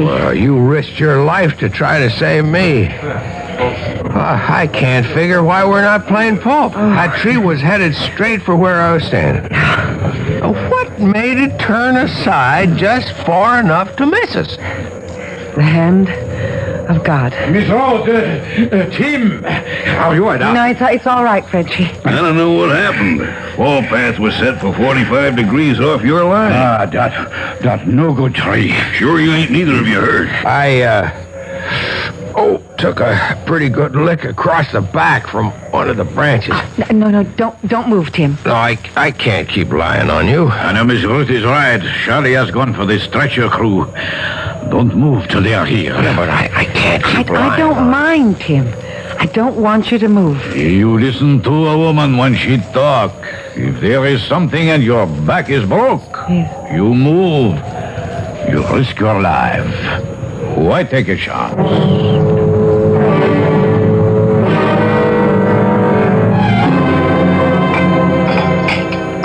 Well, that was a powerful good bowl of soup, Ruth Ann. I'm glad you liked it. Here, let me take the tray. How's your back today? Oh, it's tolerable. Now I know that there ain't nothing broke. I feel I better be getting back on my feet and go. No, sir. You just stay right where you are till the doctor says that you can rise. Ruth Ann, tell me something. If I can. Where were you going when you come up the mountain that day? Why do you ask? I don't know. I had the feeling. I mean, they hadn't even yelled timber before you seemed to know that was a maverick tree, and it wouldn't fell right. Well, maybe it was just intuition. I was born and bred in tree country and around camps, and I've got to get back down. Granny needs my help. Ruth Ann, Yeah. I want to thank you for saving my life.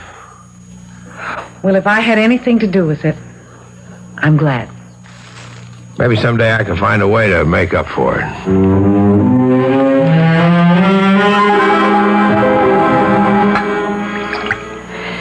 So it's taken you are with our boy upstairs. Tim. Well, he saved my life. I thought it was t'other way around. I mean, well, the branch he took across the shoulders would have caught me right across my neck, Granny, and snapped it like a chicken's. He's a good lad. Are you in love with him? Tim's not for me, Granny. Or any man. Oh, now, Makushla, what makes you say the like of that? You know, Granny, I don't want the gift, but I can't escape it. It's like a lead weight around my neck. Or around my heart. Did my mother have it? Kathleen? Yes, she did. And did she know about my father? Not before she married him, or she would never have married him. It never comes till we're well out of our teens.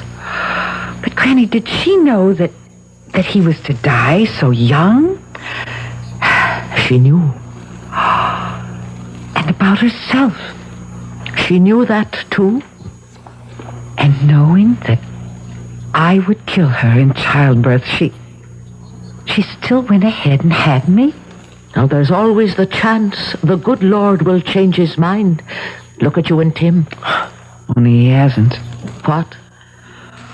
Granny, I wish I could see it clearer. I stopped it once, but I don't know if I ever could again.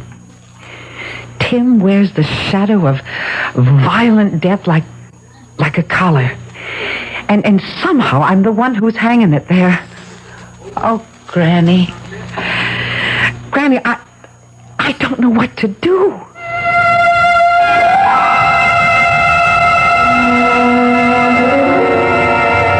Hey, Tim. Hi, Chuck.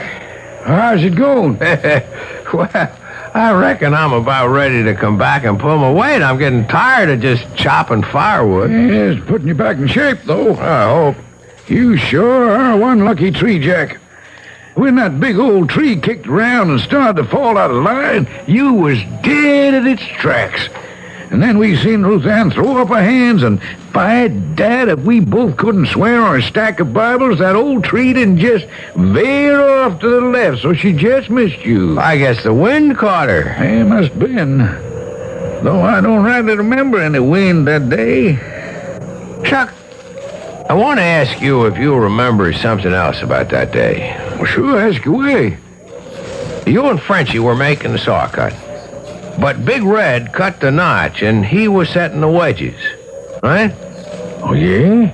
And that tree was lined up to fall due south? Yes, sir, Tim, that was the line.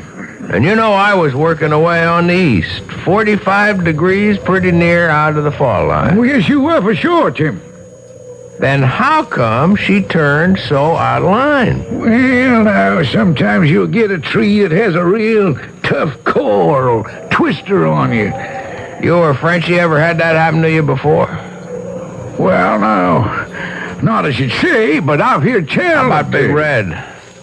Well, you'd have to ask him. Doesn't he go around bragging he can fell a tree on a dime and he ain't never missed? Well, I have heard him say that, but... Yeah, well, maybe I just will go ask him. Look here, Tim. You better watch your step. You get him riled up. Big Red is bad medicine.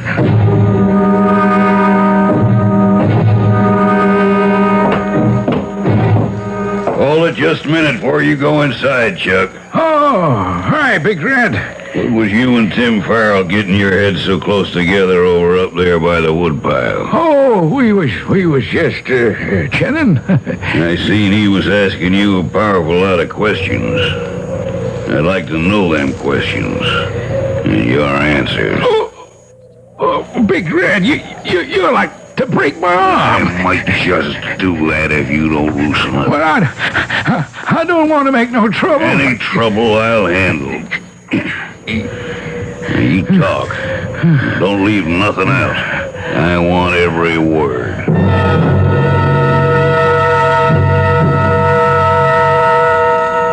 Now, don't take on so, girl. You're in love with the boy. It's that, isn't it? Yes, Granny. I am in love with Tim. But that's only a little part of it. Now, don't be too sure. Is he in love with you? Oh, Granny, how could he be? I'm a plain... We won't go through that go-round again. Granny, I'm trapped. First of all, I have the vision that all I bring Tim is danger. And second, well, if I want him to love me, how can I be sure that I'm not using the power to make him? I brought you some fresh wood for the stove. Hey, did I break in on something? Sure, not at all, Tim. How are you feeling now? Oh, I guess I'm about back to where I was, thanks to Ruth Ann. You'll excuse me, Granny Bridget and Ruth Ann. But I got a little business here, can't wait. You get yourself out of my kitchen, Red Pilly, and all your riff-raff with you. Not till something gets straightened out. Well, speak up and go. I'm talking to you, Pharaoh. And this time you ain't hiding behind any skirts. Chuck Turkle here tells me you're bad-mouthing me. Trying to say I dropped a tree across your back. I hadn't faced you with it yet. I wanted to get some more proof. But so long as you fetch the issue, that's what I have in mind. Glad you laid it on the table. Now, Ed, why you do this? Why you try Shut to... up, Frenchie. I'll handle this. Mr. Pharaoh, I'm calling you out. Pick your weapon. Knives, axes, peavy poles, or just bare hands. You and me's got a claim to settle. A claim? Well, let's just call it a plain falling out. Don't pay him any heed. You keep out of this, Ruth Ann. Indeed, I won't. You're like a bunch of children, except that you're playing with lives. Ruth Ann, maybe I want to be caught out. I'll stand no nonsense like this in my kitchen. Near under 50 years I've served this camp, and I've never tolerated brawling in my kitchen. So you'll all take yourselves out of here before I... Hey, Granny. Come on, get go back, you old kids. Give us some air. Ruth Ann, is it her heart? I don't know. I've never seen Granny sick before. Frenchie, we should go bring the wagon. We're taking her to town and the nearest doctor. You speak well. I bring the wagon to the door. Granny? It's nothing. It's just a little fainting spell. Oh, darling. Maybe I'm getting too old for so much excitement. Where's Ruth? Oh, I'm right here beside you. Put your arms around me, Makushla. All right, now the rest of you stand back. Don't crowd them. Move back there. I'm still crowding you, Pharaoh. Not now, Big Red. There's a time for everything. Yours and mine will come. Name it. When I take Ruth Ann and Granny Carney down the mountain and make sure Granny has proper care, I'll be back. With Ruth Ann? That's up to her. If I had my way... If you're coming back, Tim, I'm coming too. Why? There are 45 lumberjacks that still got to be fed till other arrangements are made. Granny will insist on that, and then... Then what? Whatever's got to be unwound among us, it's going to take the three of us to do it.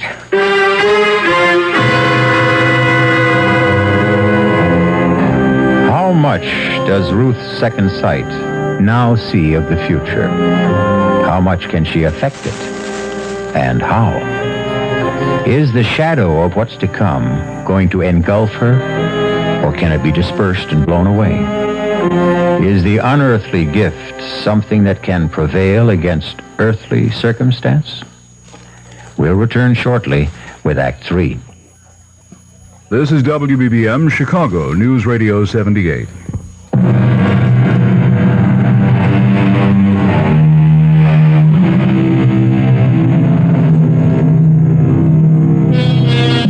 Rock Falls boasts a livery stable, 3 assorted garages, a choice of hotels, no hospital but a small clinic with 4 beds and a first-rate, if overburdened, general practitioner. It couldn't have mattered less.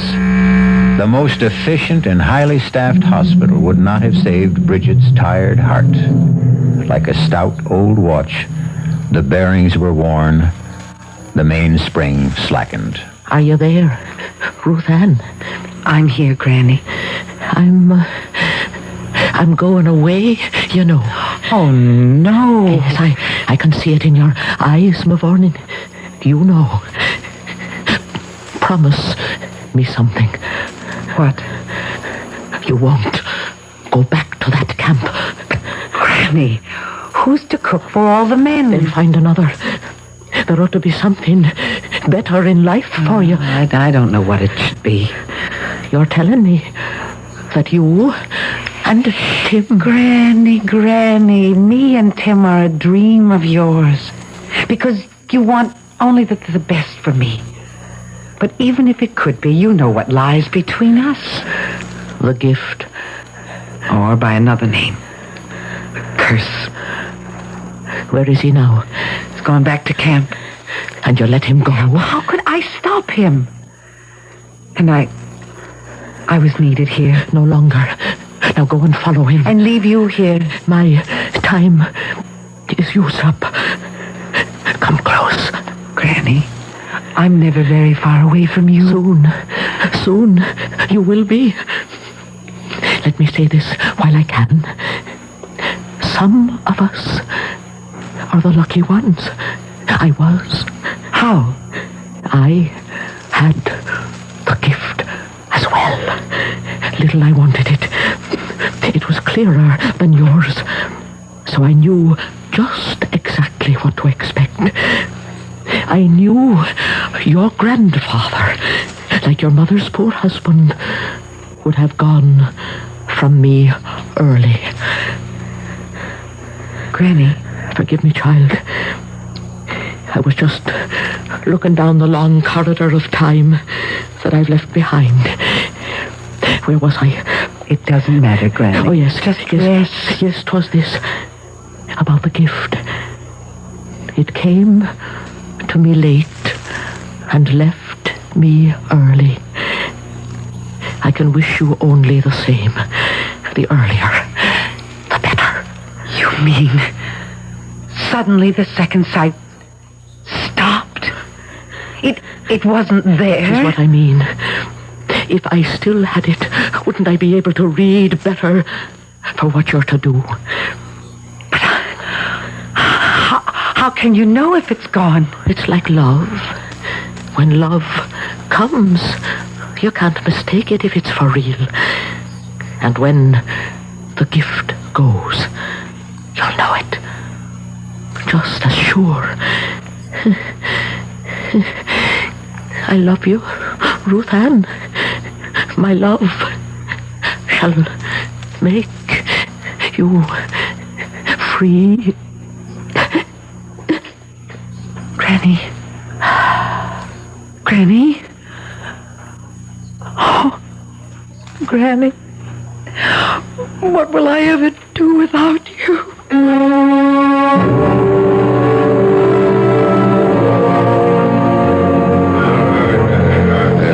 Mes amis, by the old logging rule, this contest is to the finish. By selection of both contestants, there is no weapon but the human hand. First, I ask each if they must fight. Big Red. No man's gonna make the kind of charges Tim Pharaoh's been making about me behind my back. And Tim? Red Pelly rules this camp and all of you by fear. It's time someone challenged him. I'm doing that. So you will come on set the bell. Are you both ready? Let's get on with it. Tim. You heard the man. Let's get it over with.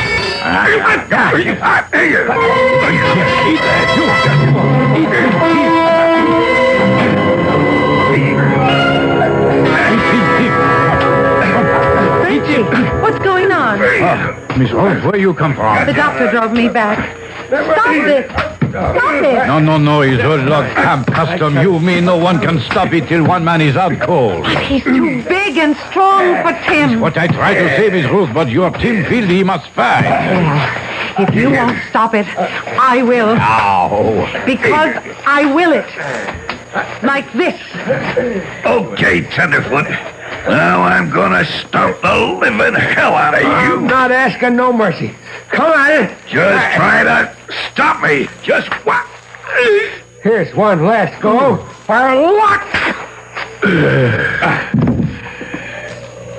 What the? Are you gonna get up? I can't. You quit? I give up.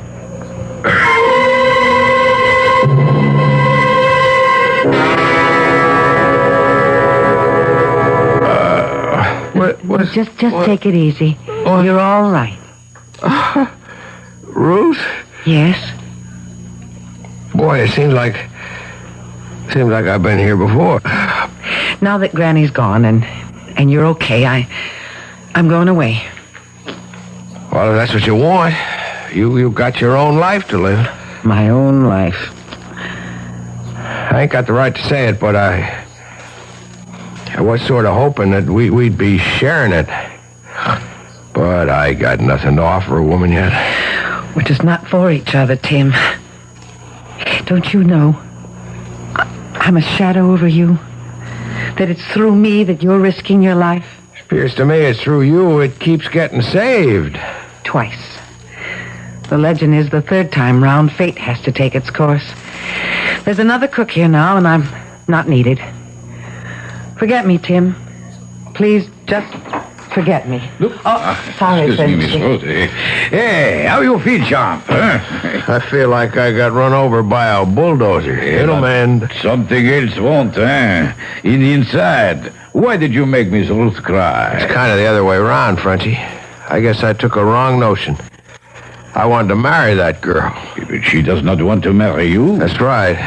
Did she say why? I don't know. She got some kind of crazy notion. She's a hex for me. If she say that, then it is one big shame. She must be bad medicine for you. She knows. How? She has le don, the gift. She can read the future. Oh, come on. It is true. How do you think that big tree missed you that day?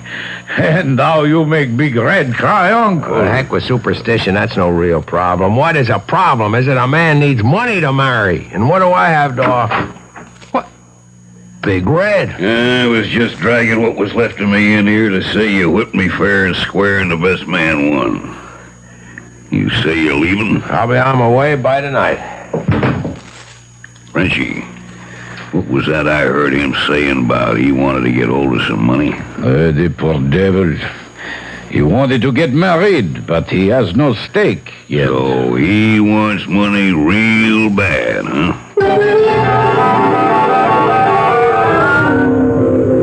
Hi there, Big Red. What are you doing so far from camp? Oh, just stealing me a little breather, Chuck, and having a stroll. Hefting your axe in your hand? This here axe ain't mine. Belongs to Tim Pharaoh. What you doing with it? I got a use for it. I wouldn't figure him to lend you anything of his. He didn't. He might get sore and take a notion to whoop up on you again when he finds out. He's too busy packing up to leave camp. Leave? Yeah. Him and Ruth Ann. As soon as you get back with the Jeep. Reckon they think they're gonna get spliced. Well, how about that? Give me a lift back to camp. Oh, sure. Hop in. Got to pay money? Yes, right behind us in the sack. All done up in them neat little envelopes, huh? Just like usual. It'd be a lot of money to steal. And there sure wouldn't be much doubt if a fella got caught quick enough just where it came from. Huh?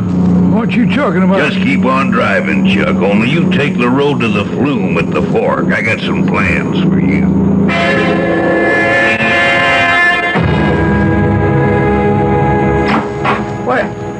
What are you doing with my gear, Red? Oh, why, I was just gonna carry it out to the Jeep for you. I'll handle it myself. What's the Jeep doing outside there? Where's Chuck? I reckon he took the payroll over to the straw boss. You drawing yours? No. And we'll ride over there and pick it up before I drive you and Ruth Ann down to town. She's coming with us? As if you didn't know.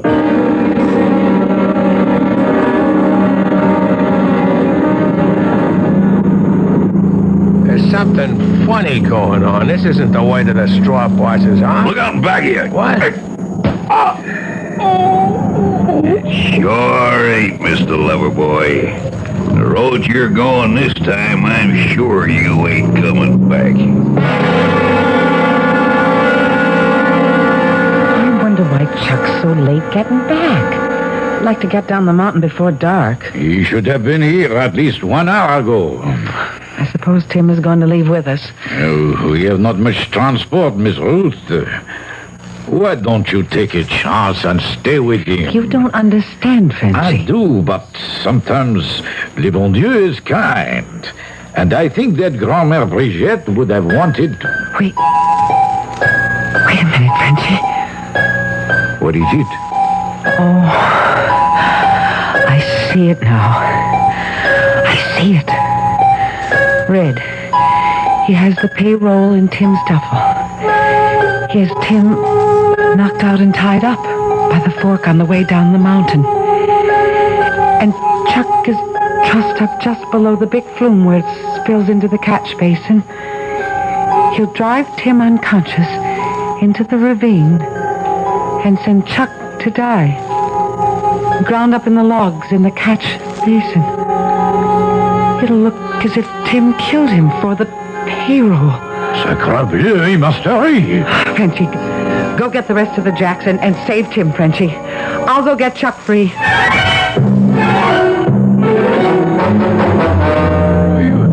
You crazy, Red. Like a fox, Chuck. Ain't no woman gonna make a sucker out of Red Pelly. She turned me down for Jason. Well, I took care of him. Climb. Climb? Up to the sluice? Why? I'm sorry, Chuck, but I gotta set this up just right. What are you gonna do with Tim's axe? I'm gonna bury it right in your skull, Chuck, so nobody has any doubts as to who. Oh, no. No, you're not, Red. Ruth Ann, how'd you get up here? Many's a time as a kid when the logs weren't running, I've shooted down the flume. From the camp right to this station. Oh, I knew I had to move fast to stop you. You can't. It's too late. I've burned all my bridges behind me. Now, worst of all, it's got to be you, too. Oh, but you can't touch me, Red. I have the gift. The gift? I turned the tree aside to save Tim, and I held you back from stomping him. All with the help of God, and now I'm going to stop you again. Run, Chuck. Run. But you... No, he can't touch me. I'm sorry it has to be this way, Ruth Ann. From the beginning, when you first come, you was all I wanted. But you turned me down. What are you doing? I'm going to open a sluice gate.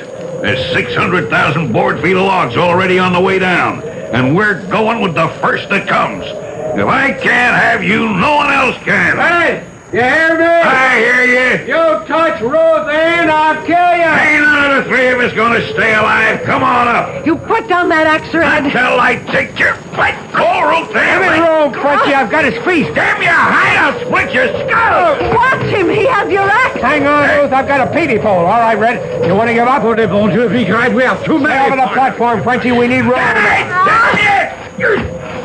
Oh, you spite me. Let go of the peavy, Tim. He'll drag you with him.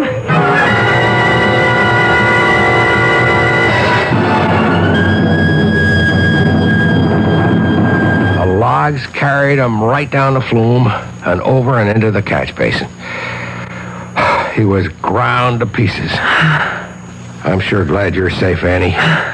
Are you still going? Well, Red is dead, but nothing between us has changed. One big thing has. What? When I thought I had the power to stop Red, I found I didn't, Tim. I just had to rely on myself and hang on to the axe that he was trying to swing down on you. Are you telling me? The gift's gone. I don't have to be afraid anymore. It's a new life. It sure is. What did you call me back then? Annie. That's a new name for a new life. And the one that's gonna be my wife's. Come on, Annie Pharaoh. Kiss me, if you like the name. Anything you want to give me is just exactly what I like.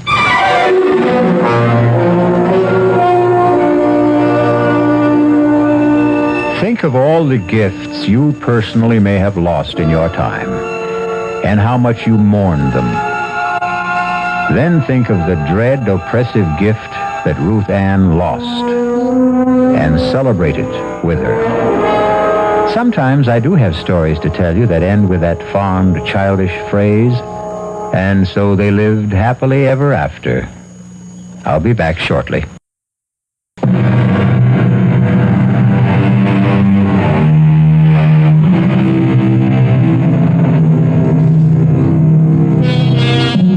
Nothing in this life we live can or should ever be expected to be perfect.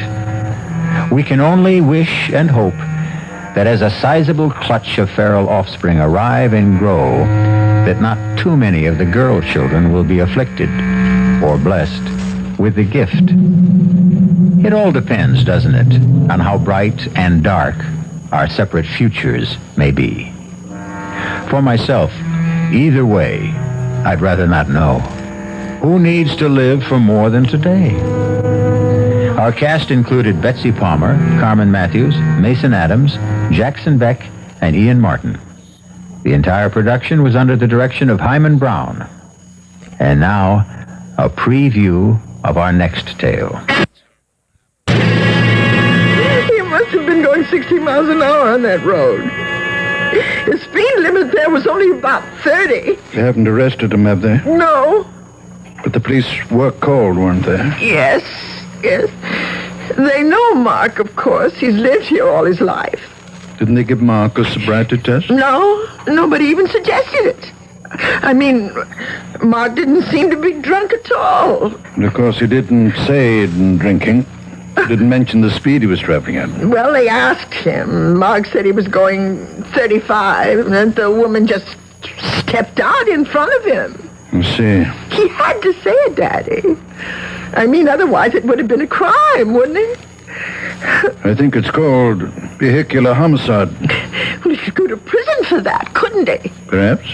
Oh, Daddy. Donna, what did you say? This is E.G. Marshall inviting you to return to our Mystery Theater for another adventure in the macabre.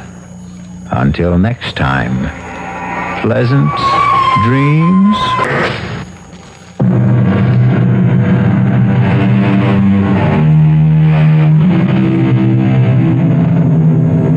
WBBM News Time, 11:24.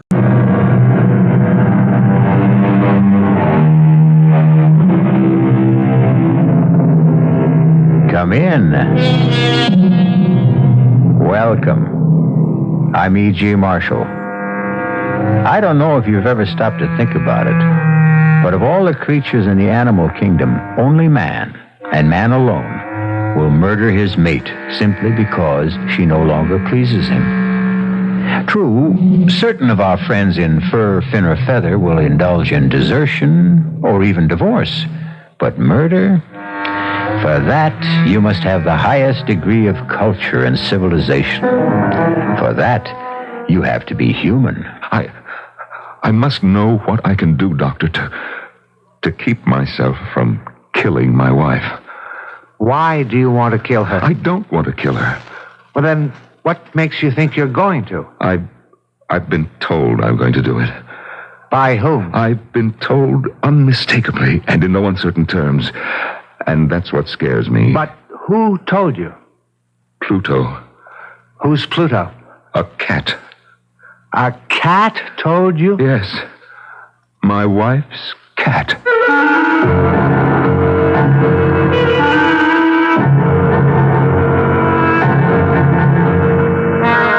Our mystery drama, The Black Cat, was written especially for the Mystery Theater by Sam Dan and stars Norman Rose.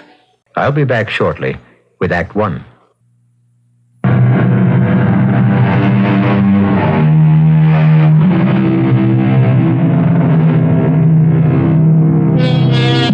Consider the act of murder. Popular opinion has it the majority of killers are ruthless, cold-blooded, devoid of pity. But the facts tell a different tale. Statistics reveal most murderers are neither brutal nor savage. The record shows you don't have to be a devil or a demon or even a criminal. Experience teaches a killer could be any one of us. Given the time, the place, the provocation, it could be you. It could be I. And it could even be Philip Sterling. Sylvia says you want to see me, Mr. Fenris. That's right, Phil. Well? I have a simple statement to make. A brief 13-word announcement. I had no idea you measured out your words. They should add up to 13, because it happens to be an unlucky statement as far as you're concerned. Suppose you end the suspense, Mr. Fenris. What is this historic pronouncement, If you marry my daughter, I will cut her off without a cent. Yes, it does add up to 13 words. And you'd better believe me. Well, then I have no choice. I'll break the engagement. I certainly can't marry Sylvia if she has no money. Why, you unprincipled scoundrel! Mr. Fenris, while I may be a scoundrel, I do have principles. You admit you want to marry Sylvia for her money? What other reason could I possibly have? Well, of all the don't sputter at me, Mr. Fenris. After all, it's your fault. What, my fault? Without question. Had you been a better father, more loving, more attentive, you would have raised a more attractive daughter. Well, I'll have you thrown out of here. Consider Sylvia calmly, objectively. She's immature. She's naive. She's hopelessly romantic. She's careless. That's my word. Others would say sloppy about her weight, about her appearance. It's your fault. Your fault, all of it. I'll have you know I gave my daughter everything. You gave her only what money could buy. And in addition to everything else, she has that damn black cat, that Pluto, and she pretends she can talk with it. But she's kind. She's gentle. Of course. Otherwise, she'd be unbearable. Why am I even discussing this? Get out of here. Face the facts. You're 75 years old. 70. How much longer can you live? 10, 15 years? With Sylvia, she'll still be under 40. And the money, all of it hers, to squander as she sees fit. And you know she'll be the natural target of every sharp-shooting fortune hunter. I told you to get out! You say that one more time, and I will. Oh, be practical, Mr. Fenris. I'm the best hope you've got. Because all I want to do with her money, your money, is enjoy it. I'm not burning to build empires. I only want to live comfortably. And on your money, I can. And, well, I even happen to like Sylvia. Just enough to put up with her. I think you must be the devil himself. Well, better the devil you know than the devil you might get. Oh, it's ironic, isn't it? 2 minutes ago, you were scared stiff I'd marry Sylvia. Now you're absolutely petrified I won't. Daddy? Oh, please. Pluto and I simply couldn't wait any longer. Daddy, you do approve of Phil. You do, don't you? Sylvia, I have a 4-word statement to make. Bless you, my children.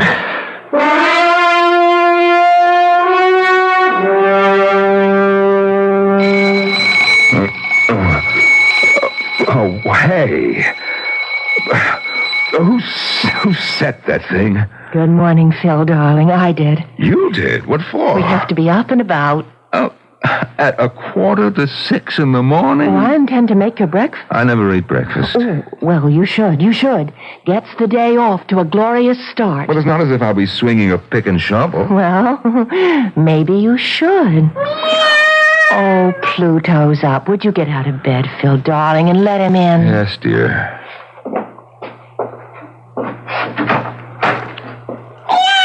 Oh, isn't he he just the sweetest thing in the world? Yes, he sure is. Now, what were we talking about? Picks and shovels and hearty breakfasts. A combination guaranteed to make me ill. Phil, you don't know a thing about the construction business. I never claimed I did.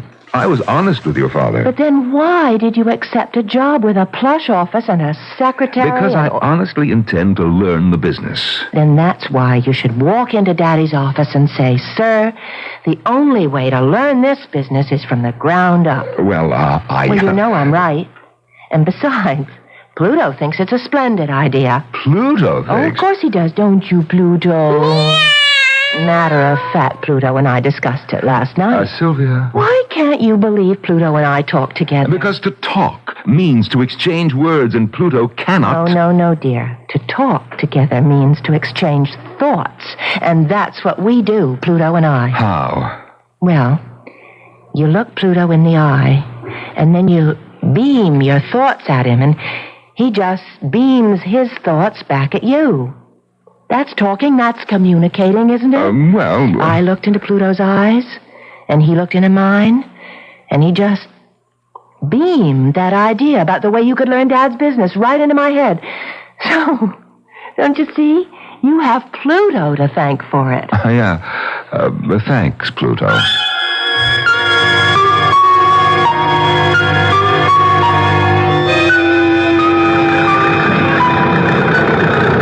All my life, I hated work. Put in an August day on a road building crew under a relentless sun that beats down. The heat shimmers off that concrete at about 115 degrees, and you will know what punishment is.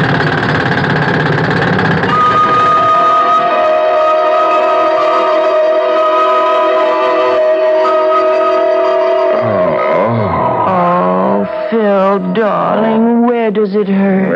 Everywhere. Well, a little gentle massage will ease those aches. No, nothing. Nothing will ever relieve these pains. Pluto says you'll get used to it. Yeah, you just tell Pluto for me that I will never get used to it. You will. Let Pluto tell you himself. Will you tell him, Pluto, dear? Oh, come on, Sylvia. You say that you won't get used to that kind of work. You just beam that thought into Pluto's eyes. Sylvia, my back hurts and I'm in no mood will for... give you inspiration and courage. You just look into Pluto's eyes. Come on, Pluto. Yep, up on the bed, jump. That's it. Now, look into Phil's eyes.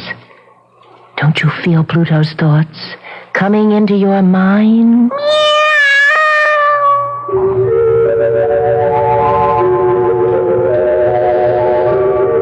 I don't know what color a cat's eye is supposed to be. But suddenly I was staring into a kaleidoscope of brilliant hues. Flaming reds, freezing greens, burning yellows, icy blues, all of them shifting, twisting, trying to form into shapes. And there was this terribly taut feeling of tension, as if the entire kaleidoscope were trying to dissolve into a scene. And finally, the way a bubble bursts, all the colors blended into that one icy blue. That icy blue became two of the coldest, frostiest eyes I'd ever seen in my life. The eyes of a sharp-faced man in a black robe, and he was talking to me. Philip Frederick Sterling, have you anything to say before the sentence of this court is passed upon you? I didn't do it. I swear I didn't. I couldn't kill anyone. I'm not made that way. You must believe me. I'm not a killer. You shall be in prison at the state penitentiary No, you can't do it. I'm innocent. until the 3rd day of April. No, At which time you shall be...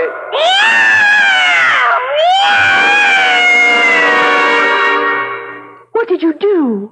What did you do to Pluto? Huh? I didn't do anything to Pluto. He saw something in your eyes. Oh, what could he have seen? The future. The future? Yes. He saw the future and it frightened him. Oh, he's terrified. And so are you. Me?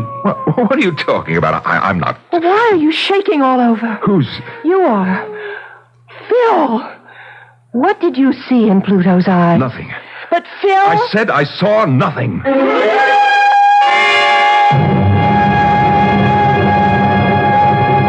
could say that to her, Doctor, but not to myself.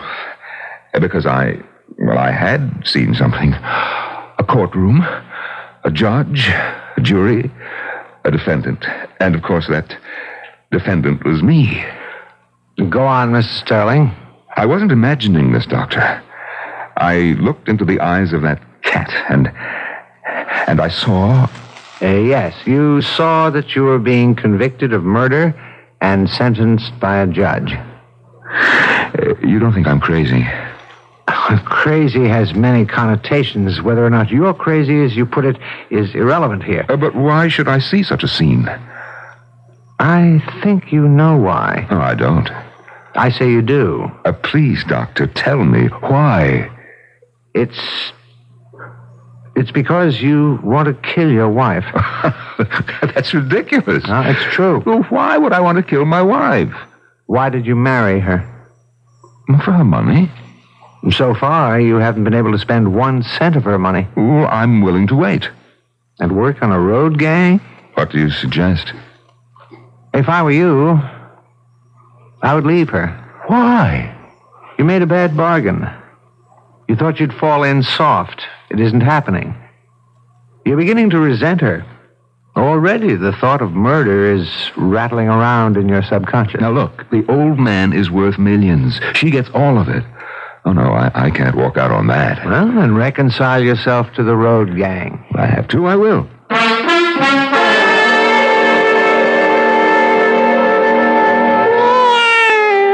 Oh, darling, reach down and pat Pluto's head. Huh? He's forgiven you. For what? For scaring him the other day. Oh, poor Pluto.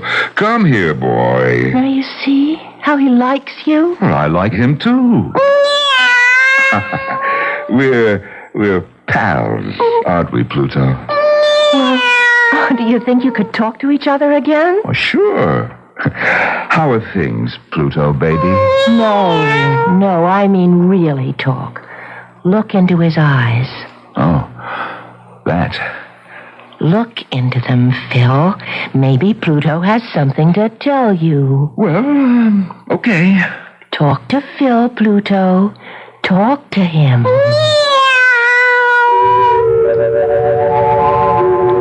Once again, I looked into Pluto's eyes. Deep into his eyes. Once again, the colors surged and swirled. Reds, greens, blues, yellows. Boiling, burning. And suddenly, all the roiling motion stopped. As if it were frozen. And the icy blue predominated. And once again, I was staring into those 2 icy blue eyes. The eyes that belonged to the sharp-faced man in the jet-black robe. In all my years on the bench, I have never encountered murder so foul. I didn't do it. I must warn the prisoner. If he insists on interrupting... But I didn't do it. The fiendishness of this act... I couldn't do it. Only a month... No!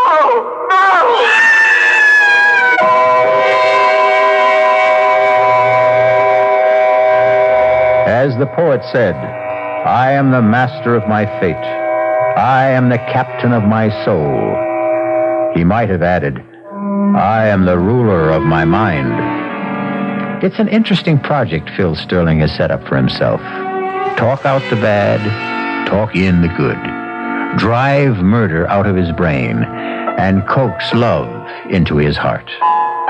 If such a thing can be done, it will happen when I return shortly with Act 2. The WBBM News Time, 10:51.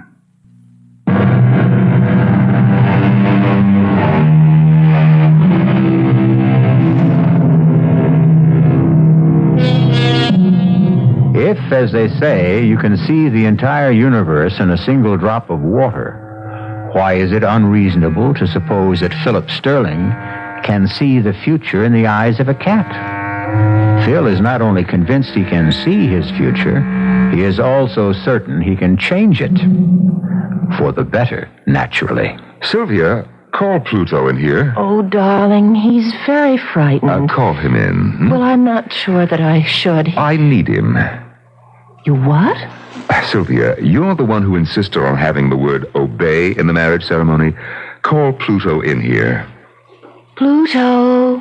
Pluto. It's all right, baby. Yes. Here, Pluto. All right, up on Phil's lap. Up. That's it. Yes. I want to look into his eyes. Oh, I don't think it's wise. Well, I have my reasons. All right. Pluto, Phil wants to talk to you. Pluto, talk to Phil. Once again, I looked into Pluto's eyes, and I saw nothing. Absolutely nothing at all. What do you say to that, Dr. Myers? Murder? If it was ever in there, I drove it out of my mind. I drove all thoughts of murder out of my mind. Look, Pluto's smiling. Of course. And you. You're smiling, too. I'm smiling because I love you. Oh, Phil, what's got into you lately? Oh, nothing. Nothing at all.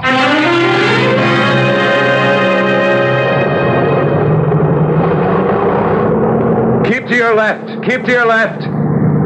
Keep to your left. Come on. There's plenty of room. Come on, keep moving. Oh, my God, it can't be, but it is. Gwen, look. It's Phil. Phil, baby, is this for real? Phil, darling. Oh, wait till the gang hears about this. Oh, hi, Gwenny. Bruce. Phil, Phil, darling, I never knew you had such muscle. What happened, Phil? Does your father-in-law lose all his money? Look, you're holding up traffic. Is this what marriage does to a man? I'll explain it some other time. Get moving. Get moving, or I'll catch it from my foreman.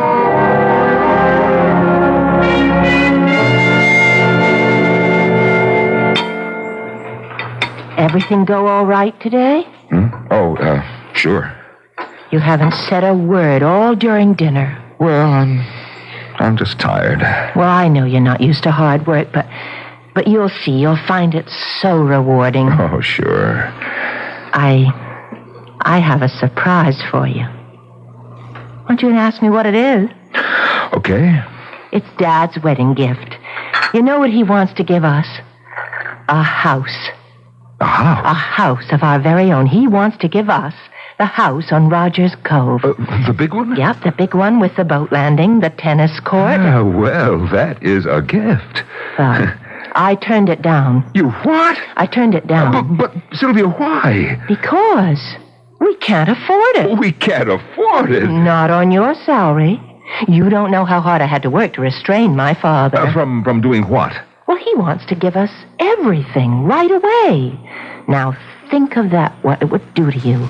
It would absolutely rob you of your initiative. Sylvia, we shouldn't insult your father by, All in good time, darling. Our first home should be a modest ranch house, or would you prefer a split level? In a development with other young couples like ourselves. But, darling... Now, Phil, I had a long talk about it with Pluto. With Pluto? He'll show you the wisdom of it. Pluto, go to Phil. No, wait a minute. Wait a minute, Sylvia. Sylvia, I must tell you, I love you. Of course you do. I love you. My only desire is to protect you, to keep you from harm. Now, Pluto. Phil wants to talk with you.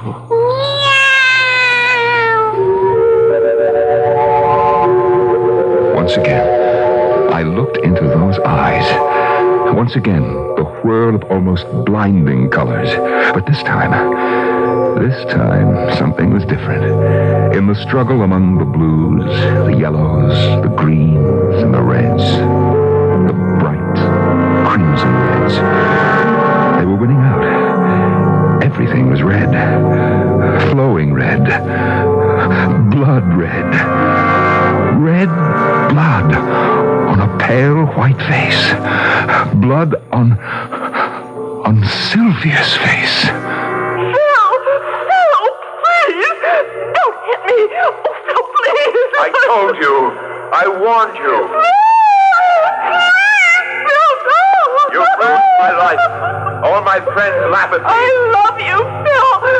Oh, please don't hit me again. Get up. I'm not through. Oh. Get Get up! Sylvia! Sylvia!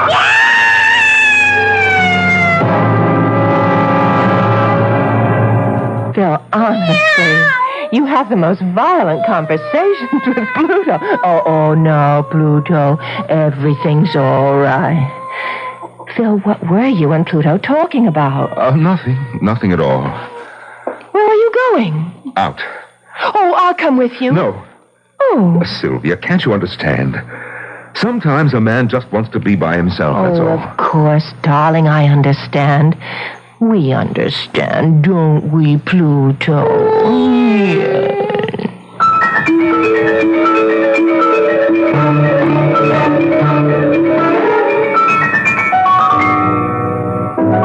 You want to go back to the party? Maybe later. It's much cozier here. I must say, absence does make the heart grow fonder. Oh, I missed you, Gwenny. Phil, how do you stand it? Oh, I have fantastic powers of endurance. That is, I hope I do. You know, what with her talking to that cat and everything else, maybe you could get her committed to, you know, an asylum. After all, she is crazy. Oh, no. Only poor people are crazy. Rich people are eccentric. Phil, I'm worried about you. Sure, don't be. I will be fabulously wealthy one day. Is that all there is to it? That's all there ever was for me. I don't like what it's doing to you. Oh, come on, Gwen. What's it doing to me? Well, you're not the same. You were always so happy-go-lucky. Well, that might have been just a pose. No, there's something new inside of you. Really? What? A kind of violence. Violence? I'm allergic to violence. You think so? You know what I always say. I'm a lover, not a fighter. Violence? Why, I can't even... Don't protest so much, Phil. It shows. How? When we ran into you on the road, Bruce and I, we started to kid you.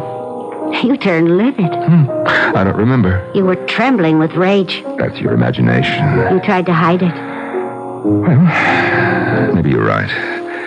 There are times when I could just... When you could just what? Kill her. You know, it scares me. I never felt that way before. About anybody. If I stay with her, I know that I'll kill her. And then... Then, what good is the money?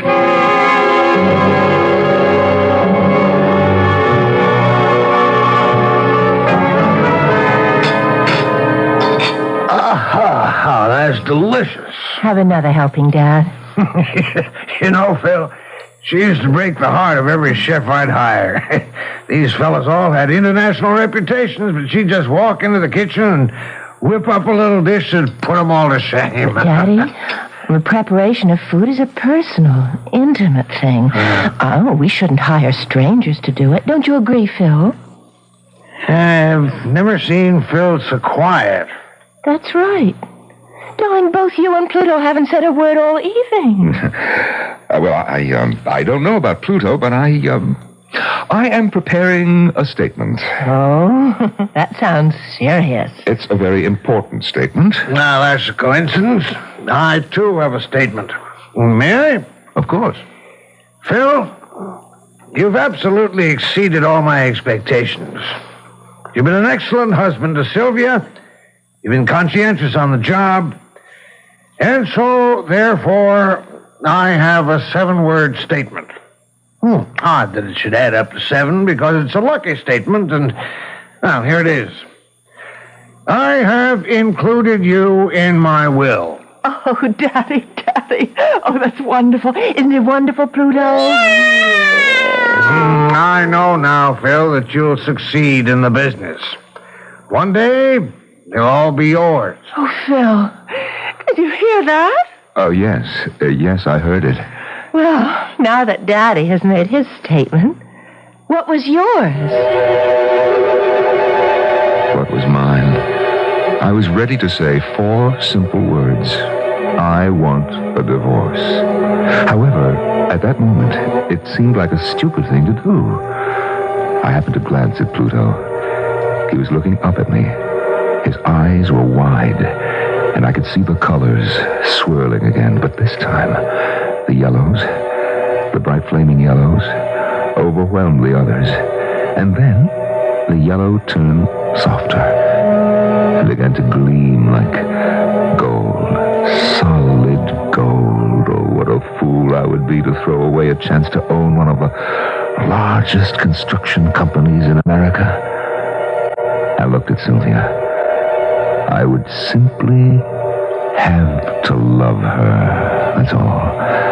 Love her so earnestly, so devotedly that I wouldn't have the inclination to kill her. Huh. The problem was solved. Aren't you going to make your statement, Phil? Well, as it turns out, I really don't have one.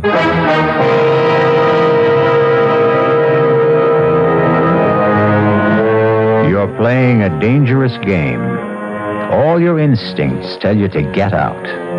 But suddenly, the stakes are raised to dizzying heights. What do you do? Phil Sterling has decided to stand pat. But how strong is his hand? Losers and winners in this game of life and death will be determined when I return shortly with Act 3. This is WBBM Chicago News Radio 78.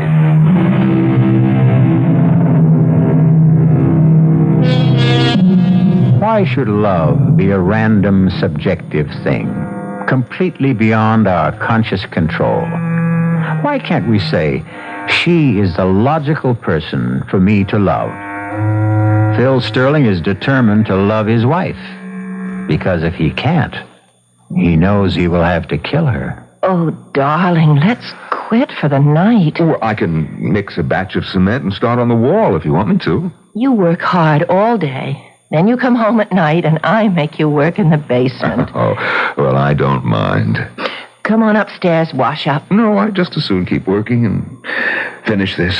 Oh, but not tonight, Phil. I asked the Conways over for coffee. The Conways? Well, they really are such lovely people. Well, he's a bore. Phil? And she's such an idiot. Phil, you have to be friendly with your neighbors. Why? Oh, darling, don't lose touch with ordinary people.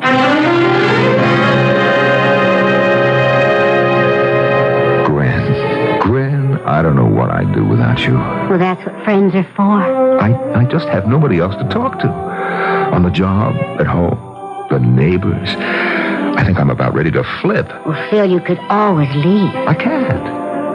You know, you hear people say, I wouldn't do this or that for $1 million, but it's academic. Nobody ever offered them the $1 million. With me. Gwen, with me, the money is there. It's not quite there. It's mine. I just have to wait it out. I am in the will. I am in it for 50%. Gwen, you know how much that is? Mm-hmm. Besides, he's very old. How much longer can he live? Oh, Phil, you always were a genius when it came to figuring things. I wish I knew how to figure this. Well, you know you can't stay, and you don't have the nerve to leave. That isn't true. Been getting any readings from Pluto lately? Cut it out, Gwen. I bet you're afraid to look.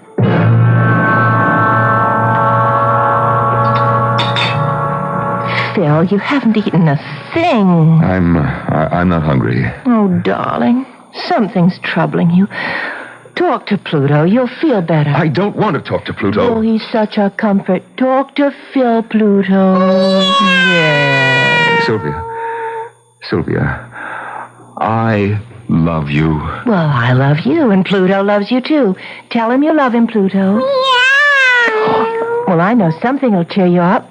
Daddy's got the results from his physical today, and he's in the best shape of his life. He is? And you deserve all the credit. Because he doesn't have to worry about me anymore. The doctor said Daddy will probably live forever. Oh, that's great. Phil, I can tell you're not feeling... I'm fine. You're out of sorts. Come on, let Pluto comfort you. Keep that cat away from me. Pluto is not that cat. Meow! Oh, now you see, you've hurt his feelings. Oh, for crying out loud. Tell him you're sorry. Phil wants to apologize, Pluto. Tell him you forgive him. Go. Once again, I was staring into Pluto's eyes, and into that boiling maelstrom of colors. All I could see now was brown, and it was the brown of the cement in the basement.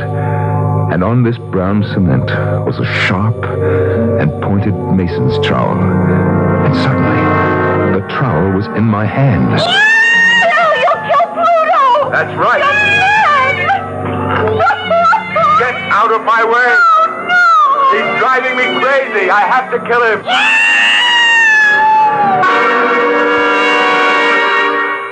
Phil, what's wrong? You're trembling. It's nothing. It can't be nothing. I'm going out. Again? Where? For a walk. Where do you always go on these walks? Nowhere. I just walk. Now stop nagging.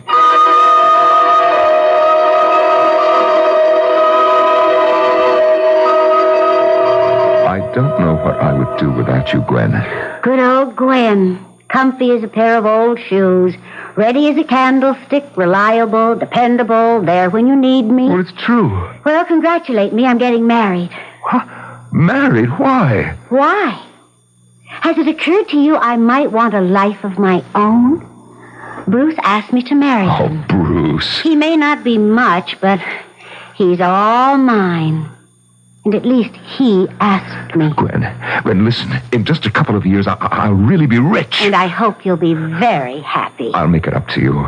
As they say in the movies, I guess this is goodbye. But, Gwen, if I can't see you... No, Philip. All or nothing. That's what I want. And to be fair, it's what Sylvia wants. Choose between us. Who gets all and who gets nothing. Well, maybe I would miss Gwen. But not for long. Gwen comes back. She always comes back. My problem, Sylvia. Oh, I have to calm down. Keep your temper. Concentrate on loving Sylvia. Loving Sylvia.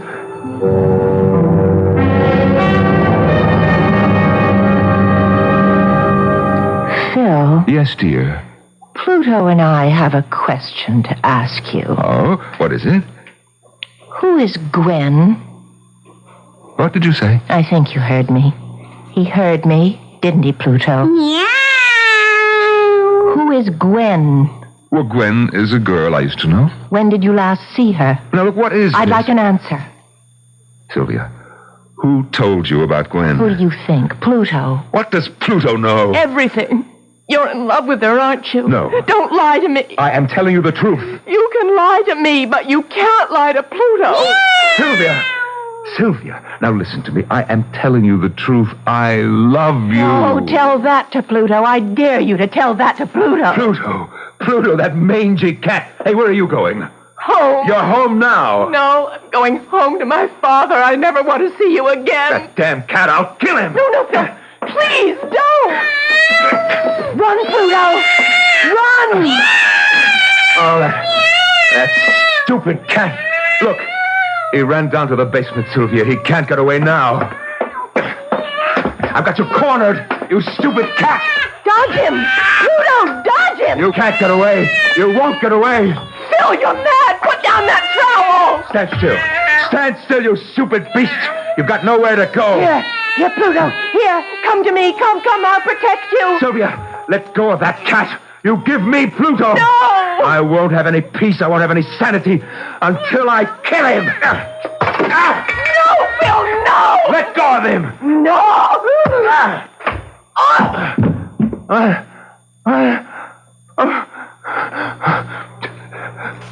Sylvia. No. Sylvia!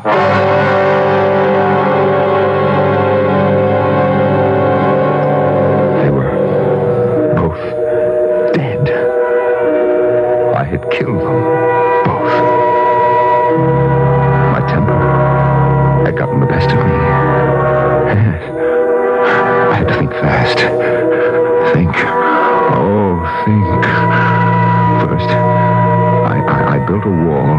cinder blocks and cement. I had everything there to do it. And then I placed her and Pluto behind it. And finally, I painted the wall and the entire basement, so there were no signs of fresh construction. I washed away every bloodstain from the floor and from my hands, from my clothes. The place was absolutely spotless. And then I assumed a new role, and I played it to perfection. The worried husband.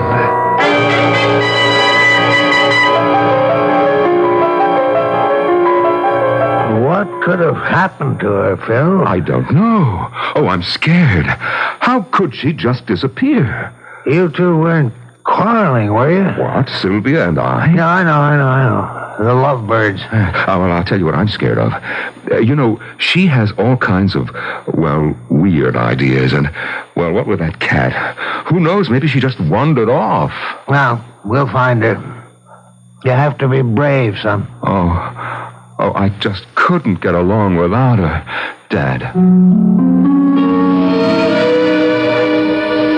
My only worry was the will, but I was still in it. So that worry was unnecessary. And actually, I was in it bigger and better than before. Maybe I should have killed her sooner.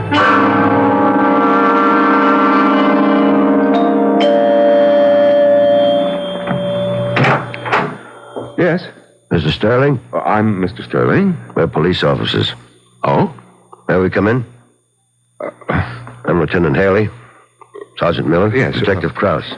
What can I do for you, gentlemen? Your wife has been reported missing. Yes, that's right. I'd like to ask you a few questions. My father-in-law and I wrote out a deposition. He's Frank J. Fenris, a very influential man. So I've heard. Your wife disappeared last Tuesday night. Oh, yes. Mr. and Mrs. Conway, your next-door neighbors, report they heard sounds of arguing. Did they? Mrs. Conway characterized it as a fight. Mrs. Conway is a fool. But did you have a fight with your wife? Certainly. Don't you ever fight with your wife, Lieutenant? Do you have any idea where your wife might be now? Lieutenant, do you suspect me of doing away with Sylvia? No, sir. I don't like the tone of your voice. And I don't like the look on your face either. I'm sorry. Yes, it's that cynical, know-it-all cop look. Yes. You figure that I killed her. Mr. Sterling, I'm sorry if we seem to irritate you, but our job requires that we ask questions. So what did I do, Lieutenant? Kill her and hide her body? Nobody said that, sir. Then why are you here? To search the house. Now, I know my rights. For that, you need a warrant. We have a warrant. Oh. Well, go ahead. Jim, Otto, look around. Well, Lieutenant, any corpses in the closets? Will you show us to the basement? The basement? Yes. You have one? Well, of course we do. Just follow me.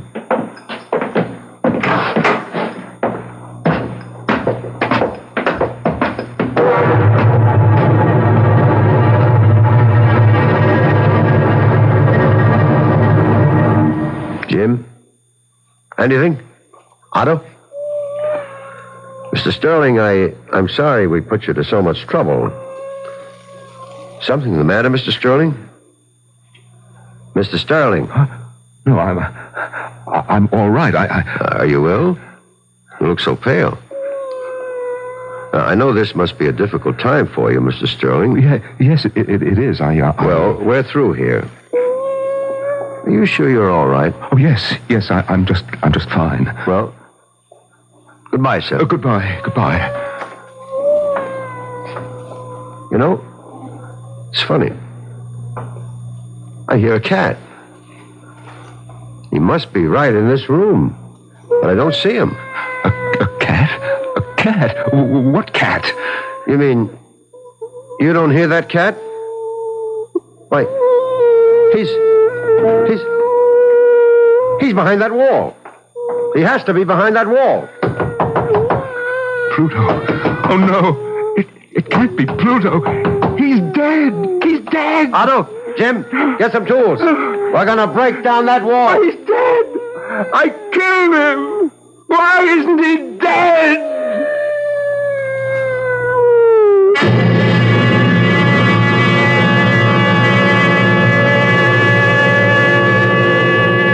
Why? The answer is simple, and it's also the moral of our story, which is, a man is ill-advised to fool with a cat. Why? Because a man only has one life, while a cat has 9. And at this point in time, Philip Frederick Sterling has no lives at all, while Pluto still has 8. I'll be back shortly.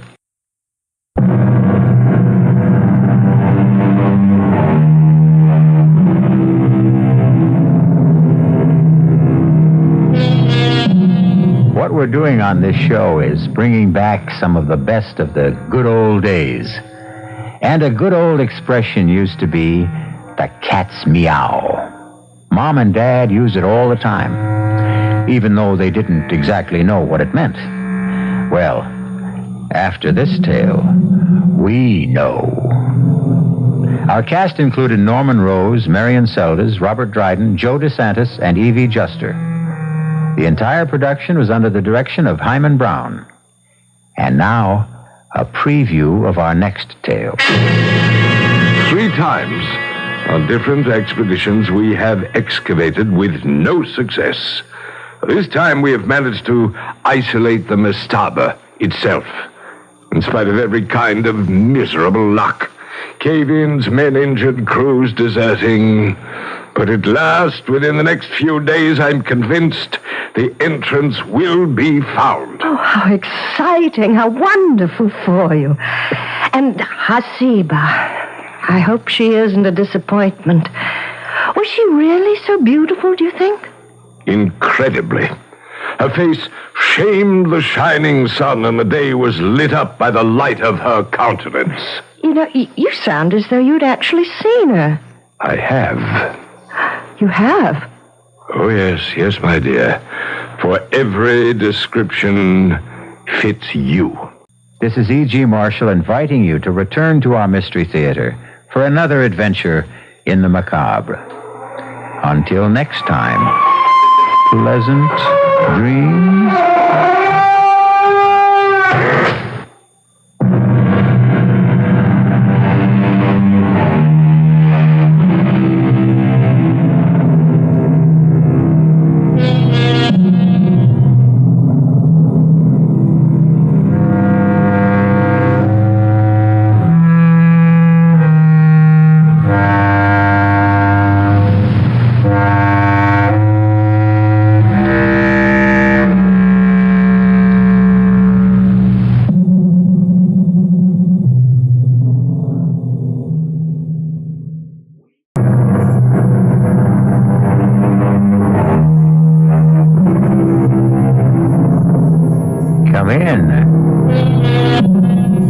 Welcome. I'm E.G. Marshall.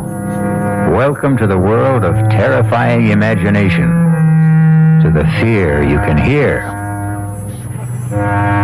For the 4 centuries before Christ, a remarkable combination of priests and monarchs established one of the most astonishing cultures in the world.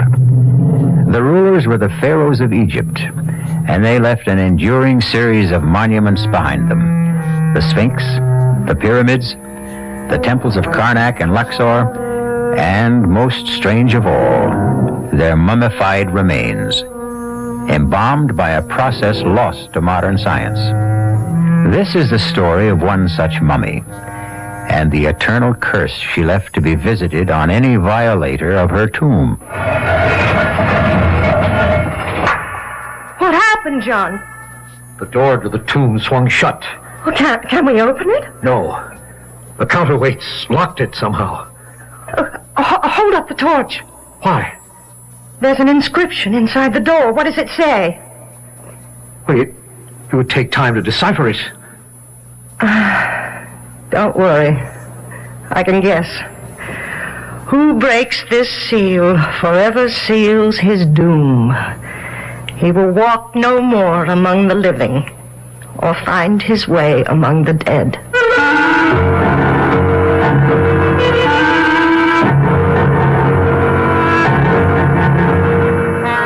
Our mystery drama, The Pharaoh's Curse, was written especially for the Mystery Theater by Ian Martin and stars Kim Hunter. I'll be back shortly with Act One.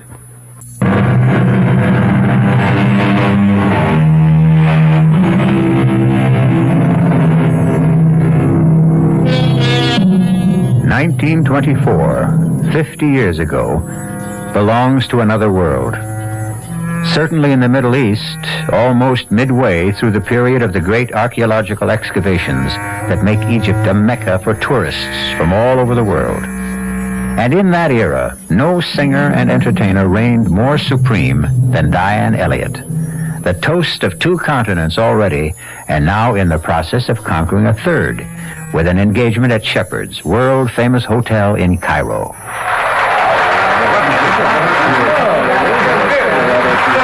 You will sing again, Miss Elliott? No, really. 5 encores is enough. Never enough with you. Opera for anyone is already too much. Of course, you must be tired. I know, but I don't want the audience to be. If you'll excuse me. Would you excuse me first? There is an old friend of mine here tonight who would very much like to meet you. Could I presume to ask if you would join him as he asked for a drink at his table? Who is this friend of yours? Sir Geoffrey Lunscombe. The famous archaeologist? He's still alive? I mean, well, he must He's quite old, but most active. Would you ask him to give me 10 minutes and then come back to my dressing room?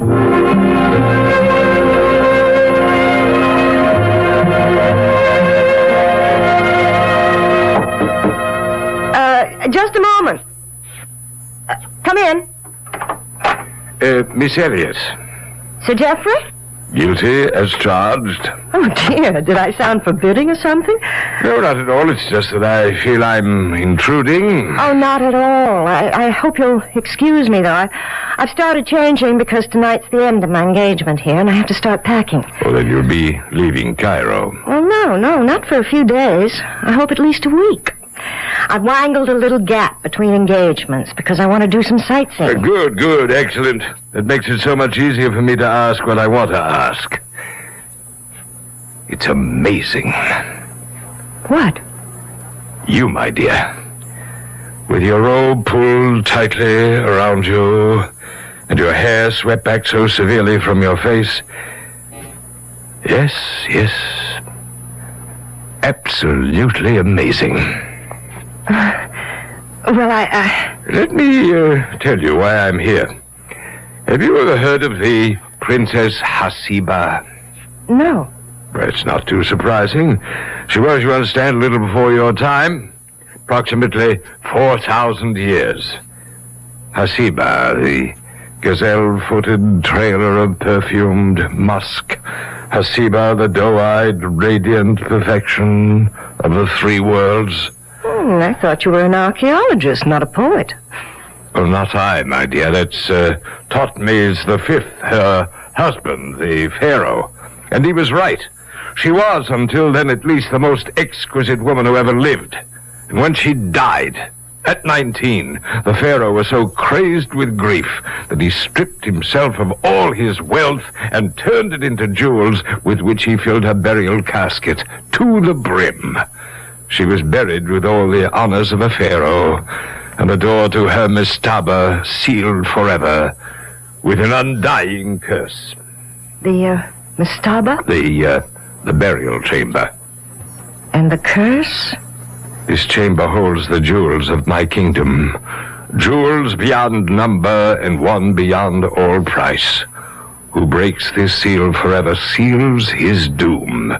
He will walk no more among the living nor find his way among the dead. You almost make me believe that. Well, I almost believe it myself. Perhaps it's why I've taken the liberty of coming to you. I don't understand. Oh, why should you? Let me explain. 15 years ago, I discovered the small pyramid that covers the burial chamber. 3 times, On different expeditions, we have excavated with no success. This time we have managed to isolate the mastaba itself, in spite of every kind of miserable luck. Cave-ins, men injured, crews deserting. But at last, within the next few days, I'm convinced the entrance will be found. Oh, how exciting, how wonderful for you.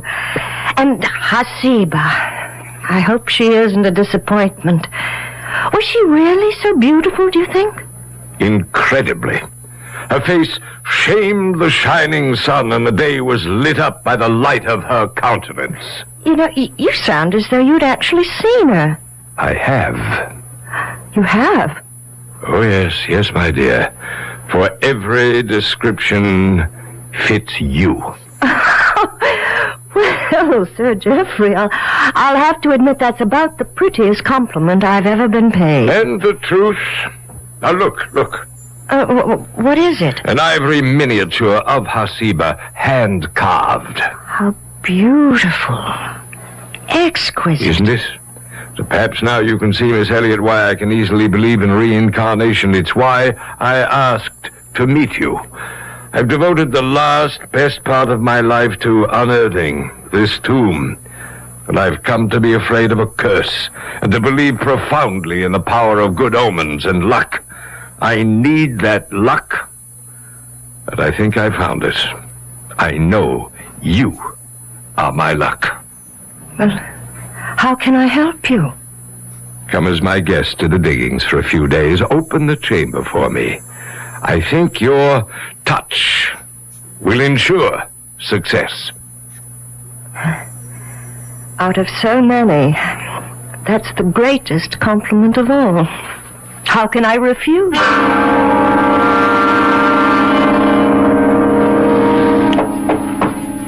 Just a moment. Oh, driver, good. Come in. All I'm taking are these 2 bags, and you are not the driver I engaged this morning. No, Miss Elliot. Then why? Allow me my credentials. Inspector Hasid of the Cairo Police. Police? If you doubt me, call Ahmed. He will vouch for me. Now, may I ask a few questions? Well, of course.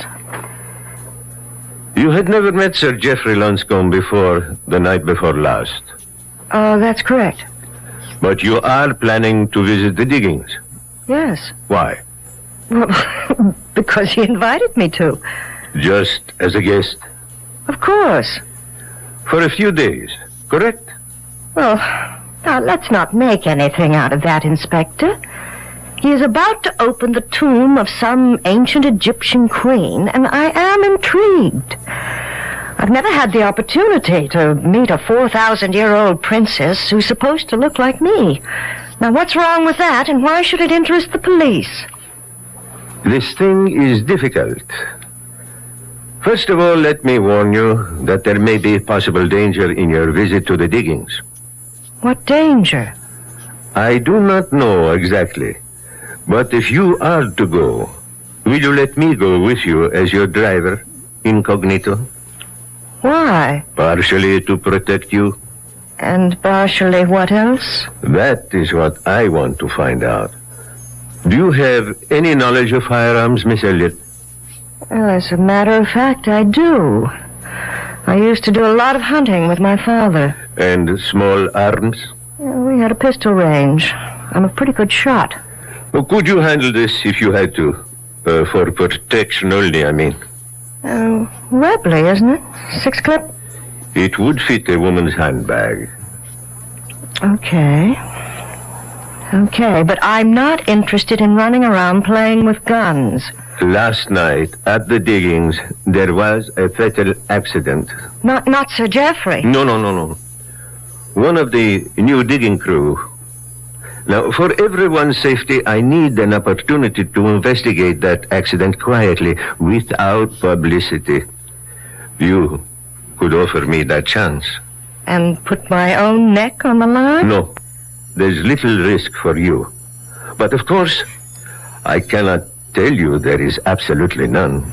What is it you think's going on out there? I am not sure. 4,000 years ago, if we are to believe the papyri, the written records, Thutmose buried with his wife uncounted millions of dollars in jewels. But neither she nor the jewels have been exhumed yet. We are told. And yet, a man is dead. Where was this man found? Near one of the many statues that ring the pyramid, far from the tomb itself. Well, so what has that to do with... murdered? Not by any human agency, apparently. The man was crushed, as if broken in the arms of something beyond the natural power of things. However, the police are less interested in the man himself than what was clutched in his hand. What? I've been selected to investigate this matter quietly and anonymously. Will you let me go with you?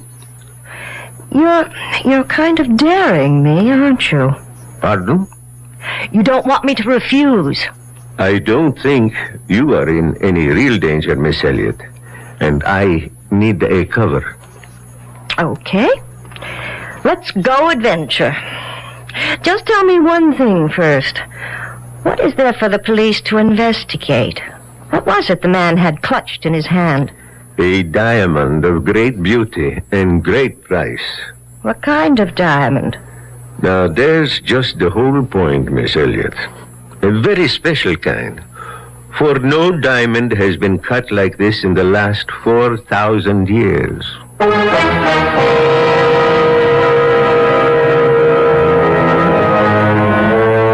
tomb sealed fast for 4,000 years, where a princess lies in a coffin filled to the brim with precious stones of incalculable value. Could this diamond be from a tomb as yet uncovered, or was it some random discovery? And if it were, what inhuman agency, with a power beyond all human scope, mangled and destroyed the unfortunate man who found the strangely cut diamond? I'll return in a few moments with Act 2.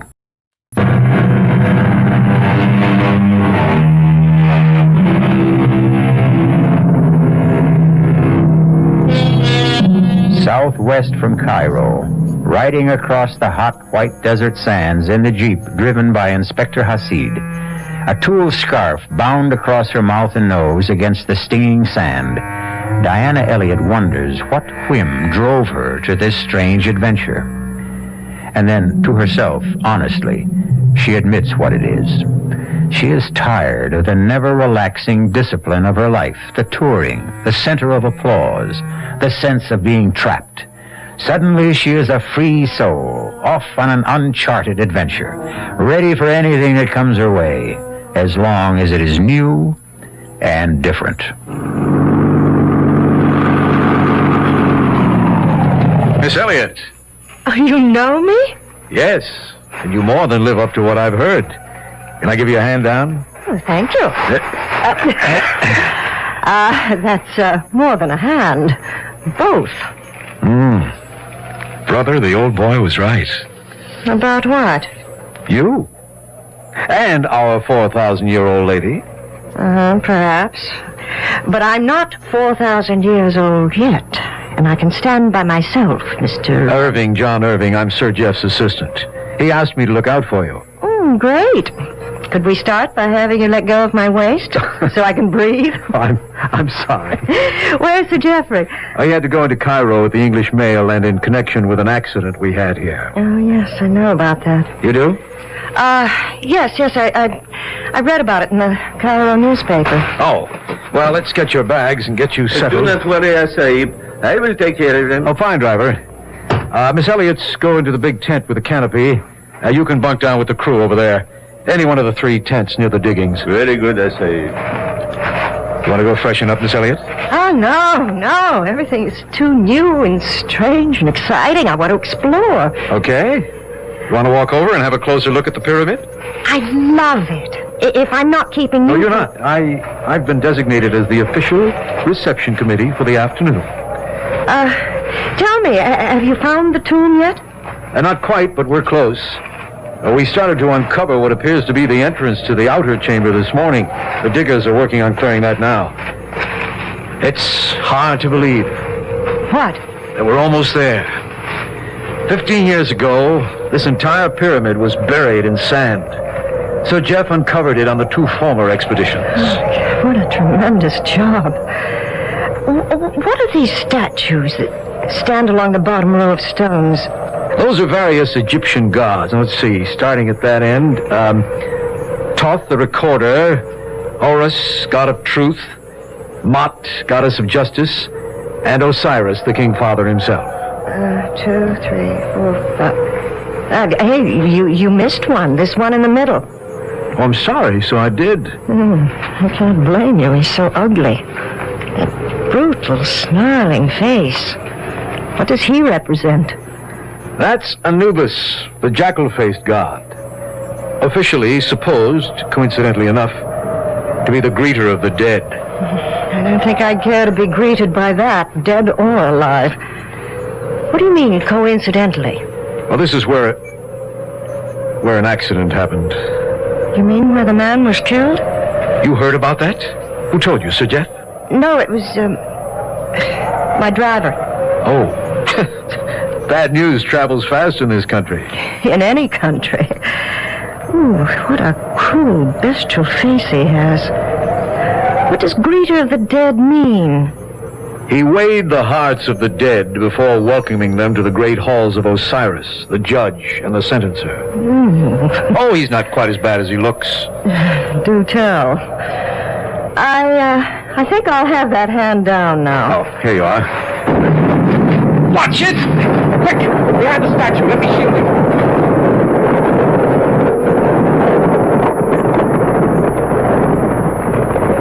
You all right, Diane? I'm all right, Mr. Irving.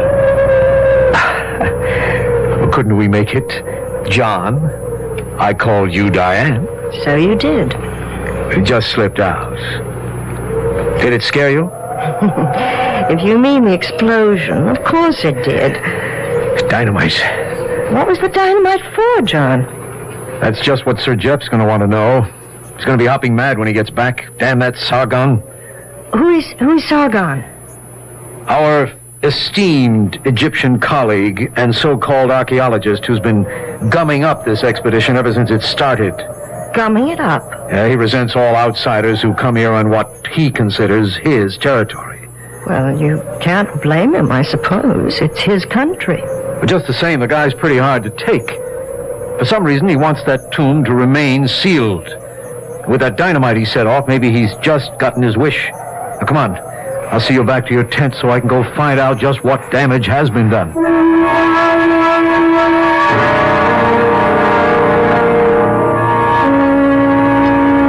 My dear Miss Elliot, I'm sorry I was responsible for making dinner so late. Oh, it was worth waiting for, Sir Geoffrey. This Arabian coffee is delicious. What was all the trouble with Sargon this afternoon? Well, this morning he wanted to dynamite the entrance open. I said we should wait till you got back. I knew you wouldn't go for it. My God, if we had a cave-in, the whole tomb would have been reburied. To say nothing of the possible damage to inscriptions inside. So? Well, he got so red-necked about it, I told him he could set the charges in case. Oh, that was foolish. I know, sir. But I never thought he'd be pig-headed enough to set them off on his own hook. That is it, I. Oh, Sargon, my dear fellow. Come in. Join us in coffee. I do not break bread among my enemies. Or with the infidel. Now, wait a minute. No, Sargon. I know you're upset, but there's no need to be rude. I don't believe you've met our guest. Miss Diane Elliot. Ali Atman Ben Sargon, one of our most noted Egyptologists. How do you do? Your servant, Anissa. Now, about this thing this afternoon. Mr. Irving said the orders came from you. Why, you... John. If he denies that, he lies. You think I'm going to sit still for that? Sit down, sir. I will not have this bickering in front of a guest. It can be settled later. In the meantime, fortunately, there's been no damage of consequence and the way into the tomb has been opened. No harm has been done. A great deal of harm has been done. The crew has deserted. What? That is what I came to tell you. They have taken all our transport and left. I tried to stop them, I but... bet you did. Now look, Sir Jeff, Just a moment, John. Why, Sargon? Perhaps they are wiser than we. A small hole was blown through to the inside, and out of it, they say, comes swirling a fearsome Efreet that grew 10 times taller than a man, and belched a cold, freezing breath from his mouth that carried death in the air. They ran in terror from the ancient curse. They knew the stench of evil in the air. Well, that's preposterous. As an archaeologist, you know the fetid odor of death is always present when a tomb is opened. bunch of simple-minded nitwits. Perhaps. Except that as a simple-minded Egyptian, I agree with them. Oh, you intend to leave On the too? contrary, I intend to stay. I was referring to the stench of evil, and not from the graves of my ancestors, which I shall remain to protect. Why, that son of a... You're going to let him get away with that? John, I'm sure it was a misunderstanding. Bear with me, please. Tomorrow may be the end of a long, long dream. Let me go and pacify poor Sargon. You intend to open the tomb tomorrow? Well, the main breach has been made. I'm hopeful it can be managed. Well, then we must have the press here. I'll go into Cairo tonight. The men have taken the trucks. Well, there's still Diane's Jeep. If I may borrow it?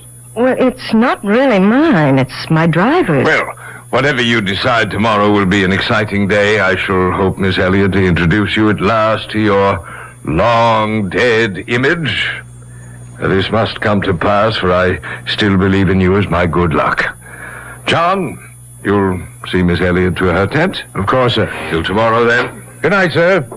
I'd still like to have it out myself with that surly... Look, let Sir Jeff handle it, John. I want to drink in this strange night. The atmosphere? Or the general excitement? Both. Everything. The air, the place, the time. That enormous red moon. What makes it like that? Sand, suspended in the air, filters the spectrum. Such a lot of sand. It's a whole lot of moon. So quiet. The air is heavy. Sleepy? No. Don't go in. Stay with me. That might be really dangerous. Why don't we grab the Jeep and go into Cairo? We can't use the Jeep. Why not? It belongs to an inspector of police. Look, please don't say I said anything, but he's here investigating the accident. Sub Rosa. You won't tell anyone. Well, sure, if you ask me not to. But I still don't see why we can't... Then ask Inspector Hasid if you can borrow the Jeep. But I won't go with you. I'm too tired and too excited looking forward to tomorrow. And funny how heavy the air seems. I can imagine why those men felt a dark weight, almost like death in the air. I'll be glad to see you tomorrow. Good night, John. Good night, Diane.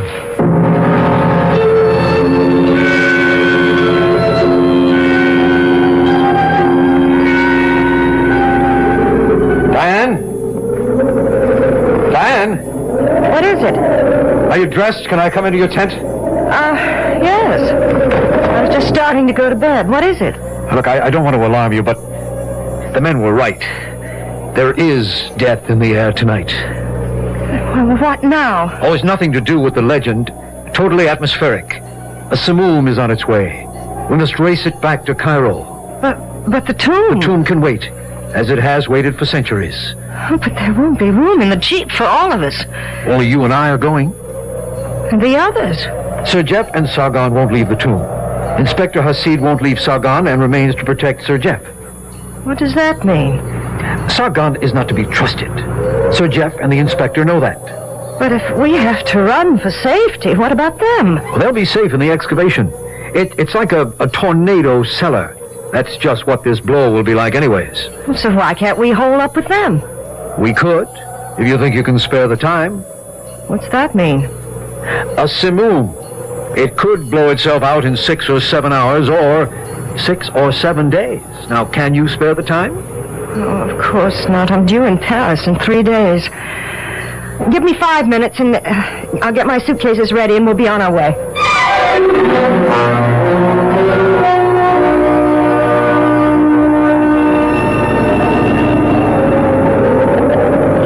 It's getting worse, isn't it? How far to Cairo? We're not even nearly halfway. Can you see? What's to see but sand, sand, and more sand? John, what's that? Ahead! Damn, it's the twister itself. Double right around on us. What are you doing? We can't hit into it. It would suck us right up into the land of Oz, all the Arabian Nights. We've got to run for cover. Where? Back to the diggings, the only shelter. Just hold your seat and hope we can outrun it. Supposing we can't? Maybe this is one archaeologist who doesn't live in the past and is very interested in the future. Right here and now, we've got to hang on to the present.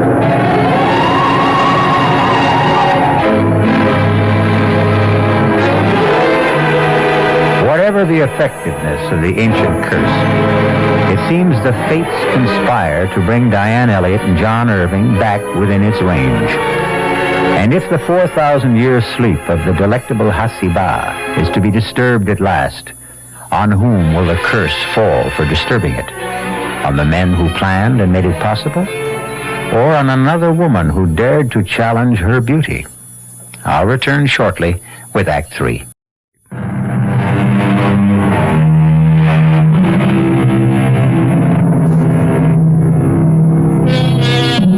In the outer chamber, shielded from the wild gust and the roar of the simoon raging outside, Sir Geoffrey and Sargon have isolated and almost cleared the door to the mastaba itself. They are engaged now in cleaning up the debris the explosion earlier in the day had caused. That does it. The door is free. 15 years, and the moment is here at last. I am about to enter the tomb of Hasiba. My countrymen have waited 4,000. Come, Sargon, let's for God's sake not at this minute. What is it? There's someone coming. The dead are arisen. But it would be silly. It's from the outside.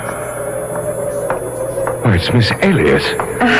The bad penny and companion. Turning up again. Well, what happened? Couldn't make it, sir. We just beat that old twister back here to safety. Turned around on us. Just the two of you? Yes. What happened to your driver? We understood he stayed with you. We have not seen him. We thought he stayed with you. Oh, he probably took off with the rest of the crew. Are you all right, Miss Elliott? Yes, Well, then let's forget the elements, the momentary inconveniences and everything but the incredible, the marvelous, the unbelievable moment that lies ahead of us. We're about to enter the tomb of Hasiba. But the storm... The storm will blow itself out. We are lighting candles to illuminate centuries of the past. Come, John, Sargon, help me push open the door. I do not care to see the tomb opened. I am not surprised. Inspector Hassid. Yes, Miss Elliott. Inspector? Yes, Ali Athman Ben Sargon. Inspector Hassid, with a very sore head where someone knocked me out. To deny me the sight of the tomb and its contents. By all means, let us open the door. I am not asking but commanding with this gun. Let's go, Sargon.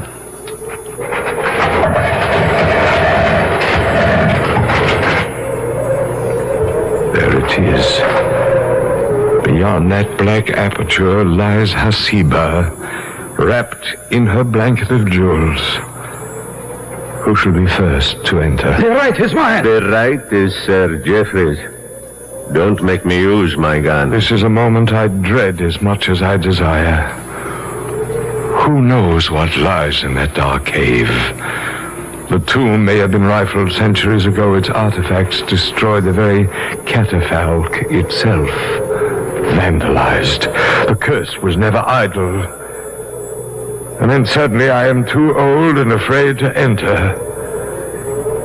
Diane, I brought you here as my luck. Will you risk it and enter first? If you wish me to. I wish it with all my heart. John, take the torch and light her in. Yes, sir. Careful, Diane. Easy. What is there to fear? Who knows? The dead resent intruders. Well, I only hope that... Oh! What is it? A stone beneath my feet. Look out, What happened, John? The door to the tomb swung shut. Can we open it? No. The counterweights locked it somehow. Hold up the torch. Why? There's an inscription inside the door. What does it say? But it would take time to decipher it. Don't worry, I can guess. He who breaks this seal forever seals his doom. He will walk no more among the living, or find his way among the dead.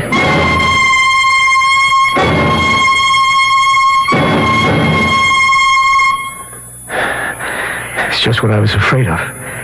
Hopeless. The door can't be budged. What happened? The stone you stepped on, designed to trip the counterbalancing rocks and lock them. To get the door open now, they'll have to blast. So that was Tothman's ancient curse. It's pretty effective. Look, hold up the torch, John. Is that better? Yes. It's not a very large chamber. No. In the center there, is that? Yeah. That's the catafalque. Hasiba. Can we look? Why not? Poor little princess. Poor little rich girl. So young. Can we open the sarcophagus? I don't know. Somewhere there should be... Oh, let's see. Ah, here. It's too heavy. As far as I dare slide it. Such a big coffin for such a little girl, but... Oh, but she is lovely. The face is only a death mask. Where are the jewels, John? The jewels that filled the casket to the brim. That's right. Evidently, old Tothmas regretted his generous impulse and sneaked in later and pinched his fabulous fortune. How? I don't know. What's the matter with the torch? I'm afraid it's going out. Well, can't we light it again? No. Lack of oxygen. We've got to get out of here. Haven't you any idea how? The catafalque itself. Let's have a look. But how? Where? It's just a simple box. Except here, at the foot of it. Carved in bas-relief. Oh, wait. Let me hold the torch close. Yeah, that's better. What is it? That face. The god you showed me outside the pyramid. With the jackal face. What's his name? Anubis. Greeter of the dead. But he has another name. The opener of the ways. Diane, maybe this is it. Press it. Try it. Yes. The opener of the ways. Oh. Smell that, Diane. Fresh air. Look at the torch light up. And there are steps beneath. We're free. I wonder, John. I wonder.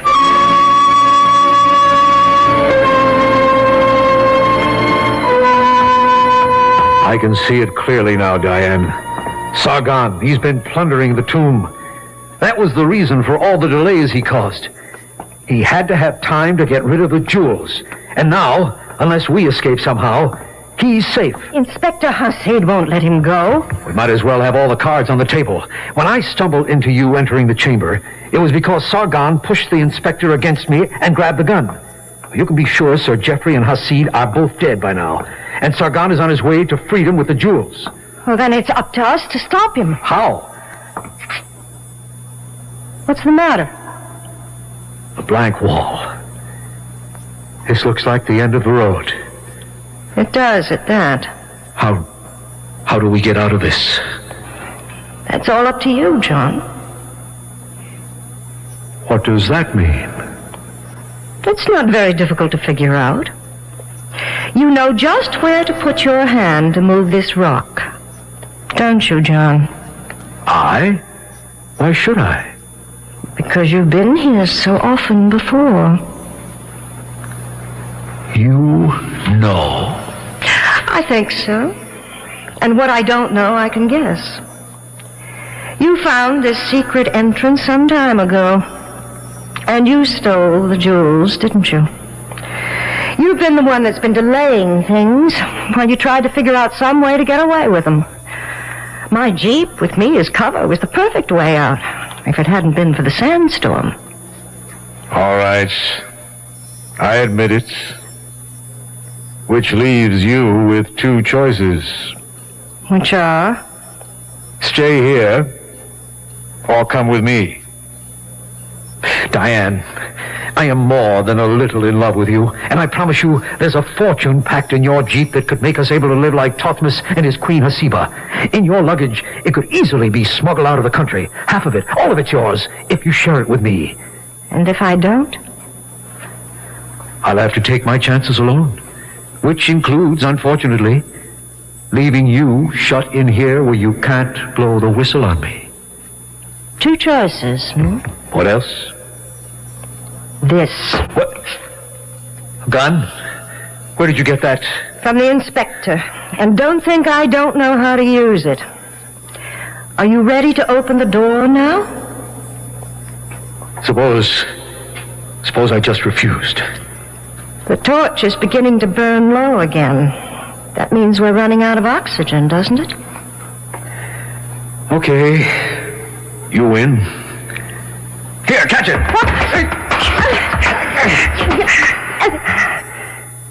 I hope I didn't hurt you. I had to get the gun.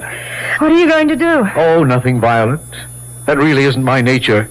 Just leave you here. With any luck, they'll break through in time and find you. Goodbye, Diane. You can't! Oh, now please don't move. I'll leave you the torch when I go. Damn Simoom is still raging. You'll never get through it! I'll have to take my chances. It's all I have left. Now move back. I'm sorry. Sorry for everything except the jewels. If you could only see them. Well, here goes.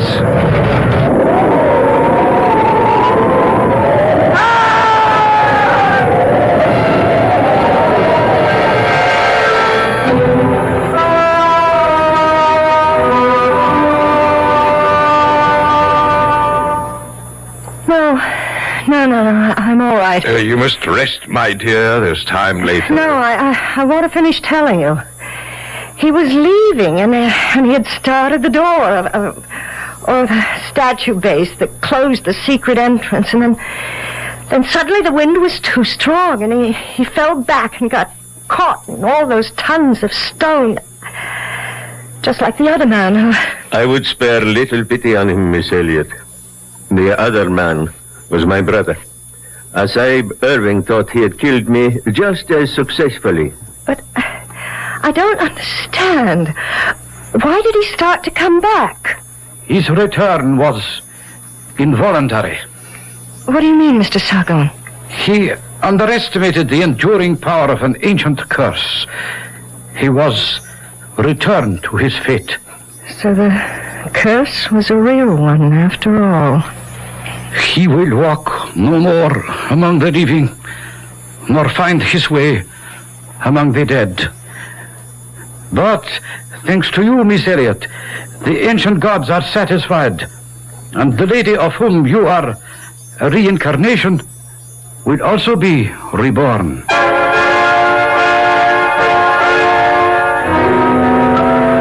Hasiba, the gazelle-footed, trailer of perfumed musk. Hasiba, the doe-eyed, radiant perfection of the three worlds. Why shouldn't she be reborn? I'm in favor of it. What man wouldn't be? I'll be back shortly.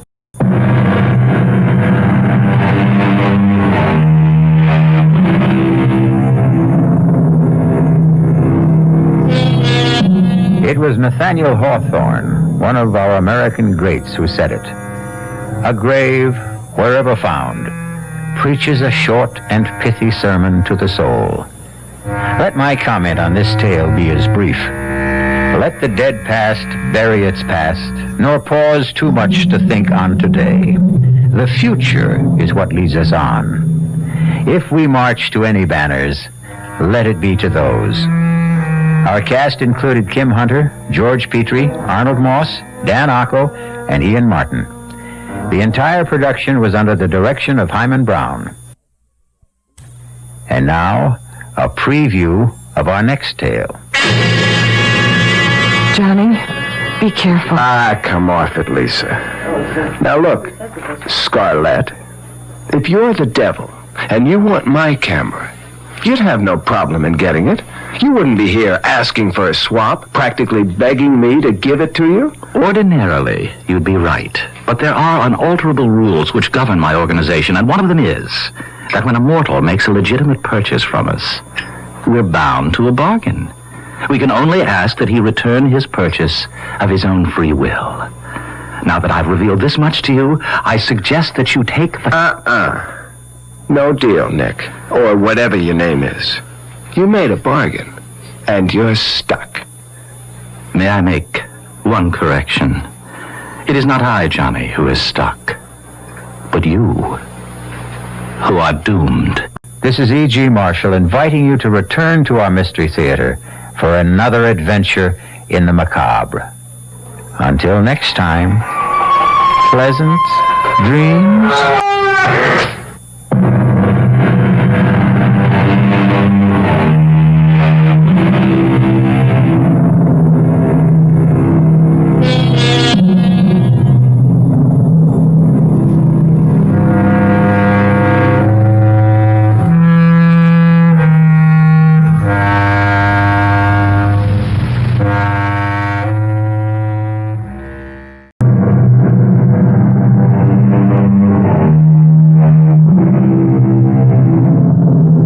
Come in.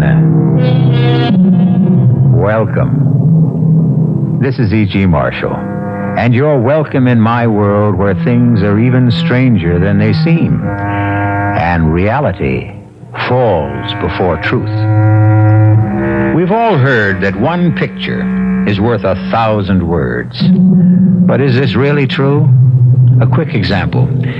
Would your sweetheart rather hear you say, "I love you," or look at your picture? But pictures have their place, as millions of camera fans all over the world will tell you. Listen as we hear about a strange and dangerous camera which brought tragedy to those who owned it. No, please don't hit me again. I told you I don't know it. Oh, don't. There's no sense in you hitting me and hitting me. I don't know the combination. Please. I don't care about the camera. I really don't. I would tell you if I could, but Johnny changed the combination on the safe because he knows how I felt about it.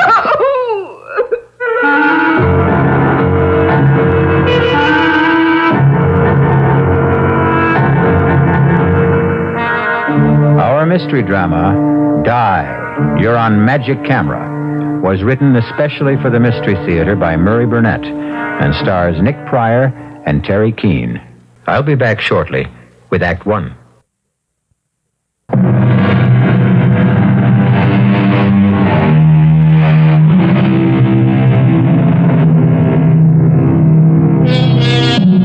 How do you feel when your host or hostess pulls out the old family album for a quiet evening looking over family snapshots?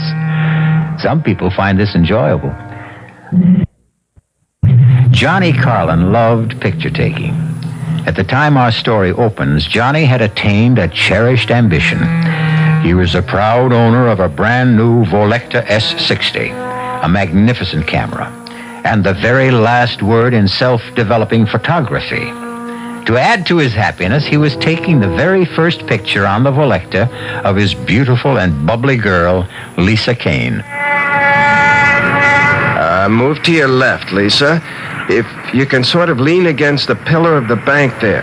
Yeah, that's it. Hold it. Good. I can't wait to see it. Neither can I. What happens now? You just push this button and wait for the picture to develop. Seems like a miracle. It's a brilliant piece of scientific work. Someday I'll explain how it works. Now, we open this back, and here's your picture.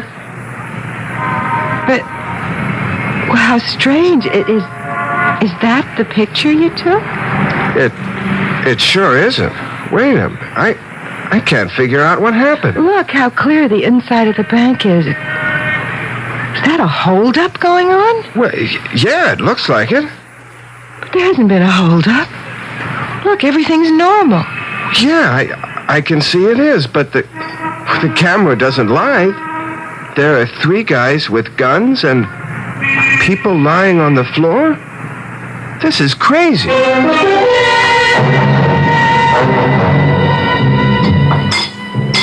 I don't know what I did about breakfast before I met you, Lisa. You had coffee and Danish and some greasy spoon. Remind me to chalk up another reason for us to get married. It'll be more convenient for me to have you in my kitchen than for me to come over to your place every morning. I'll remind you. Hey, Lisa, look at this. Intercoastal Trust held up by 3 bandits who escaped with $30,000 in cash and negotiable securities. Johnny, isn't that the... That's the bank where we stood when I took that picture. What does it mean? Hand me my camera. Here. It beats me that this is a perfectly ordinary Volecta.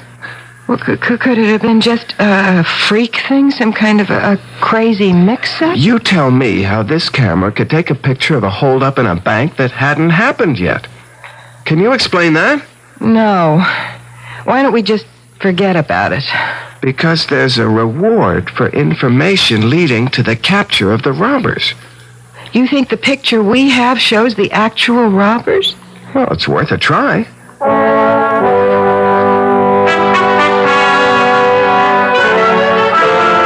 Inspector Barrett, 45th Precinct. Can I help you? Yeah, I'm calling about the Intercoastal Bank robbery yesterday. I think I have something that'll help. Thank you for calling. What do you have? Well, I can't tell it over the phone. Why not? Because it's a photograph. A photograph? Yeah, I was taking a picture of my girl outside the Intercoastal Bank yesterday, and somehow I got a picture of the holdup. Where are you now? My office is 1 Central Park South. I'll be there in an hour. The name is Carlin Communications. I'm John Carlin. See you in an hour, Mr. Carlin, and thanks.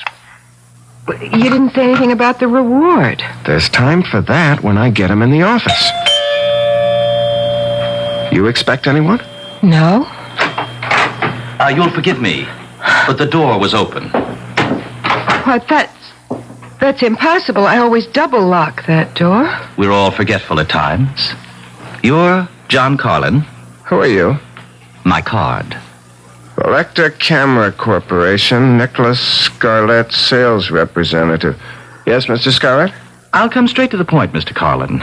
Our records show that you purchased a Volecta S60 on the 27th of this month, correct? That's right. Well, it was our mistake. No question about it. A very grave error. That model was sold to you by some stupid clerk. It is an experimental camera that should not be on the market. So, since it was our error, we are going to give you your choice of any 2 Volecta cameras you wish, including our motion picture line, when you return the experimental model. Fair? What kind of experiments were you doing with this model? Not my department, Johnny. I'm just here to get the camera back. Well, suppose I want to keep the camera. Why would you want to do that? Suppose I did. Bad move, Johnny. I wouldn't advise it. You mean there's a chance that the Volecta people might try to grab it sometime? Rip me off? Oh, never. You paid for the camera. It's yours unless you return it voluntarily. That's the rule of the company, and that's the way it works. Now, what do you say? Do we have a deal? I'd like to think it over. Oh, sure thing. But believe me, Johnny, this camera wasn't meant for you. And whatever you're thinking, it won't work out.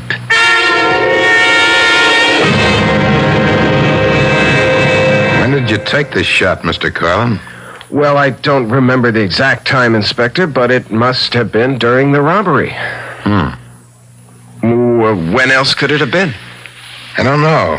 But maybe you can explain how it is that the faces of the hold-up men are so sharp and clear. Well, the Velecta S60 is a marvelous camera. Yeah, it must be, since the bank camera shows that the men were wearing stocking masks. Johnny, I don't know what you're trying to prove, but I've got to get out of this hotel lobby. Can't figure it out. It just doesn't make sense. Every single one of these pictures came out just the way I took them. Well, why shouldn't they? Well, how do you explain that picture in front of the bank? I told you, it was a freak, that's all. Come on, let's get out of here. Well, maybe you're right. There's a phone over there. You sit in this chair while I call Scarlett and tell him I'm ready to make the deal. Okay, but make it fast. 1 minute.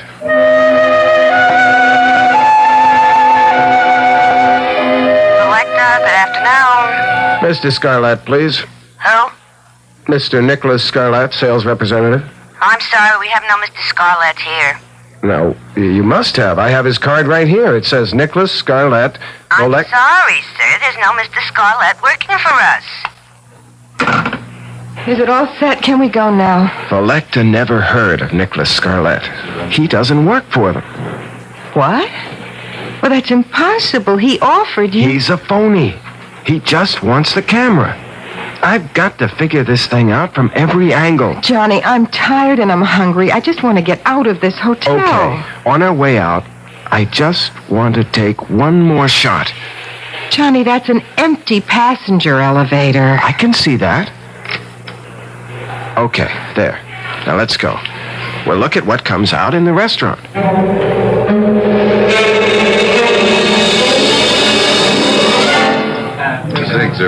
Oh, I never would have believed a bacon, lettuce, and tomato sandwich could taste this good. Look, Lisa, look at this shot. What, the empty elevator? It isn't empty on this picture. Look. Johnny. Oh, Johnny, I'm frightened. Lisa, you've got to help me find the girl in the picture. Johnny, I want you to throw that camera in the river. And just forget about what's going to happen to that girl in the picture with the knife at her throat? How do we know it hasn't happened already? Honey, I've been through that with you. The first picture showed a robbery that was going to happen, and it did. Now we have a girl and a man in a hotel elevator, and the guy has a knife at her throat. We might be able to stop that from happening. Oh, we don't even know who she is. She's probably a guest at the hotel. One of the desk clerks should recognize her picture if you show it to her. This picture? I can't show them that. No, of course not. But I can crop it so that the man with the knife Johnny, is out. It's no use. I don't want to go around asking about a girl I don't know. I don't want anything to do with that camera. I just want you to get rid of it. Lisa, do you want to throw away $1 million? Johnny, you sound like a stranger. I don't even know you. Why do you talk about $1 million? What's this picture got to do with... Don't you see the possibilities that exist with this camera? I can predict when a crime will occur. I can also show the face of the criminal. Now, will you think of what a private detective agency could do with something like that? But how would you explain it? I don't have to explain anything. I don't know. I just have a bad feeling about the whole thing. She's right, John. Listen to what she's saying. Mr. Scarlett, where did you come from? Well, I have here the 2 cameras that the Velecta Company promised you in return for the experimental model. You don't work for Velecta. I checked. They never heard of you. That's of no importance. No? Well, what is? That you return the camera to me. The way I figure it is, you just want that camera for yourself. I don't buy that story about the camera being an experimental model. Oh, really? No? Then what do you think it is? Well, yes? Well, what difference does it make? It's mine. Unfortunately. Look, I've had about enough of you, Mr. Scarlett. Now, we have work to do, and if you'll excuse me... You'll find what you're interested in this newspaper on page 3. Unknown assailant stabs girl in hotel elevator. Johnny, that's tomorrow's paper. Oh, just an early edition. It'll be on the streets in 2 hours. At any rate, you're too late to help Miss Stearns. But to ease your conscience, she wasn't seriously injured and should be out of the hospital in a day or two. What hospital?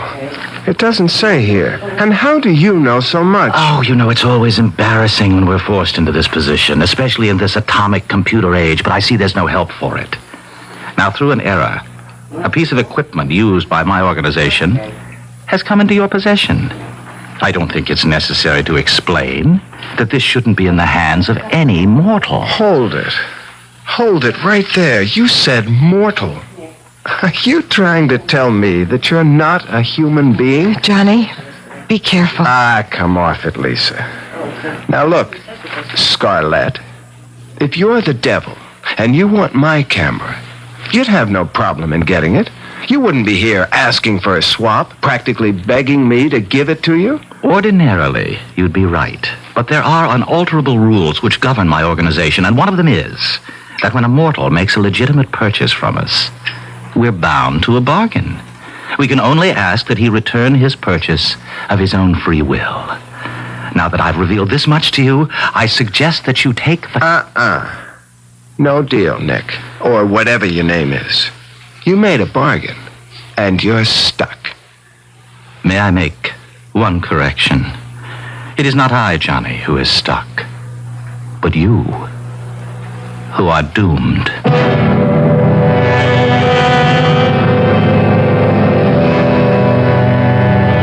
I don't suppose there's one of us who hasn't thought of what they'd say or ask if they really had a conversation with the devil. You know, I like to believe that most of us have at one time or another, but that we somehow either didn't recognize him or didn't believe him.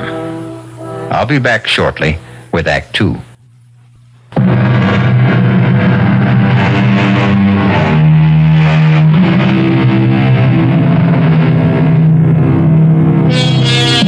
When a man looks back on his life, it's easy for him to pick out the mistakes he made, where if he had done things differently, his life would have been better. However, man is always the victim of his desires, and in today's world, the desire for wealth can blind. Johnny Carlin had become the owner of a strange camera, a camera which seemed to be able to take pictures of the future. And Johnny Carlin had visions of untold wealth. He had also been warned, but greed has its own way of muffling warnings. I hate all of this. I wish you'd give it up, Johnny. I can't stand all this lying and maneuvering with people who are calling for help. Who's lying? We can deliver. Lisa, all we have to do is tell them that we have to take a picture, that's all. But there have been dozens of calls from people who have been ripped off or mugged and want us to find the criminal. Simple. We tell them we can't help them. This is the Carlin Crime Prevention Agency. We can forestall a crime. We can't solve it. You don't have to do anything except tell them the truth. All right? Now, what have we got today? You must be kidding. Here, look. Here's just a few of the latest messages. Banks? Hey, these are good. Banks will be regular customers when we get set up properly. Nothing. Hey, Andrea Scudder. Wow, what do you know? You know her? Well, the same way you do. Heiress to the Scudder millions. Beauty, playgirl, athlete, and all-around hellraiser. She said she wanted to talk to you about a personal problem. Andrea Scudder. That's money. Call her and make the appointment. Mr. Carlin, I'm being blackmailed. I don't know by whom. Can you find out? Well, I can try, Miss Scudder. If I don't succeed, there'll be no fee. And if you do, there'll be no publicity. I don't want my name spread all over the front pages. You have my word. Fine. The job is worth $50,000. Is that satisfactory? Yeah, that's okay. I'd like a little more information. Such as? Well, what happens when and if I deliver the name of the blackmailer to you? You get my check, my thanks, and my farewell. I'll take it from there. Not satisfactory. look at it from my point of view, Miss Scudder. You ask me to get you a name and then walk away? Now, obviously, you have some plans for this blackmailer. Probably for getting rid of him? That is none of your business. Granted, but if you intend to hire someone to take care of your problem with him, then that can't be done very quietly, and I might get involved. Mr. Carlin, let's put it this way. I am not a killer, nor do I intend to become one. This blackmailer must be someone in my circle of friends. You will have to take my word for that because of the information that he holds over my head. Miss Scudder, excuse me. You keep saying he. Why? Because it's a man's voice disguised that talks to me over the telephone. But the blackmailer could conceivably be a woman. It's possible. But it would still be one of my group. Okay. Now, the only request that I make of you is that you allow me to take your picture. My picture? Just a snapshot. Well, I don't see what that is. Well, that's the way I work. I get strong impressions from a picture. Emanations. Call it whatever you want. It works. All right. How do you want me to pose? I don't have my camera with me. You see, I wasn't sure that I would take your case. Could you come to my office tomorrow at your convenience?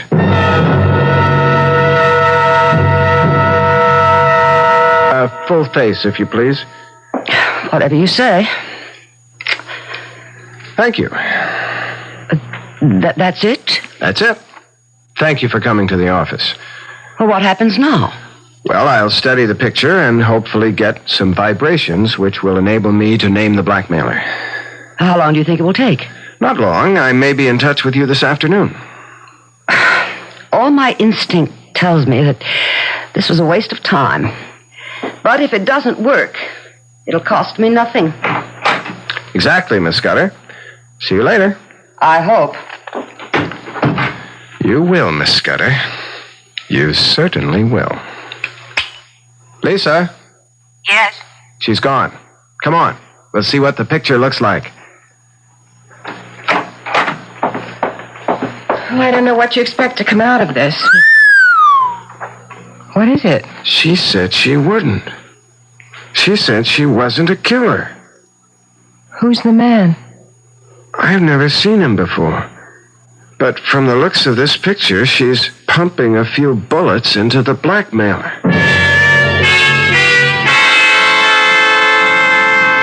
Are you sure you know what you're going to tell her? I'm not going to tell her anything. Hand me the scissors. Here. All right. There. Now, all we have is a picture of the blackmailer. I'll take this up to her and say, here's the man who's been blackmailing you. Give me a check for $50,000, please. Johnny, she looked a lot older in this picture. Well, he isn't too young either. I want you to promise me something. When and if you get the $1 million, you'll forget about the camera and throw it away. Lisa... Johnny, please. Promise. Okay. If that will make you happy, okay.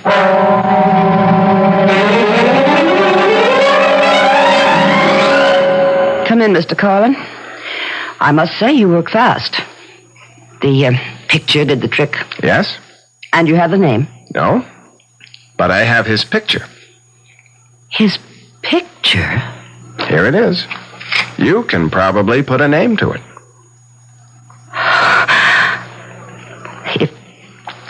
If this is your idea of a joke, Mr. Carlin, I am not amused. But I don't understand. Something must Get have gone out. wrong. Now, wait a minute. I meant what I said, Mr. And Carlin. I've got something to say to you, Miss Scudder. You asked my help in locating a blackmailer. Now, I came up with this picture, and it's obviously upset you. I don't know who the man in the picture The is. man in the picture is Tracy Kingsford, my fiancé.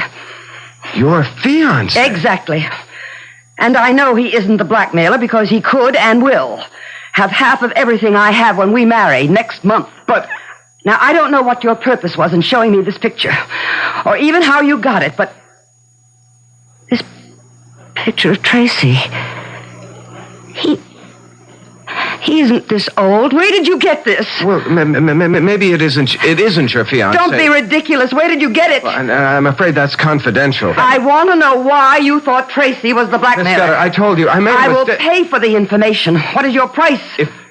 if I decide to tell you, it won't cost you a penny, but I'll have to think it over.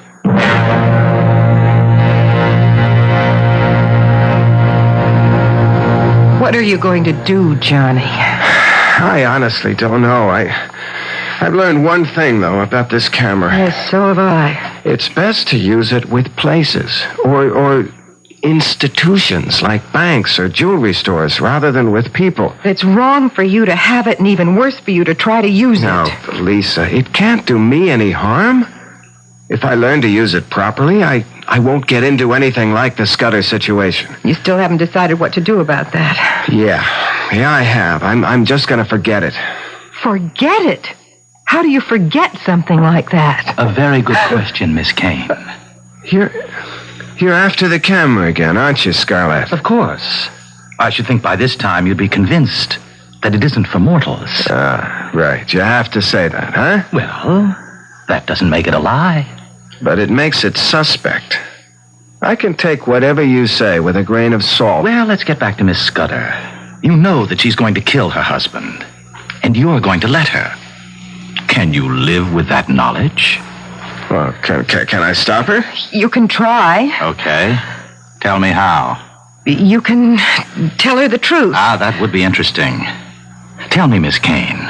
Suppose someone came in here and told you that you were going to kill Johnny after you're married. Would you believe him? Would you? No. Johnny, you could put the picture back together and show her the picture. Show her shooting him. Yeah, but she'll ask me how I got the picture. You're getting to be good at lying. You'll tell her you have this gift of... prophecy? Yes. That somehow when you take pictures of people, it shows the future somehow. That you've only recently discovered the gift. You could tell her that. Oh, interesting. Look, we don't need you here. You don't know how wrong you are. Why don't you just give up? I'm not going to give you the camera. That's final? You can bank on it. All right. Then I'll ask you for a favor, and I give you my word. You won't regret it. Yeah. Well, what is it? Permit me to take one picture. What for? As a favor. No deal. Once you get your hands on the camera... Johnny, I give you my solemn promise that I will take only one picture and immediately return the camera to you. But why should I believe you? Because I've already told you that I can only get the camera from you if you give it to me. I cannot trick you. Johnny, please, let him. Well, all right. So long as it's clearly understood that you're only taking one picture. Understood. All right. Lisa, get the camera. Right away. Wait a minute. What picture are you going to take? That wasn't part of our bargain. The only right you have, Johnny, is to keep the camera and destroy yourself. That right has been granted to you. Here's the camera, Mr. Scarlett. Thank you. No, wait a minute. Not so fast. I told him... Thank you. And here's your camera, Johnny. Well, what about the picture? You just snapped something at random. Oh, the picture, Johnny. The picture is mine. I hope that I will not have to show it to you.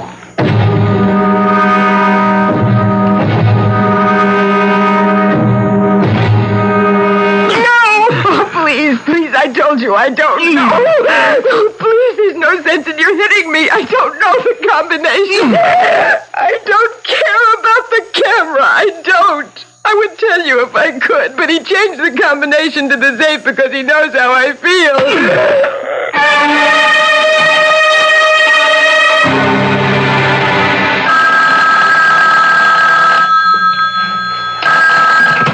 Hello? John Carlin? Speaking. Inspector Barrett. Remember me? Oh, yeah, Inspector. You know a girl named Lisa Kane? Well, of course. She's my fiancée, and she also works with me. Well, forgive me, but I've been through this before. I've got the kind of news that can't be broken gently. What is it? Something happened to Lisa? She was beaten up.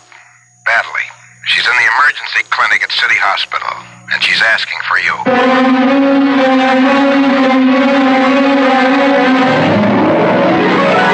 Since the days when Homer smote his blooming lyre and regaled Grecian nobles with the stories of Greek gods and men, which have become part of our Western heritage, man has sought to pierce the veil of the future.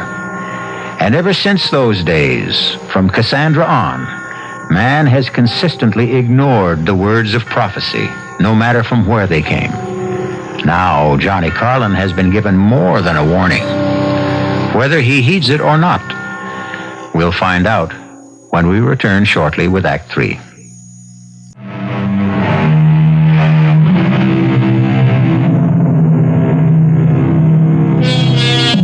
Black magic from a black box. A seemingly ordinary camera purchased by Johnny Carlin has turned out to be anything but ordinary. In fact, it has the capability of depicting future crimes which will be committed by or against the people photographed. The camera has brought Johnny a lot of money, a lot of notoriety, and a lot of trouble. Lisa Kane, his fiancée, is in the emergency clinic of City Hospital because she has been brutally beaten. You got here fast, Carlin. Where is she, Inspector? One of the rooms down the hall. She's been asking for you. All right, let's go. Any idea why she was picked on? No, wasn't it an ordinary mugging? Hardly. She was attacked in your office, and nothing was taken from her purse. Johnny, I want Johnny. I'm here, Lisa. I'm right here. Oh, Johnny, they wanted the camera. They knew it was in the safe. Now, don't try to talk now. Please, let me. I want to tell you. Did you see their faces, Miss Kane? Yes. You think you could recognize them if I showed you some pictures? Inspector, look, I don't think she's in any shape. Johnny, get rid of the camera. Get rid of the Is this the same camera that took the pictures that nabbed the men who robbed the Intercoastal Bank? Inspector, look, you can tell she's in pain. Doctors say she's going to be all right. Now, what about the camera? Well, this isn't the time or the place. This is the time. You want to find another place? It's okay with me.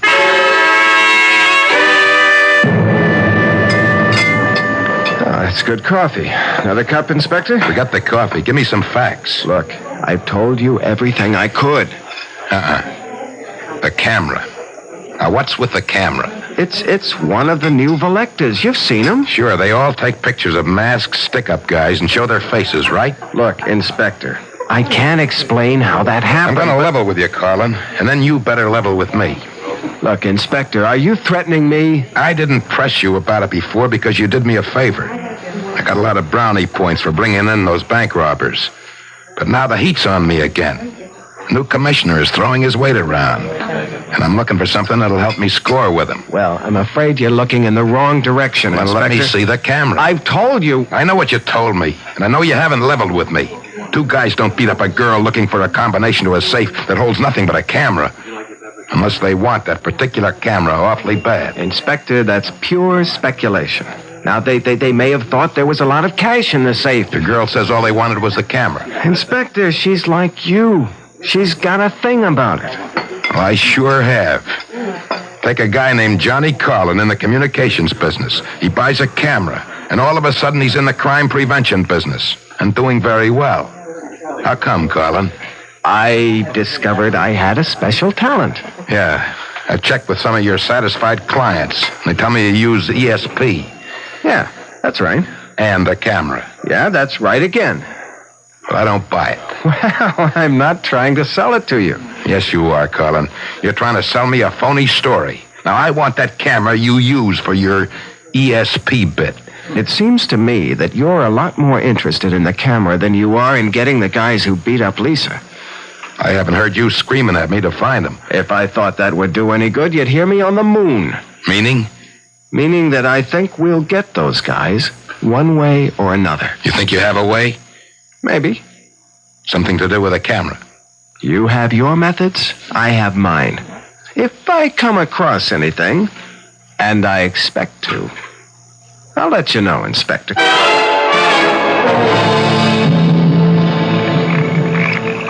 7 left, 3 right, And all the way past 0 to the right, to 4, and then 11 to the left. Scarlet.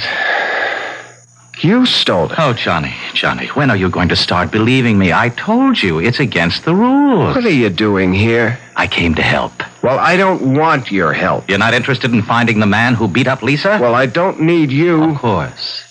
You have the camera. May I remind you that it only works in the future, not in the past. The crime on Lisa has already been committed. And that's all you came here for? And to give you this snapshot. Remember? The one I took in this office when you lent me the camera? Let me see it. Here it is. These are the guys. Here they are. It's a perfect picture. Excuse me. Where are you going? I'm going to show it to Inspector Barrett. He'll be able to pick up these hoods in no time. Of course. And what do you tell him when he asks you where you got this picture? He'll be more determined than ever to get his hands on the camera. Well, then, why did you snap it? Wait a minute. You knew it was going to happen. Why didn't you warn her? Which question do you want answered? Both of them. Neither of them. Look, I don't know. I just want to do something. Johnny, give me the camera. All right. Look, I'll make a deal with you. That's what I'm here for. Which 2 cameras of the Volecta line do you want? Yeah, you're pretty sharp, all right. I'll give you the camera for $1 million. Sorry, Johnny. I can't make that deal. Why not? Because it's against the rules. I had to get a special concession even to be able to offer you 2 cameras. Believe me, Johnny, a mortal cannot profit by a mistake like the one that was made with your camera. So get out while you can. And let me have the camera. You know, you sound like a broken record. Well, haven't you had enough? Can't you understand now why this camera can bring only tragedy? Well, which question do you want answered? Oh, it's interesting that I find it much more difficult to do a good deed than an evil one.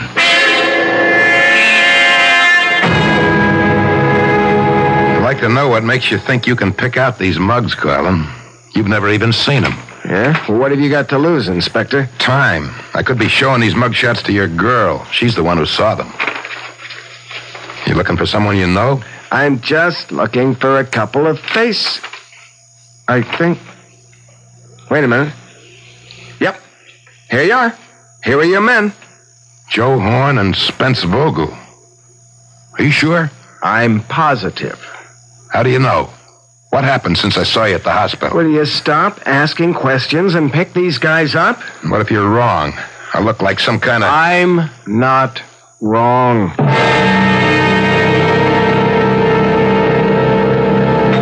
Hey, I've got good news, Lisa.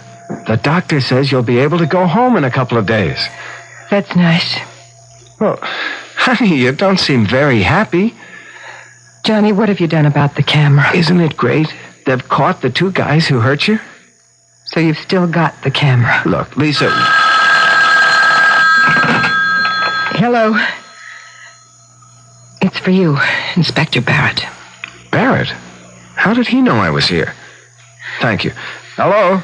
Carlin, I want you to meet me in your office as soon as possible. Well, why? What's up? I'll tell you when you get there. Be there. What did he want? Well, he wants me to meet him in my office as soon as possible. Johnny, please don't go. Oh, Lisa, why not? You just got here. Look, if I go now, I can finish with Barrett and get back and spend an hour or so with you before I get thrown out. Inspector, I never really thanked you for getting those 2 guys. That's what I came about. What, to get thanked? In a way. I want that camera. Inspector, look, you must be losing your marbles. I told you... Now listen to me, Carlin, and listen good. I put 16 years of my life into the police force, and they've just transferred me to Staten Island. Me, Inspector Barrett, sent to... Well, you get the idea. Now, I'm not sitting still for this transfer. I gotta have your little camera. Inspector, what good do you think the camera's gonna do you? Oh, come off it, Carlin. I'm a cop. I've done every kind of police work from pounding a beat to undercover surveillance. And never have I heard of a guy who could predict crimes and name the criminals. And you can't either, Carlin. Oh, well, wait a minute. I never said I could. You can't. But you got some kind of newfangled device on that trick camera of yours, and I want it. It's going to make a big difference to my career. Look, Inspector, I'm sorry about the transfer, but it's upset you. Now, you're dreaming. You don't believe for a minute that I've got a gadget on a camera that can look into the future? That's just what I believe. It's the only thing that makes sense. All right. Now, suppose I prove it to you. How? I'll show you the camera. Fine. You'll look at the camera, and if you know anything about cameras, you'll see that it's a perfectly ordinary Felecta S60 with no extra gadgets on it. That's why you keep it in a safe. Here, Inspector. Look for yourself. You see? A plain Felecta. No gimmicks. Nothing. What did you leave in the safe? Nothing. Take a look. I will. All right, now you satisfied? No. I think I'll take a picture. Now, Inspector, you're being childish. What's your beef? I'll just... Now, give me the camera. Back off, Colin. No, come on. I said give me the camera. Colin, I'm warning you. I warned you, Colin. Now get up. On your feet. Colin. Colin. Good Lord. He's dead.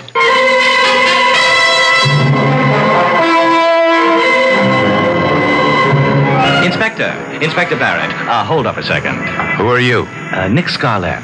I'm a friend of Johnny's. Oh? He asked me to pick up his camera. I see you're carrying it. I'll check with him. Oh, really? That won't be necessary. Look, I've never seen you before in my life.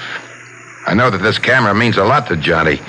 You don't expect me to hand it over to some stranger simply because you know Johnny and you asked for it. Inspector, you're in a better position than most people to know what happens to people who try to hang on to this camera. You'd be well advised to hand it over. You're the smoothest con man I ever met. Now get lost before I take you in for loitering.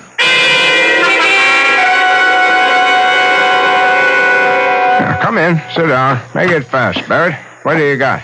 Commissioner, this camera is the greatest crime prevention device that's ever been invented. What? Oh, Barrett. Please, Commissioner, listen. You must know that I came up with the guys who stuck up the Intercoastal Bank and those mugs who beat up that girl in the office of the Carlin Detective Agency. I know that. I did it with this camera. Look, I'll prove it to you, Commissioner. I'm going to pull a picture out right now. Here. I'm going to pull it out and lay it on your desk. That's not going to prove anything. Here, you just look at it. Then tell me what you think of this camera. Well, convinced? Yeah. You've convinced me, Barrett. Francie, you and Sergeant White come on in here. I want to put Inspector Barrett under arrest.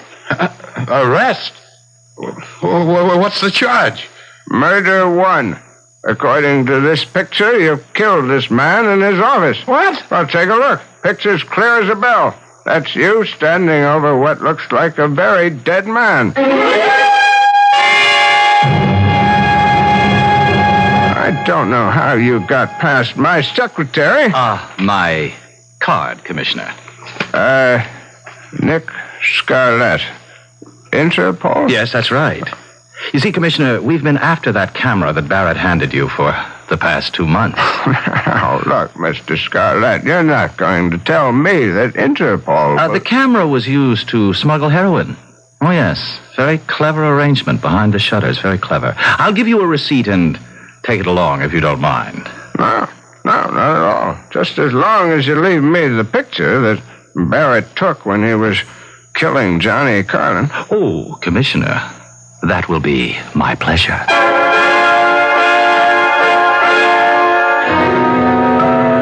I often wonder where that camera is today. Sometimes I think that it may be used by St. Peter when an applicant stands at his gate demanding admission to heaven. Perhaps St. Peter pulls out a picture which would effectively silence a sinner who hadn't been caught by the law here on earth. I'll be back shortly.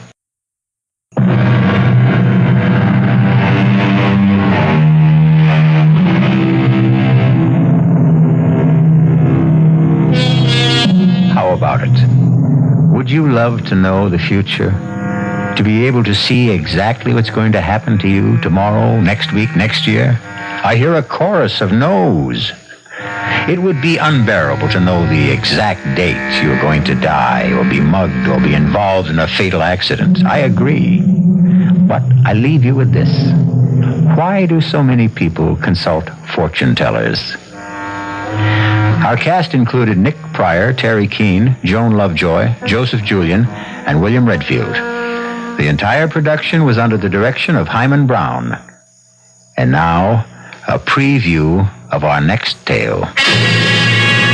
Oh, it was a horrible thing to say, but you were angry, upset. Yes, I was, but don't you realize that the same thing happened before with Ezra?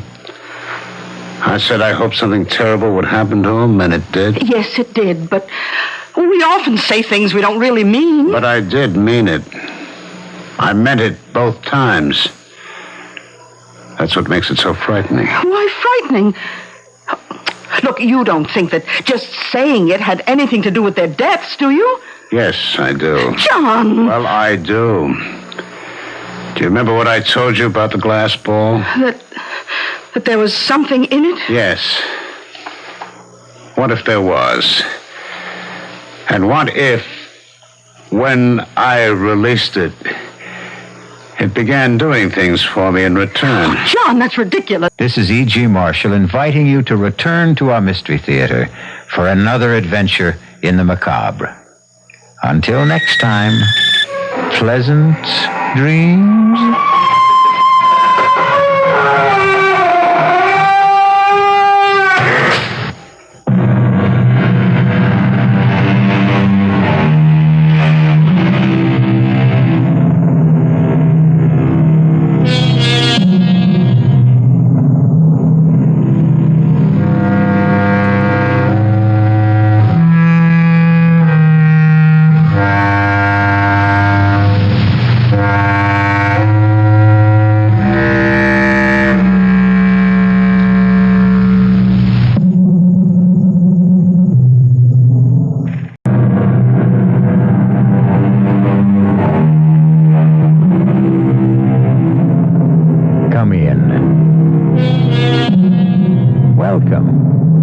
I'm E.G. Marshall. I'm afraid the chairs aren't very comfortable, but that doesn't matter because in just a moment, you'll be sitting on the edge of them.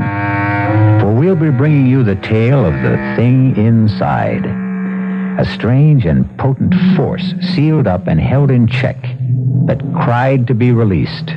And once it was freed, brought terror and death to a whole countryside. Sergeant, what's this all about?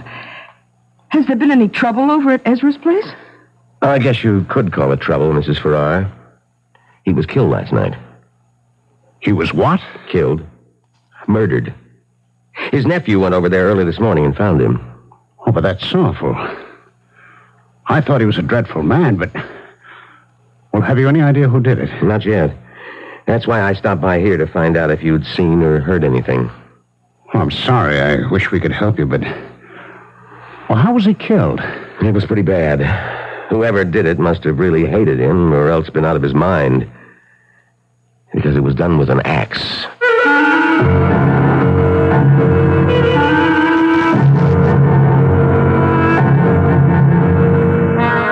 Our mystery drama, The Thing Inside, was written especially for the Mystery Theater by Robert Newman and stars Ralph Bell and Bryna Rayburn.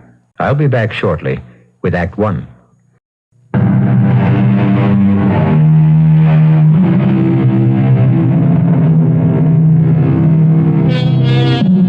What is evil? Is it abstract or concrete? Does it seek us out or do we seek it?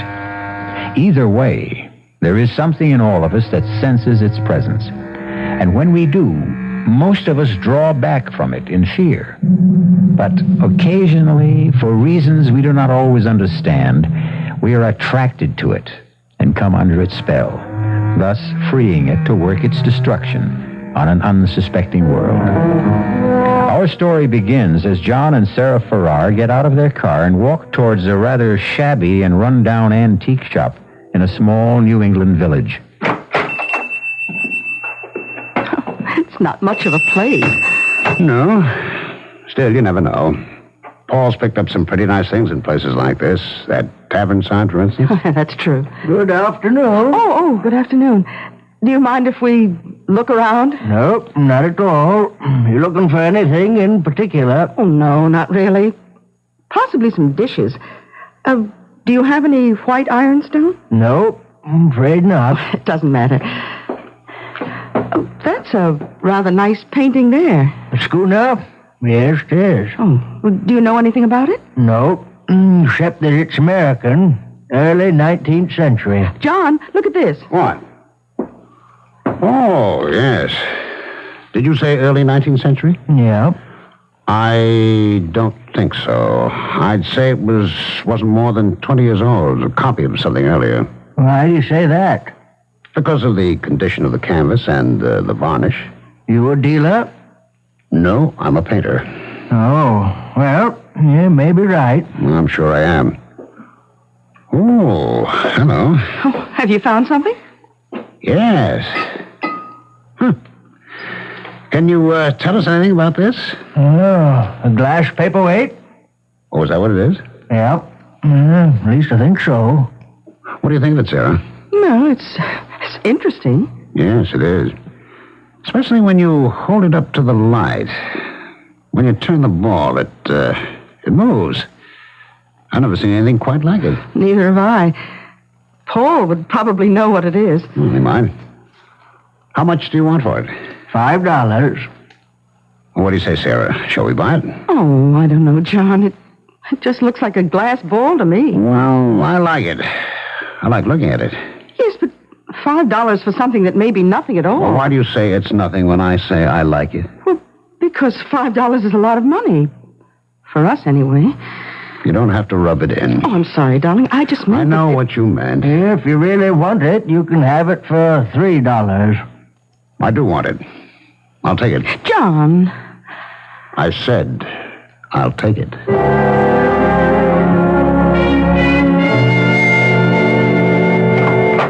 Hello? Anybody home? Is that you, Paul? Yes. I'll be right down. Hi. Hello, Sarah. Well, what's all this? Oh, my brother sent me a case of fruit from Florida, and I thought you and John might like some. That's awfully nice of you, Paul. No, not really. I'd never finish it all by myself. Well, I still think it's very nice of you. Thank you. Well, you're very welcome. Where's John? In the studio. Oh, how is he? Oh, about the same. Not very good. Still not working, huh? No. He's trying. He goes in there every day. Well, it's happened to almost every painter at some time or another. You hit a bad period, just can't seem to do anything. He's been... Oh, Paul. I thought I heard your voice. How are you? Fine, John. And you? Okay. Where'd all this fruit come from? Paul brought it over. My brother sent me a whole case of it, and I thought you might like some. Oh, it's very nice of you. I was hoping you'd stop by. There's something I wanted to show you, ask you about. Oh, what's that? This glass ball. Oh, where'd you get it? In a crummy little antique shop in Preston. Oh, yes, I know the place. The guy said it was a paperweight. Well, it can't be. It doesn't have a base. It isn't even flat on one side. Well, that's what I thought. What do you think it is, then? I have no idea. The only thing I've ever seen that's even vaguely like this are witch balls. Witch balls? Yeah, you sometimes find them down in Pennsylvania. They're like hex signs, supposed to keep witches away. Oh, yes. It's a very interesting thing. Beautiful piece of glass blowing. Yes, isn't it? Take it over the light and look at it more closely. There's something inside it. Kind of shadow. Oh? I don't see anything. Well, hold it up. Turn it. Oh, you mean that kind of a swirl? Mm-hmm. I think that's just an air bubble or maybe an imperfection in the glass. I don't. I think there's something inside it that the glass was blown around it. Here, give it to me. Oh, John! It slipped out of my hands. Well, it didn't break. Did it crack? No. Look at that. dropped on the fireplace and there's not a mark or a scratch on it. Well, that's impossible. Well, look at it. Well, you're right. I've never seen anything like it. It can't be ordinary glass. I'll tell you what, John. I've got a friend who's an expert, collects paperweights. If you like, I'll take it and show it to him. No. It's not leaving this house. John! Well, I just thought that... I say it's not leaving this house. All right, John. I'm going back inside. I'll see you, Paul. Yes, John. Well, he really has a thing about it, hasn't he? Yes. When did he get it? Oh, just yesterday. I don't like it. Why not? I don't know. I just have a funny feeling about it. I have had from the first time I saw it.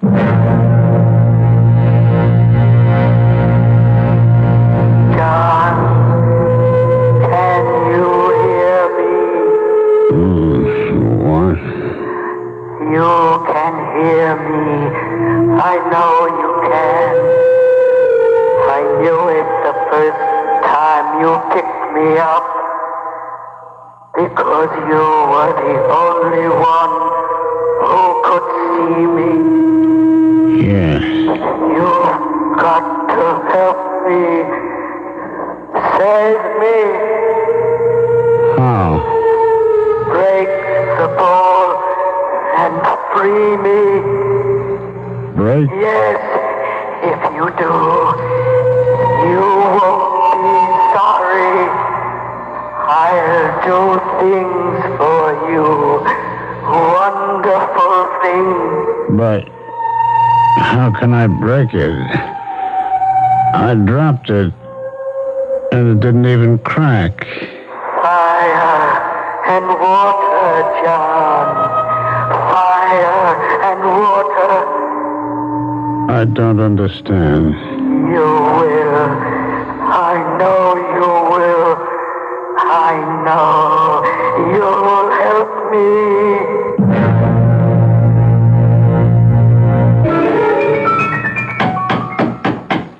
Just a second. Oh, hello, Paul. Sarah, can I come in for a few minutes? Oh, yes, of course. Well, how are you? A little down at the moment. Why? I just got some rather upsetting news. That's why I came over. Oh, I'm sorry, Paul. What's the news? Well, it'll affect you and John more than it does anyone else. Hmm? You know those rumors that Ezra Tate was going to sell that 200-acre parcel of his to a developer? Well, apparently they're true. Oh, no. But how do you know? Well, I was just at the bank and Peterson told me. Well, that's certainly not good, that Ezra is going to sell. But that doesn't mean that they can go ahead and build there. Well, they'd have to get the approval of the zoning board. Have you forgotten that Harry Walker, the board chairman, is his nephew? Yeah, but he wouldn't dare. You mean you think it really may go through? I'm afraid so. Oh, but that's awful. You know, we bought this place, put every cent we have into it, mostly because of the location and the view, and if the deal does go through, that will be the end of it. I know. And that's not all. I wouldn't want to go on living here with a development right under our noses, and I don't think anyone else would want to either.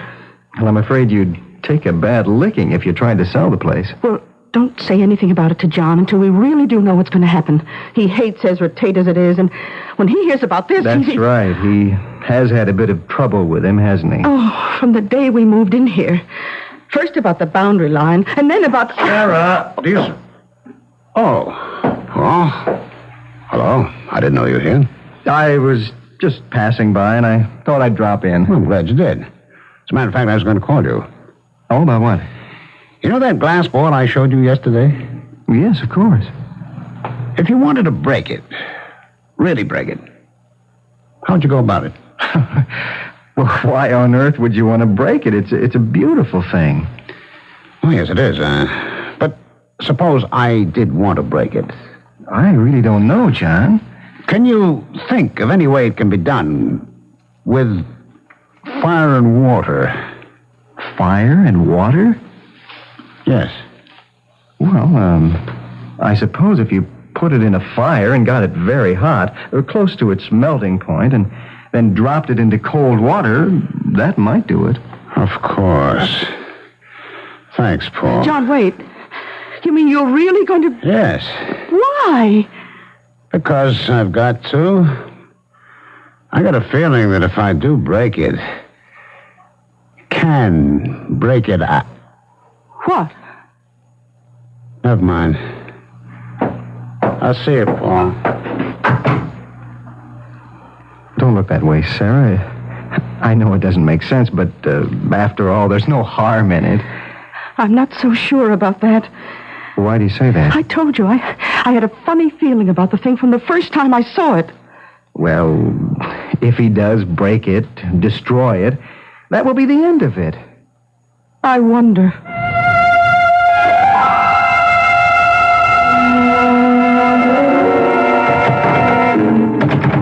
John? Yes. Why have you got the door locked? I didn't realize I had.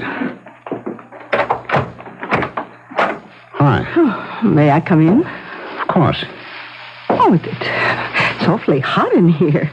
I know, it's the fire. Oh, yes. Then you're really going to do it? Yes. I've had the ball on the fire for about a half hour now. I was just about to take it out. Darling, I don't like this. I know you don't. What'd I do with the tongs? Over there. Oh, yes. Now, stand back. Mm-hmm. I'm going to take it out. And drop it in the pail of water? Yes. Come on now. There we are. Darling, be careful. I will. You ready? Yes. Here goes.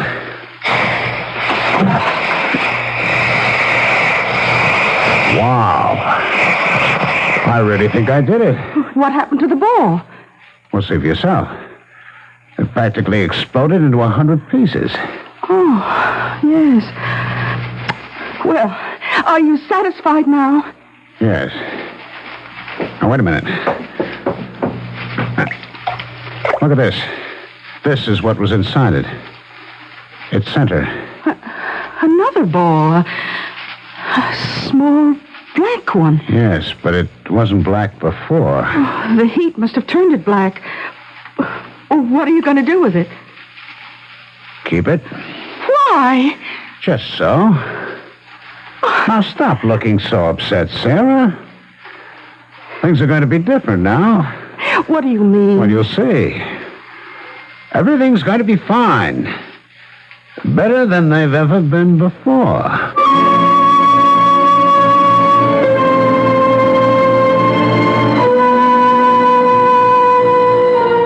With the help of fire and water, the mysterious glass ball has been broken. And though he should know better, John Farrar seems pleased about it.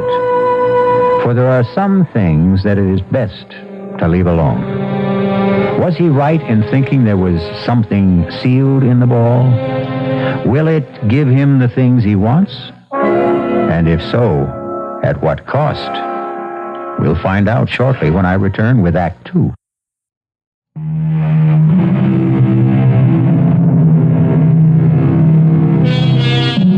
Dusk is a time of uncertainty.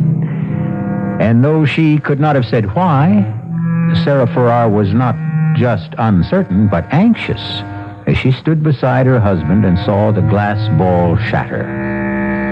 But now she's beginning to feel that perhaps she was mistaken. For when John woke this morning, he was in better spirits than he has been for months. He went into his studio early and has been in there all day. It's evening now, almost supper time, and he still has not come out. Yes? Darling, it's almost 6 o'clock, and I wondered you... It's what? Almost 6 o'clock. You're kidding. It can't be. But it is. Oh, good Lord. I had no idea. I kept thinking while I had it, I'd stay with it. Keep on going for just a little while longer. You mean you've been working? Have I ever? Oh, can I look? Of course. It's not quite finished. I want to do a little more with the background, but, what do you think? Oh, darling, it's good. It's terribly good. You really think so? Oh, yes. It's the best thing you've ever done. In some ways, like Summer morning, but different, stronger. You're right. It is something like summer morning, and it is different, but, well, it would have to be, because I'm suddenly seeing everything differently. Feeling differently. It's as if I'd been handcuffed for months, and I was suddenly free. Darling, I'm so glad. Oh, 6 o'clock. No wonder I'm starving. But didn't you have any lunch? I went out around noon. No, I forgot about it. What's for supper? Oh, beef stew. Oh, good. And wine? Well, there's that bottle we were saving for a special occasion. I think this is it, don't you? Oh, I certainly do. Oh, darling, why don't you wash up and... Oh, I'll get it. Hello? Hello, Sarah. Oh, Paul, hello. Well, you sound pretty good. Oh, I feel that way. John finally broke through, and he's working. Working beautifully. Oh, I'm glad to hear it. Oh, you don't sound so good. Is anything wrong? I'm afraid so. I just heard that the deal on Ezra Tate's land is definitely going through. The closing's tomorrow. Oh, no. And there's no way of stopping it? None that I know of. Oh, then I guess I'll have to tell John. Tell me what? Are you going to do it now? Yes. I'm sorry, Sarah. So am I, but it can't be helped. Goodbye, Paul. What was that all about? Oh, some rather bad news. Darling, you know that talk that Ezra Tate was going to sell the 200 acres across the road to a developer? Yes? Well, apparently it's true. What? It can't be. I'm afraid it is, John. The closing's tomorrow. But he can't do anything like that. It'd ruin the town. And not just the town. We couldn't go on living here with a couple of hundred ticky-tacky houses right across the road. I know. But I'm afraid nothing can be done about it. No? Well, we'll see about that. John, where are you going? To talk to him. No, John, wait! Don't! Wait!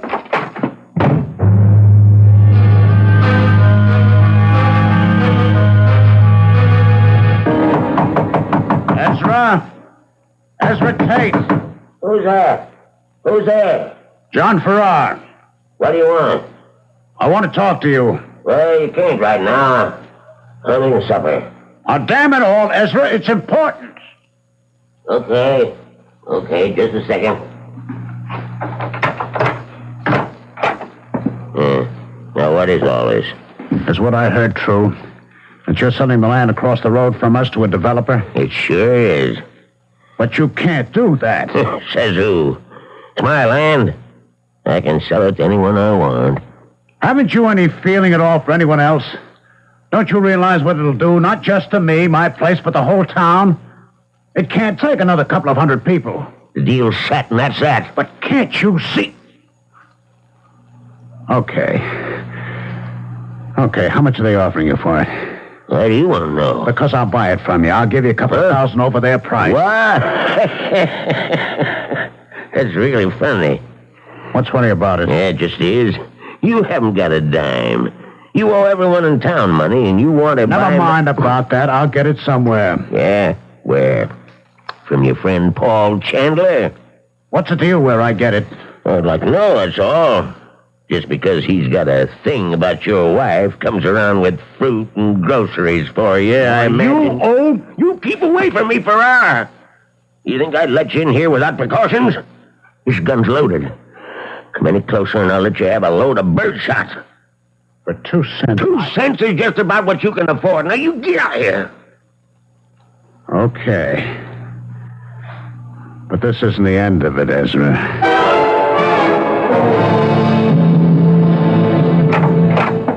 Oh, John, thank heaven you're back. I was afraid. Well, what happened? He laughed at me. Oh, you should have known he would. He's a dreadful old man. He's a monster. He doesn't give a damn about anyone or anything. I'd like to see him drop dead. John! Well, I would. Well, just dropping dead would be too good for him.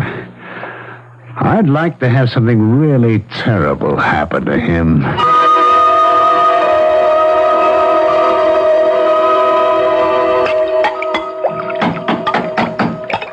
Just a second. morning. Mrs. Farrar? Yes? My name's Osborne. Sergeant Osborne, State Police. Oh, how do you do? Is your husband around? Yes, he's in his studio. Could I talk to him for a few minutes? Well, he's working, but I think so. Come in. Thank you.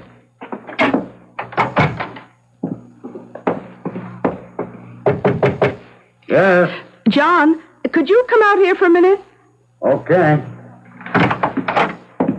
What's up? Oh, darling, this is Sergeant Osborne of the State Police. Oh. Good morning, Sergeant. Good morning, Mr. Farrar. I'm sorry to disturb you, but I wondered if you could help us. With what, Sergeant? Were you home last night? Yes, we were. We're here most nights. What time did you get to bed? Fairly early. About 10. Yes, that's right. And did you get up for any reason, or did you sleep right through the night? Well, we slept straight through. At least I did. Why? I was hoping that maybe you'd gotten up. That you could tell me if you heard or saw anything unusual. A car going up the road to Ezra Tate's place, for instance. Well, I didn't. Did you, Sarah? No. We'd had a big day, and I slept like a log. You know Tate, don't you? Yeah, we sure do. I take it you don't like him very much. Well, that's the understatement of the year. We've had nothing but trouble with him since we moved up here. Sergeant, what's this all about? Has there been any trouble at his place? I guess you could call it trouble. He was killed last night. He was what? Killed. Murdered. His nephew went over there early this morning and found him. Oh, but that's awful. I thought he was a dreadful man, but... Have you any idea who did it? Not yet. That's why I stopped by here to find out if you'd seen or heard anything. Well, I'm sorry. I wish we could help you, but... Well, how was he killed? It was pretty bad. Whoever did it must have really hated him or else been out of his mind. Because it was done with an axe.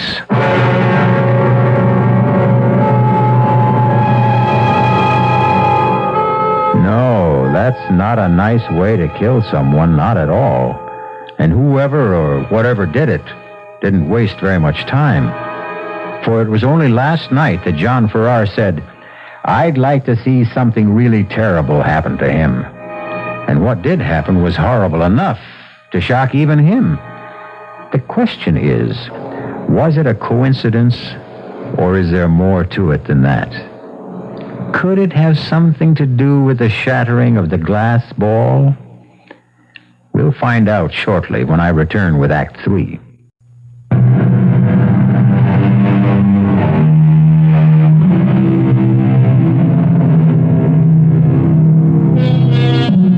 There is a finality to death.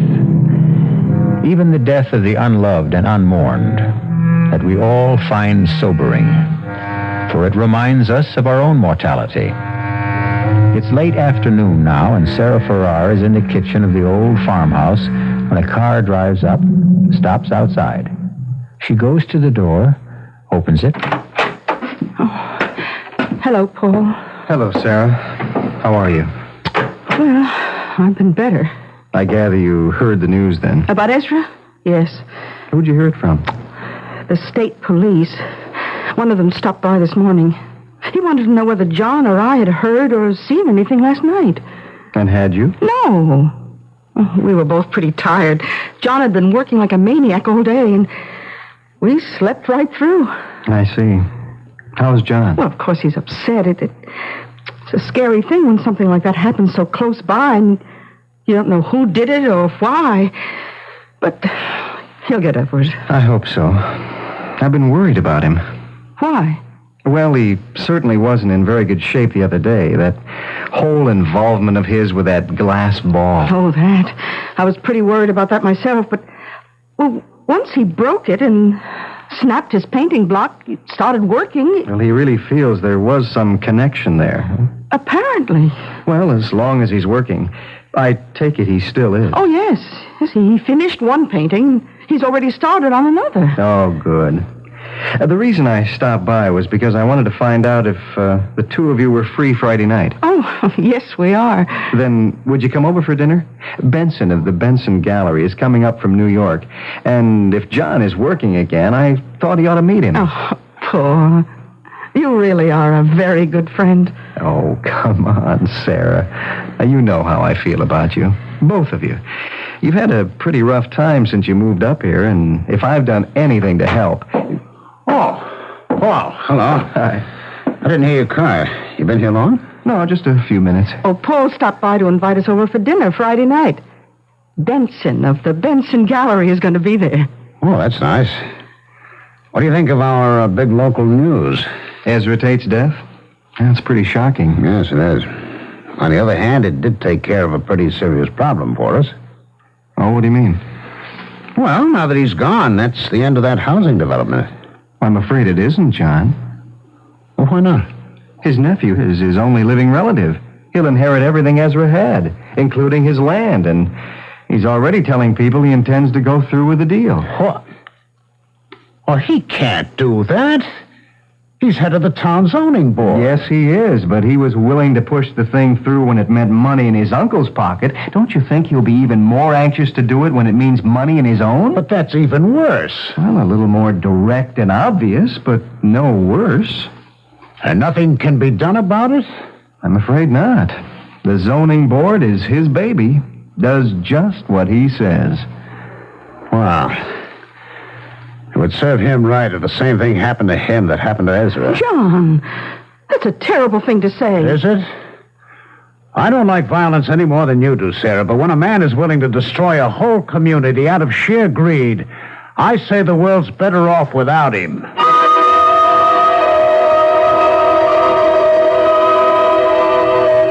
John? John? Oh, you are in here. Oh, yes, of course I am. Why? Well, I couldn't imagine what had happened to you. You said you were going into work for just a half hour or That's so. right. What time is it? It's almost 11. It's not. Yes, it is. I must have fallen asleep again. I worked for a while and started feeling tired and sat down here. Well, you've really been at it these last few days. I guess I have. John, why are you keeping this thing here? What thing? This black thing that was in the center of the glass bowl. Well, I told you I was going to keep it. But why? Because I like it. I like looking at it. What? Was that what you were doing before you fell asleep? Yes. Oh, I wish you wouldn't. I wish you'd get rid of it. Oh, don't be silly, Sarah. The day I found the ball, or rather the day I broke it open, was one of the most important days of my life. Hasn't everything been different since then? Well, if you mean you've been working well, yes, but I... But what? Oh, never mind. Are you coming up to bed now? I guess so. Just let me clean my brushes and put them away.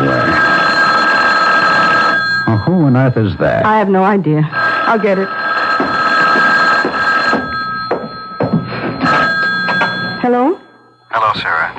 Did I wake you? No, Paul. I was upstairs reading. I just came down to see what was keeping John. Is he there with you? Oh, he's in the studio. Why? Well, I wasn't sure whether I should call or not, but I finally decided I would. Sarah, I've got some more news that's just as shocking as the last. Harry Walker was killed tonight. What? Where? And how? In his home. His wife was out, came back, and found him dead in the kitchen. Oh, no. And they don't know who did it? Not any more than they do who killed Ezra.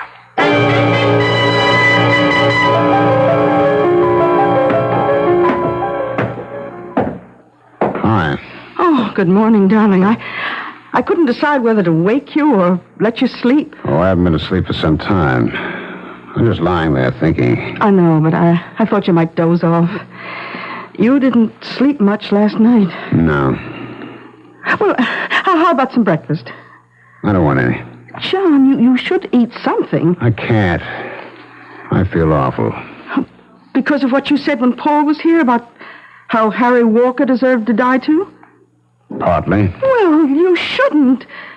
All right, it was a horrible thing to say, but you were angry, upset. Yes, I was, but don't you realize that the same thing happened before with Ezra? I said I hoped something terrible would happen to him, and it did. Yes, it did, but we often say things we don't really mean. But I did mean it. I meant it both times. That's what makes it so frightening. Why frightening? Look, you don't think that just saying it had anything to do with their deaths, do you? Yes, I do. John! Well, I do. Do you remember what I told you about the glass ball? That there was something in it? Yes. What if there was?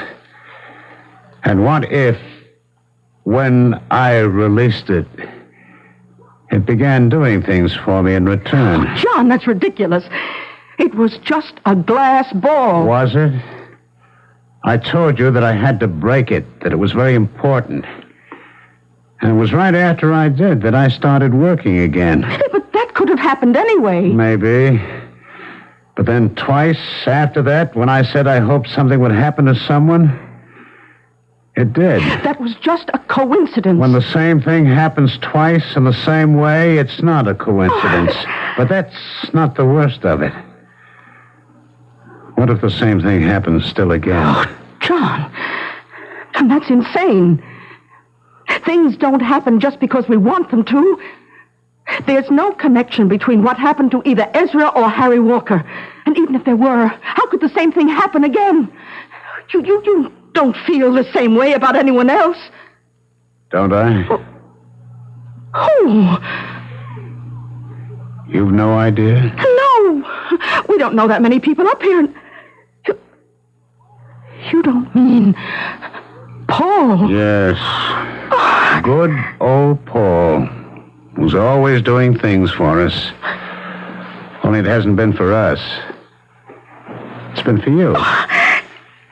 He's in love with you, isn't he? Oh, John, this is terrible. I've been concerned about you, worried about you for some time, but I never realized you really are sick. Are you saying it's not true? Of course it's not true. He's just a friend, a good friend. I wish I could believe you. Meaning you don't? I don't know. I'll have to think about it. But there's nothing to think about. I tell you, John, where are you going? John, wait a minute, you can't! John!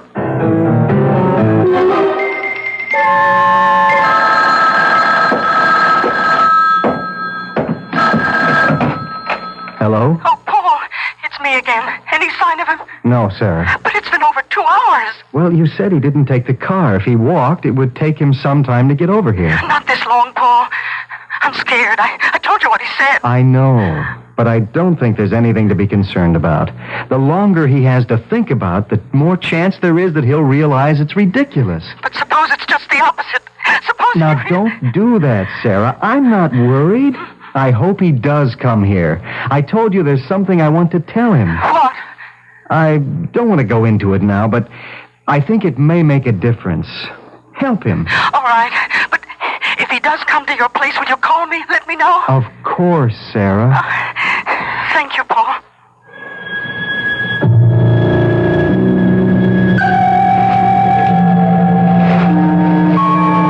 A friend, she said.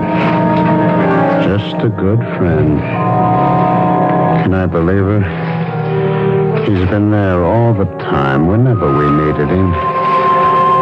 No, not just when we needed him. Whenever he could do anything to help. Why? There's only one way to find out.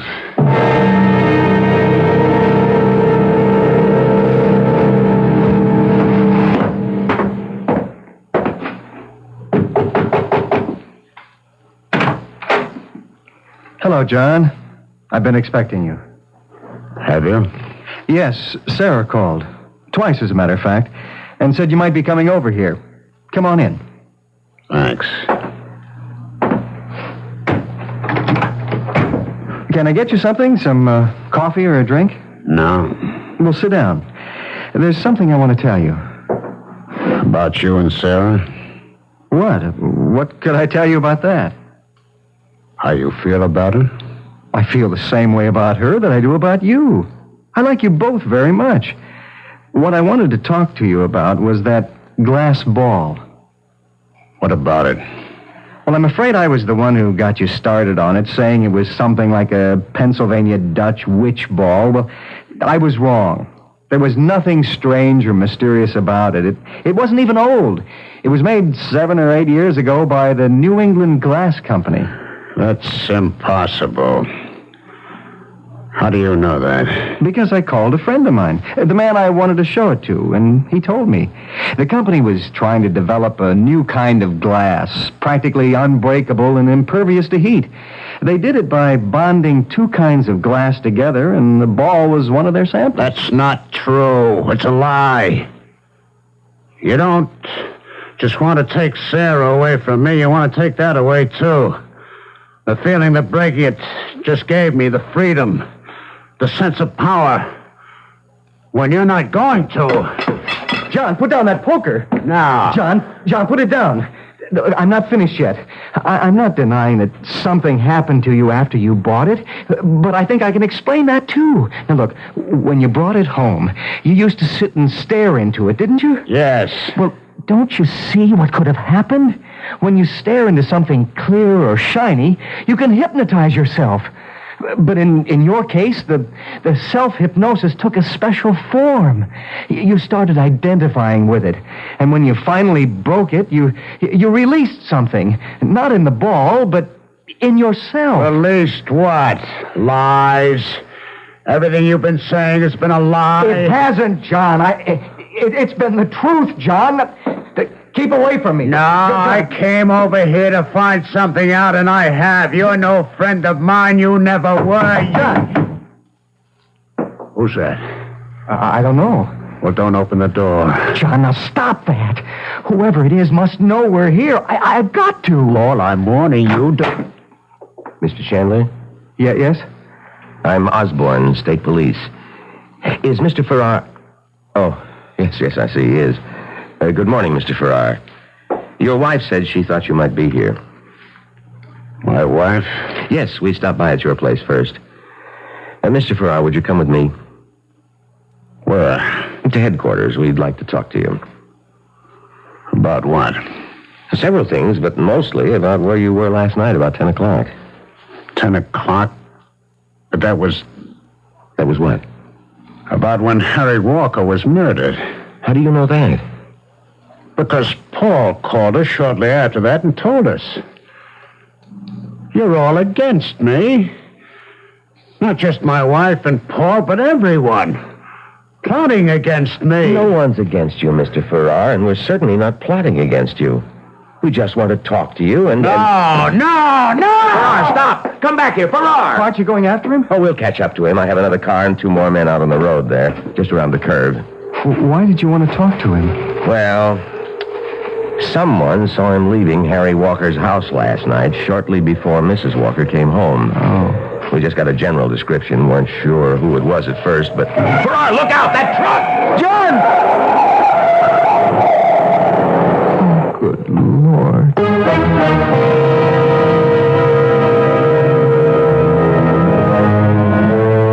Seek, and you shall find. John Farrar came to his friend's house seeking what? The truth, he tried to tell himself. But the truth was exactly what he did not want to hear. Not when it stripped away his illusions and did not confirm his jealous imaginings. And so he found what we find so often when we reject the truth and everything else of value. Death. I'll be back shortly.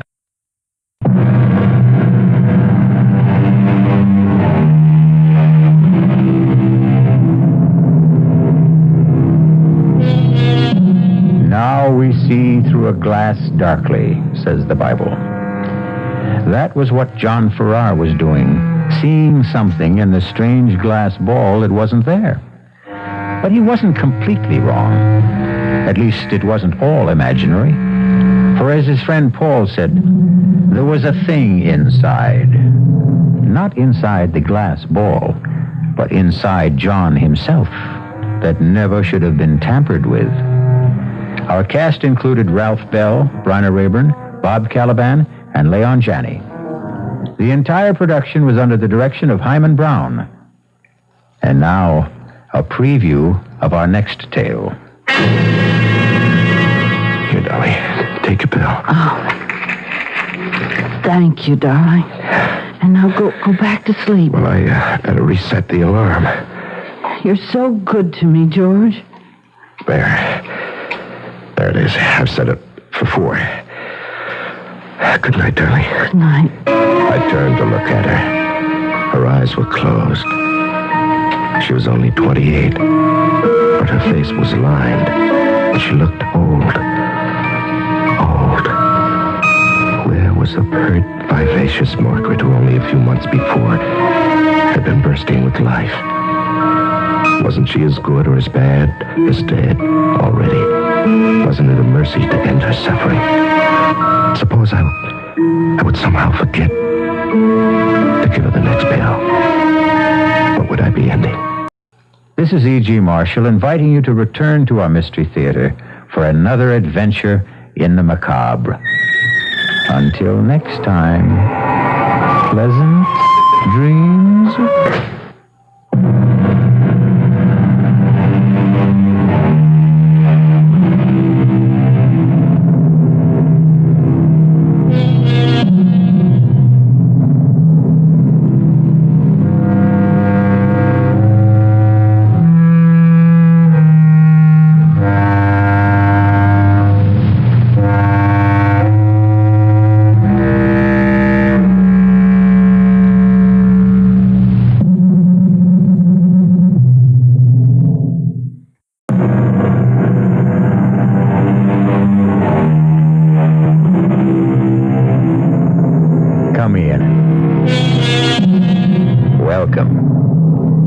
I'm E.G. Marshall, bidding you welcome to the sound of suspense.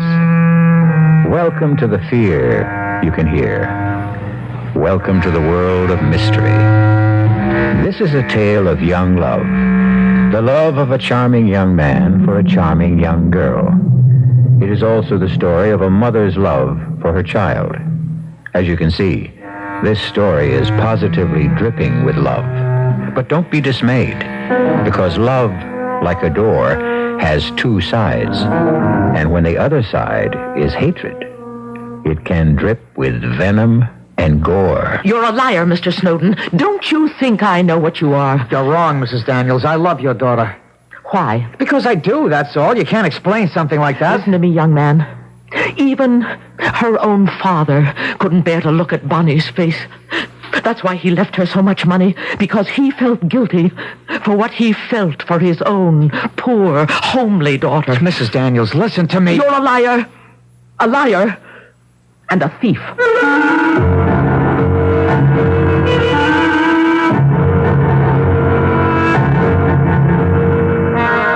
Our mystery drama, The Locked Room, was written especially for the Mystery Theater by Henry Slessor and stars Jack Grimes and Corinne Orr. I'll be back shortly with Act 1.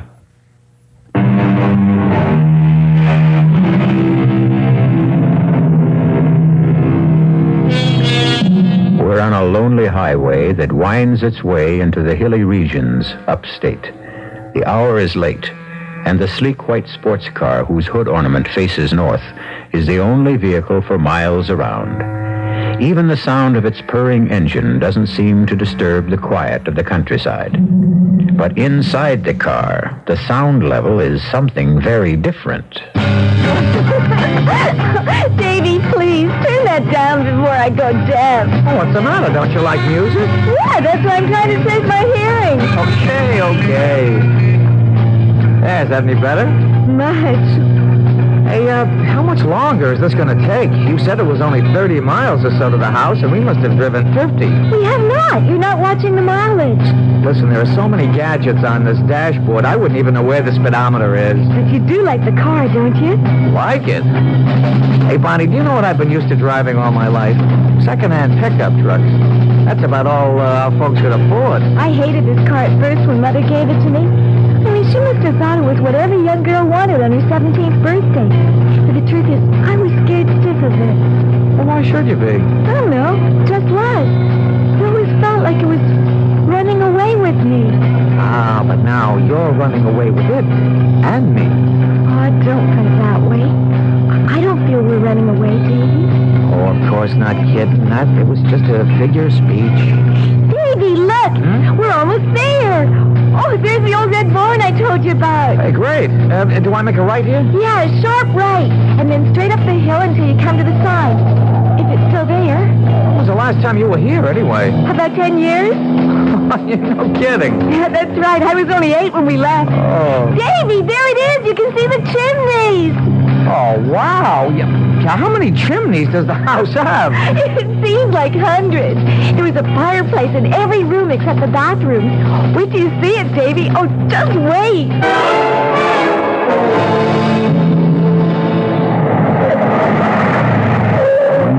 Well, there it is. What do you think? Now, that's what I call a real funky old house. How big is that place? It has 4 floors and I guess about 30 or 40 rooms. I never counted them. All those rooms and nobody living in them? I know. It does seem like a terrible waste, doesn't it? Oh, Bonnie, you're speaking to one-room Davy Snowden, remember? The only place I lived in my whole life with more than 1 room was the farmhouse. Yeah, well, that had 3. Oh, I wish you wouldn't keep talking about that. I mean, you know, how poor you were. Okay, kitten. Rich little girls get to feeling guilty when they hear stuff like that. Look, let's not sit out in the car all night, huh? Let's go look at that old haunted house. It is not a haunted house. You sure you got the key now? Yeah, right here in my purse. And the lights are working? I told you, we rent the place every summer. We have to keep the electricity turned on. Well, let's go then.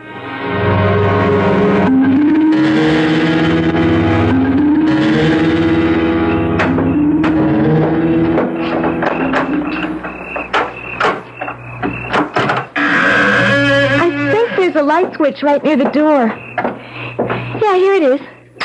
There. Look at the size of this place. I know, it's a terrible old barn of a place. That's what my father called it. When he died, well, Mother just thought it was foolish, the 2 of us living here all by ourselves. Looks kind of run down. I'm afraid it is. But the foundation is still solid. Well, there's plenty of furniture. Hey, come on, show me the rest of the house, huh? What would you like to see first? Well, upstairs. That's where the bedrooms are, right? Yes. Well, that's the first thing we have to do. Decide which bedroom we want. Oh, Davy. Do you love me, Bonnie? Oh, you know I do. Say it. I love you. Say, I love you, Davy. I love you, Davy. Well, in that case, let's pick out the bedroom. How many choices do we have? At least 10. Oh, might take us all night. Come on.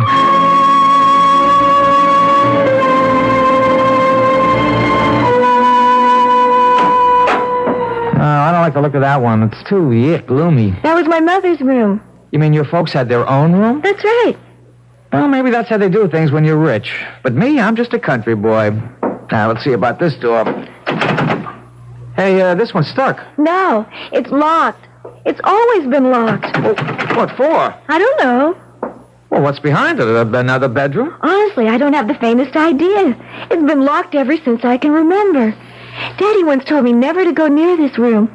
Once I remember my mother talking about it, sort of nervously. Oh, that sounds very mysterious. Yeah, what do you say we break it in, huh? Oh, Davy, no, we can't do that. Well, gee, aren't you curious? Maybe it's full of hanging women, like in Bluebeard's castle.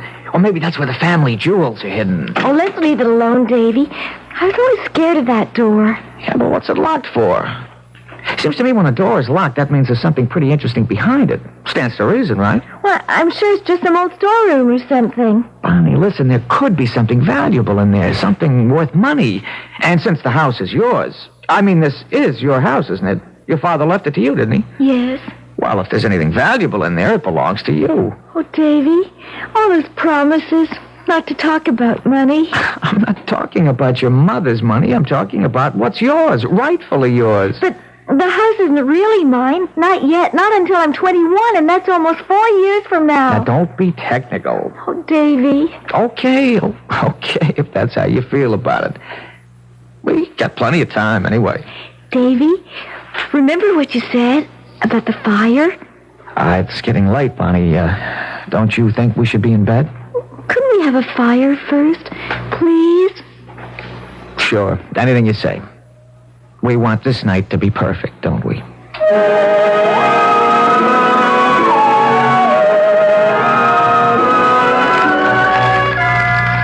Yeah, I guess I am a little like that. Boastful about my poor childhood. As if it's a badge of honor or something. We didn't light fires because they were cozy and romantic, only because they made us warm. They're not very warm at that. Locked rooms. Yeah, that's really something, a locked room. The only room in our place that had a lock on it was the outhouse, and even that didn't work. Hey, you asleep? Hey, kitten, wake up. It's time to go to bed. Come on, Bonnie, wake up. Hey, what's that? For Pete's sake, there's a car outside. Hey, Bonnie, wake up. There's somebody coming up. What? We got company. Oh, no. Well, who is it? Oh, Davy, it can't be. Yes. That's her car outside. You can see it through the window. You mean it's a neighbor or something? No, it's my mother. Oh, wow. Oh, I have to let her in. She knows I'm here. She saw my car outside. Well, I'm surprised you two aren't in bed already. That was the general idea, wasn't it? Mother, please, let me explain. I suppose you're David Snowden. Yes, I am, Mrs. Daniels. I see we have no trouble recognizing each other. Bonnie, fix your clothes. They're a mess. I was just lying on the rug in front of the fireplace. Yes, I've heard all about you, Mr. Snowden. Thank goodness I had the sense to think of this place when Bonnie didn't show up at home. You have it all wrong, Mother. Davy, tell her. Mrs. Daniels. Never mind. I understand everything. I was afraid something like this might happen as soon as Bonnie started mentioning you in her letters from school. Bonnie, get your things. We're going home. Mrs. Daniels, listen to me. Sorry to break up your party, young man. We're married, Mrs. Daniels. What did you say? Bonnie and I were married this afternoon. I've got the license right here. It's true, Mother. We were married in Elkton. That can't be. You're underage. Not in Elkton, Mother. 18 is old enough. Davy and I are married, so you can't tell us what to do. For the love of heaven. I think I have to sit down. Oh, well, here, Mrs. Daniels. I'll just get the sheet off this chair Mother, here. Please try to understand. I understand, Bonnie. I went through a dozen Davies when I was your age. Oh, Bonnie. Oh, my poor Bonnie. Well, now, you don't have to feel sorry for her, Mrs. Daniels. Don't I? No, because I love her. I suppose you have no money. Mother! Be quiet. No, Mrs. Daniels. My family were farm people. My father's dead, my mother's alive, but I don't even know where. But you don't have to worry about that, Mrs. Daniels. I didn't marry your daughter because of money. Didn't you? No, I didn't. Bonnie and I talked about it. I almost didn't marry her because of that, because of what people like you would say. You're a liar, Mr. Snowden. Don't you think I know what you are? You're wrong, Mrs. Daniels. I love your daughter. Why? Because I do, that's all. You can't explain something like that. Listen to me, young man. Even her own father couldn't bear to look at Bonnie's face. That's why he left her so much money, because he felt guilty at what he felt for his own poor, homely daughter. Oh, Mother, don't, please. Mrs. Daniels, listen to me. You're a liar. A liar and a thief. Stop it. Stop You've got a smooth tongue, Mr. Snowden. A handsome face and a smooth tongue. And I'm sure you've convinced my daughter that you're utterly sincere. But it's only her heart you want to steal, not her fortune. I love Bonnie. That's all there is to it. We're married, and there's nothing you can do about it. You're quite wrong. There's everything in the world I can do about it. I intend to have this marriage annulled immediately. You can't do that. You have no idea how much money can do, young man. Bonnie, I'm going home now, and I want you to come with me. No, I Don't won't. make it any worse than it is now. I won't go with you. You see how it is, Mrs. Daniels? Yes. I see how it is. Very well, Bonnie. But you'll regret this. Mark my word. Mother, I can't live without Davy. If you make us separate, I'll never forgive you. You will, darling. Strangely enough. I'll kill myself. Do you hear, Mother? I'll kill myself if you do this. Now, don't talk nonsense. You think your heart will break. But it won't. A heart doesn't break. It withers. That's what I don't want you to find out. Goodbye, Bonnie. I mean it. I'll kill myself. Oh, Davy.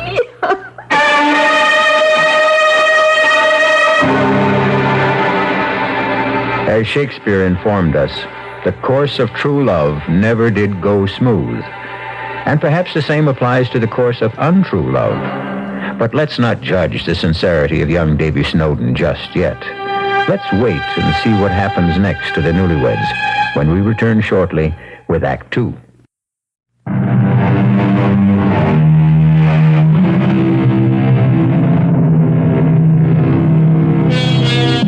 Now let's return to the locked room. The door we're looking at right now isn't the door to the old Daniels mansion upstate. This door is reached by walking up several long flights of stairs before you can read the faded numerals 4G. Are we there, Davy? Yeah, honey, here we are. Hey, you're wounded pretty bad. No, I'm all right. I warned you that I'm not very strong. And I warned you that a fourth-floor walk-up is no fun. We don't have anywhere else to go, Davy. Yeah, I know that, all right. Well, brace yourself. Here's the Snowden residence. I suppose I should carry you over the threshold.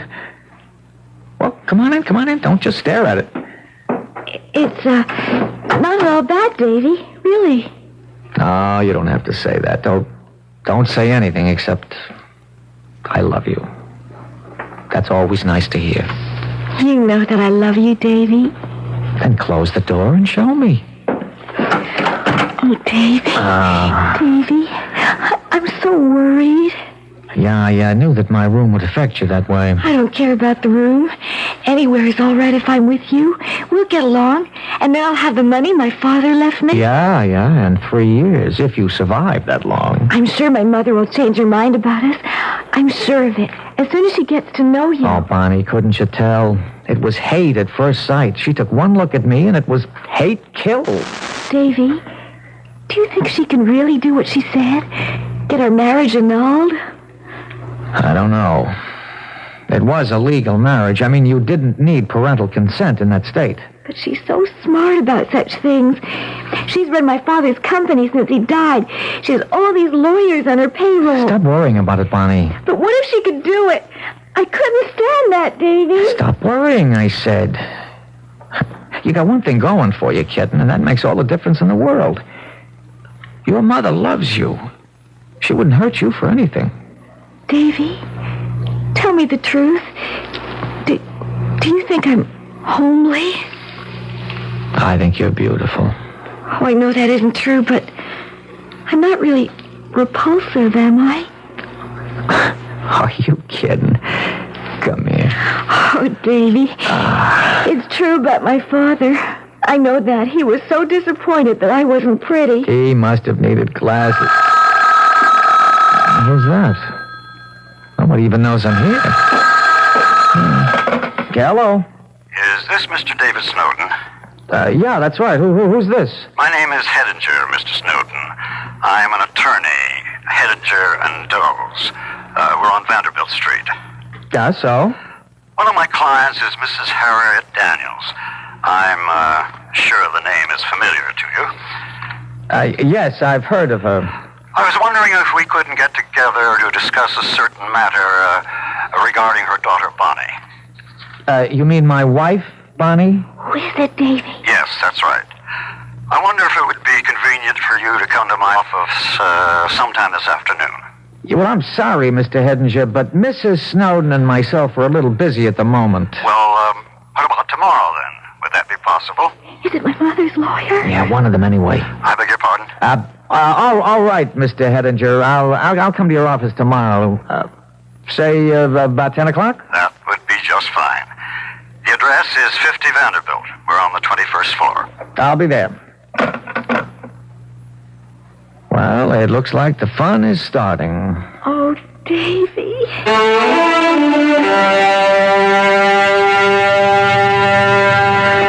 Please sit down, Mr. Snowden. I think you know the situation as well as I do, and you've probably anticipated my first question.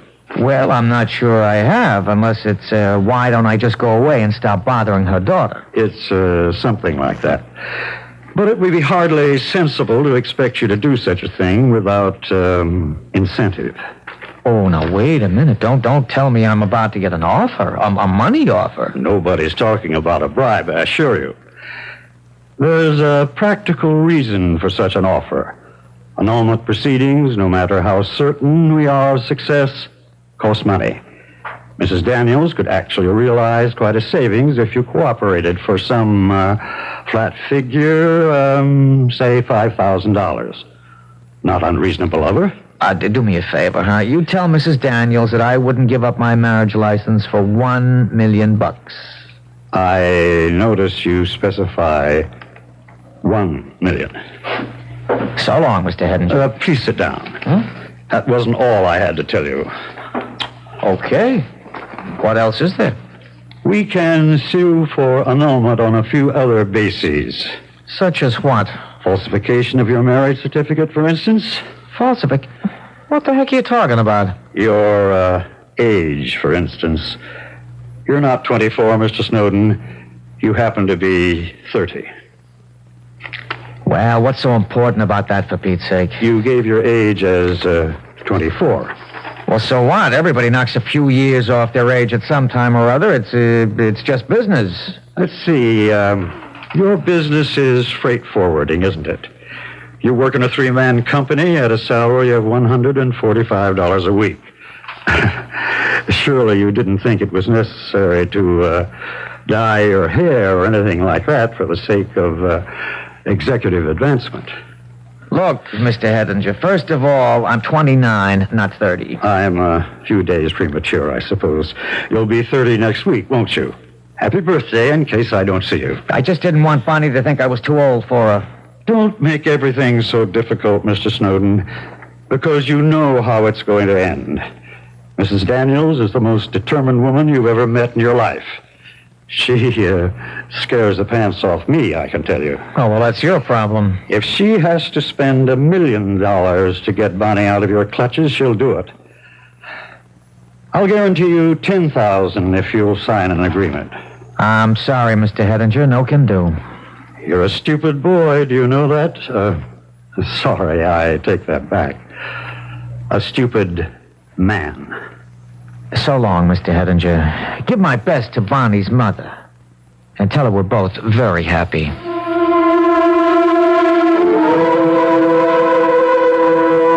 Oh, Davy, it's horrible. We don't have a chance. I know we don't. Well, it doesn't look good, that's for sure. You should have told me the truth. You should have told me you were really 27. What? I don't know. I just didn't want you to think that I was still an undergraduate at that age. Oh, there's got to be some way out, Davy. There has to be. If you could just talk to her. She won't give me the chance. She's made up her mind that all I want is your lousy money. Well, what if there wasn't any money? What if I signed away the rights to the money my father left me? That would make her believe us, wouldn't it? Well, that's pretty drastic, kitten. I mean, that money is yours. When you come of age, you're entitled to it. But I don't care about money, Davy. Well, you don't now, maybe, but later, I couldn't have you making that kind of sacrifice for me. Bonnie, you'd probably hate me for it later. Oh, I could never hate you. I love you so much. I think I'll love you after I'm dead. Davy? Davy, what are you thinking? Nothing. Davy, you don't care about the money, do you? Please talk to me. Bonnie, I have an idea. I have a very crazy, very good idea. About what? Well, I wouldn't blame you for not going through with it. I'd understand. But what is it? You remember what you said, what you told what you told your mother up at the house about your killing yourself? Yeah, I remember. Well, she didn't believe you, of course. What if your mother really thought you were serious about killing yourself?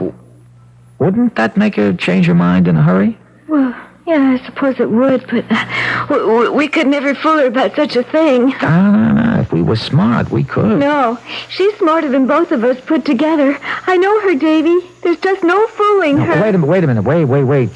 Don't throw it away so fast. Let's talk about it. Let's think for a minute. But it just wouldn't work. Yeah, but if you really did try, Bonnie, only you didn't try too hard, only enough to make it look good. Well, how can I do that?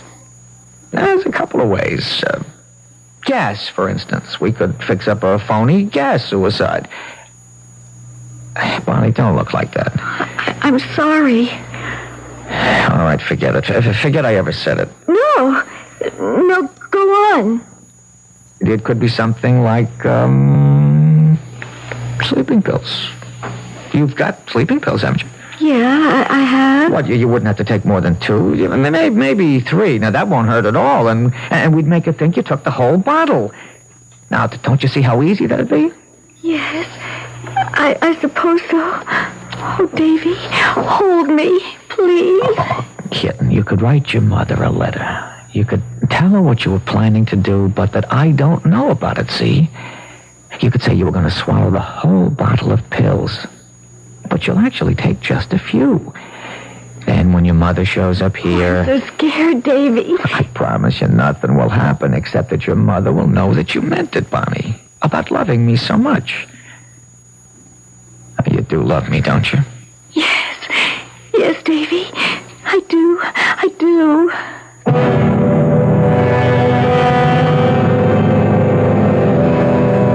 There's another famous saying about love, that it conquers all. Presumably that includes time, distance, and mothers-in-law. But will love and deception succeed together? We'll find out shortly when I return with Act 3.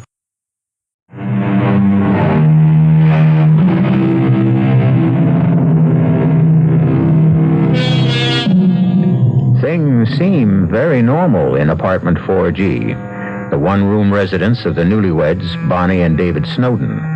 Music is playing on their transistor radio, a frozen dinner is thawing slowly, and Bonnie and David are hunched over the kitchen table, composing a letter. The only thing that makes this domestic scene a bit bizarre is that they are collaborating on a suicide note. Dear Mother, I warned you what I would do if you tried to get our marriage annulled. Tonight, I'm going to take a whole bottle. Davy, do we have to have that music? Okay. I didn't know it was bothering you. I'm nervous enough as it is. Okay, I said. Dear Mother, I warned you what I would do if you tried to get our marriage annulled.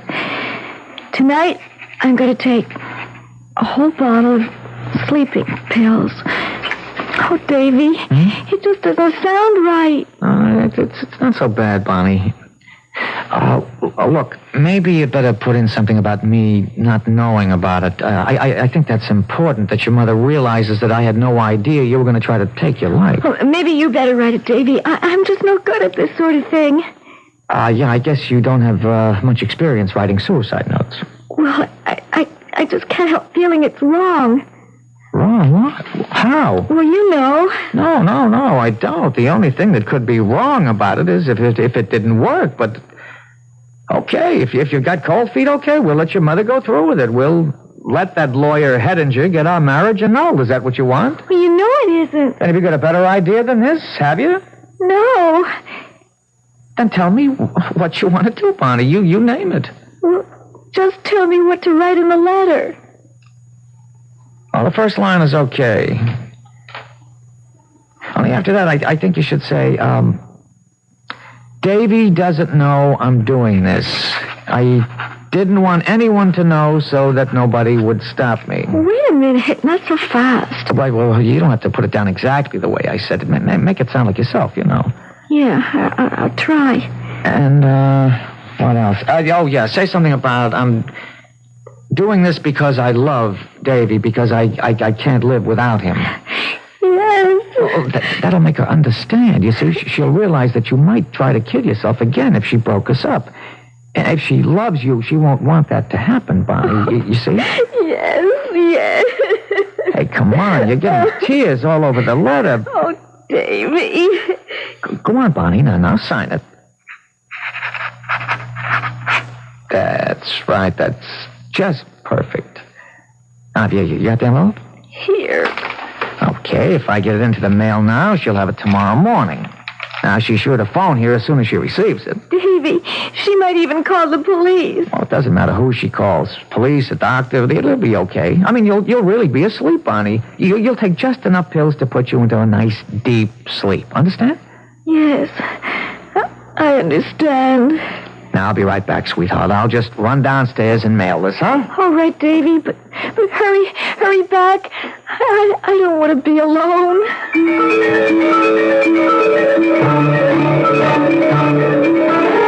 What time is it, Davy? 9:15. Do you think Mother got the letter this morning? Well, you never know with the post office these days. But it could happen. Even if the letter gets there, she might not be home. She might have left the house early. Doesn't matter, Bonnie. Sooner or later, she'll see it. Well, I just don't think it's going to work, Davy. There. That must be her. Do you think it is, really? Well, there's no doubt about it. I don't know anybody who'd call me this early in the morning. Well, how about the people at your office? No. I'm away on a 2-week honeymoon, remember? They don't even know I'm in town. Davy, shouldn't you answer it? No, kitten, no. Don't you understand? She's got to get worried enough to do something. And you've got something to do, too. You mean take those pills? That's right, Bonnie. Hey, you see? She stopped calling.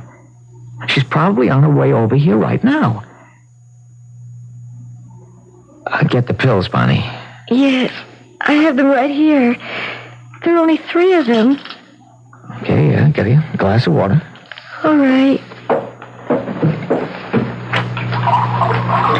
Davy, you're sure it'll be all right? I'm sure, Bonnie. It takes like a dozen of these things to hurt you. You just take a couple.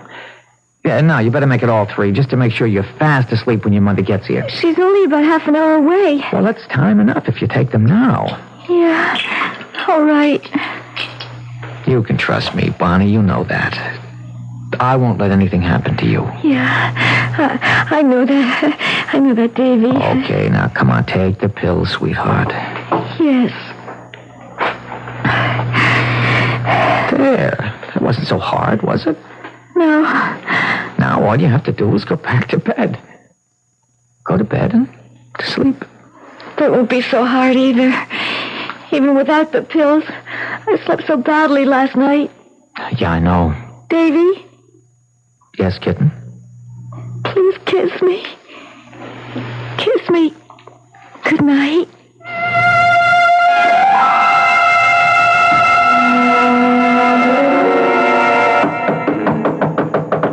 1 second. Oh, Mrs. Daniels. Where is she? Where's Bonnie? Well, now, to take it easy. She's sleeping.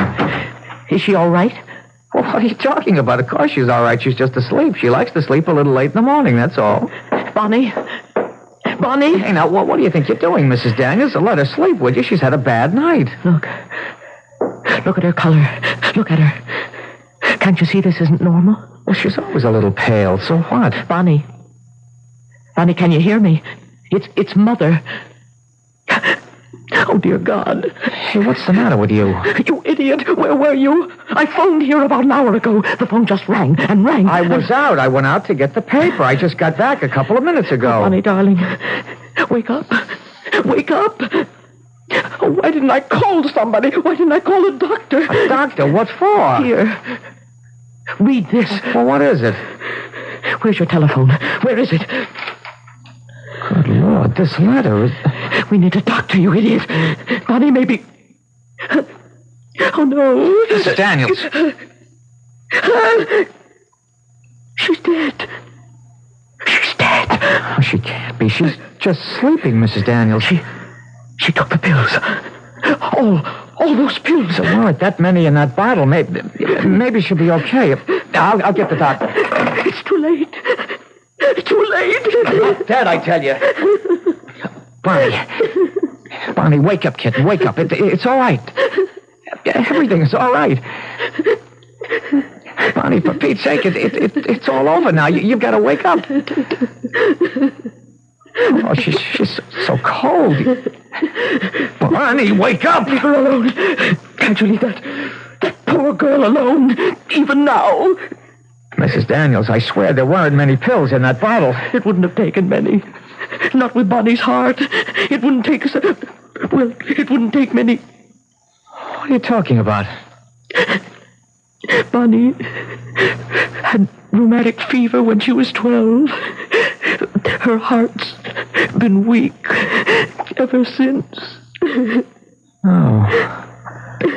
No. Barney, please. Please. You've got to wake up.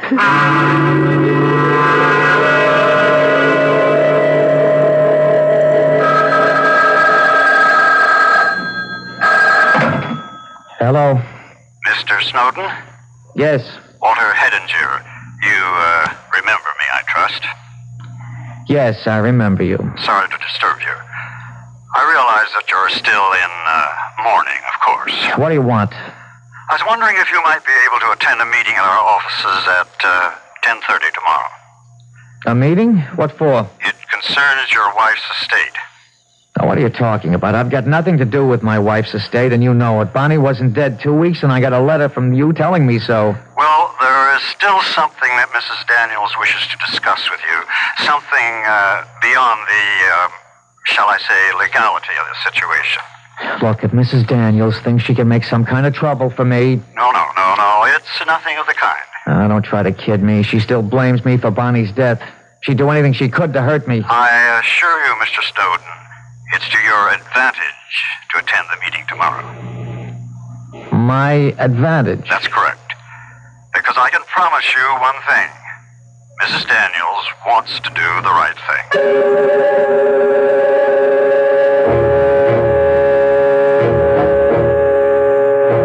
Please come in, Mr. Snowden. Yes. How are you, Mrs. Daniels? I'm as well as I can be, thank you. Yes, of course. Don't look stricken, young man. Nobody's going to hurt you. Have a chair. Thank you. Well, let's get started, shall we? Mrs. Daniels, as you know, we've already informed Mr. Snowden that he has no legal claims on your daughter's estate. Yeah, I know all about that. Did you explain why? You see, Bonnie's inheritance from my late husband wasn't due until she reached the age of 21. Since her death, it automatically reverts to me. I didn't expect anything, Mrs. Daniels. Very kind of you, I'm sure. However, Mr. Snowden, the fact that you did marry Bonnie imposes a certain kind of obligation on me. Some kind of gesture regarding your welfare.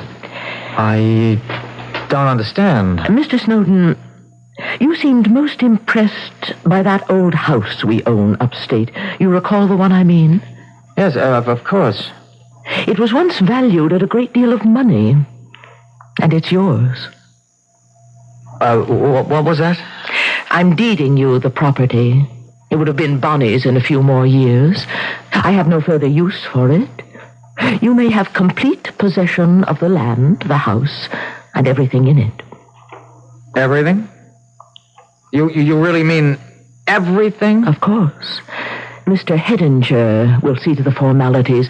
Now, if you'll excuse me, I have to go. What? Gee, Mrs. Daniels, Please don't thank me. I can stand anything from you now except gratitude. Good day. Well, let's take care of the details. Mr. Hedinger, could I ask just one question? Yes? When Mrs. Daniels said I could have everything in that house, well, there are certain places, locked rooms and things like that. Am I entitled to all of the contents? You're entitled to every stick in the place, Mr. Snowden. In fact, Mrs. Daniels left you this full set of keys.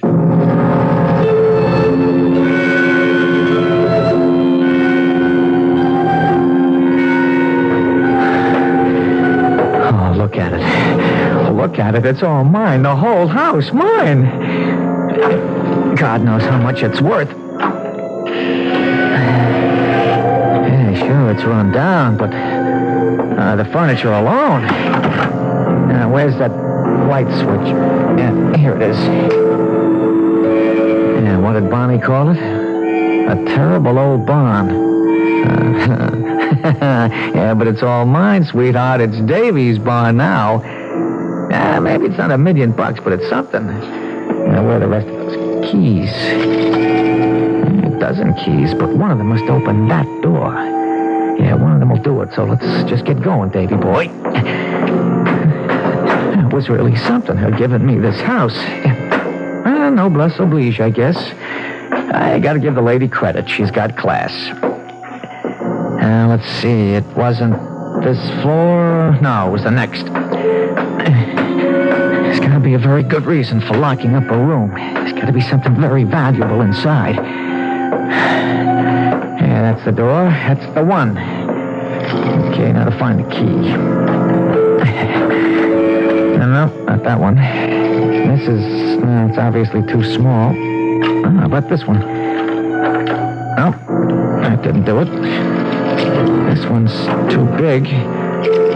No, not yet. I hope it's here. The lawyer said they were all here. I'll try this one. Well, it slipped in all right, but will it turn?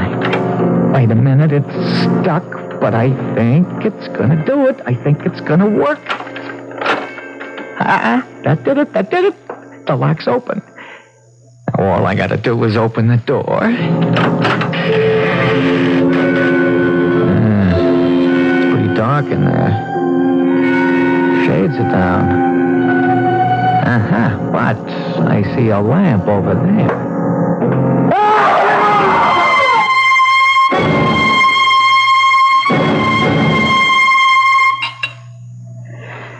Some more sherry, Walter? No, thank you, Mrs. Daniels. Well, stop looking so grim, Walter. Sit back and relax.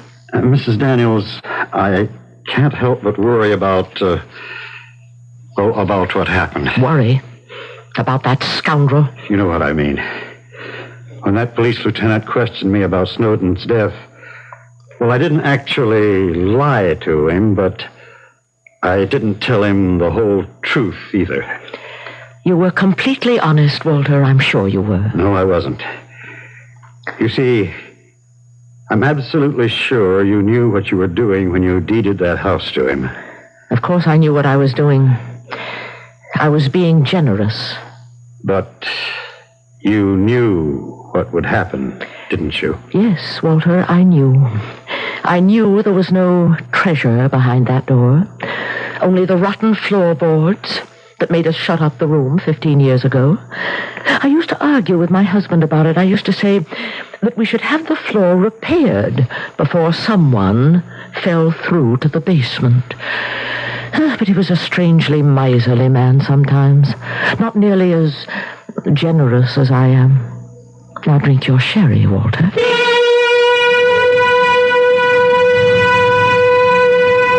Well, what can you say about an 18-year-old girl who dies? Or her 30-year-old lover, for that matter?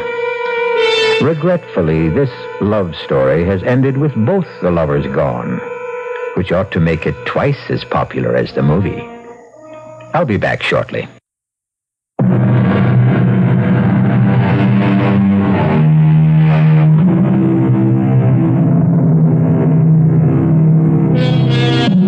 David Snowden isn't the last victim you'll hear about on our Radio Mystery Theater. We intend to bring you the final dying screams of many, many more. That's a specialty of radio, of course, which explains why we give all our actors scream tests. Our cast included Carmen Matthews, Corinne Orr, Jack Grimes, and Sidney Smith. The entire production was under the direction of Hyman Brown. And now, a preview of our next tale. I know I'm no sort of expert, but can't you talk about your work with me? There's a reason for it, Lisa. There's a reason. Well, what? I told you, my nightmares, they're all visions in black and gray and slashes of red. Well, then if you won't talk about your paintings, why not tell me about your nightmares? You wouldn't enjoy hearing about them. Or rather, about it. It? I have only one nightmare. Just one. I have it virtually every night. Sometimes it follows me into the daylight. I can close my eyes and there it is. For years I've tried to destroy it by painting it. Not its details, just its colors. But the therapy hasn't worked. This is E.G. Marshall inviting you to return to our Mystery Theater for another adventure in the macabre. Until next time, pleasant dreams.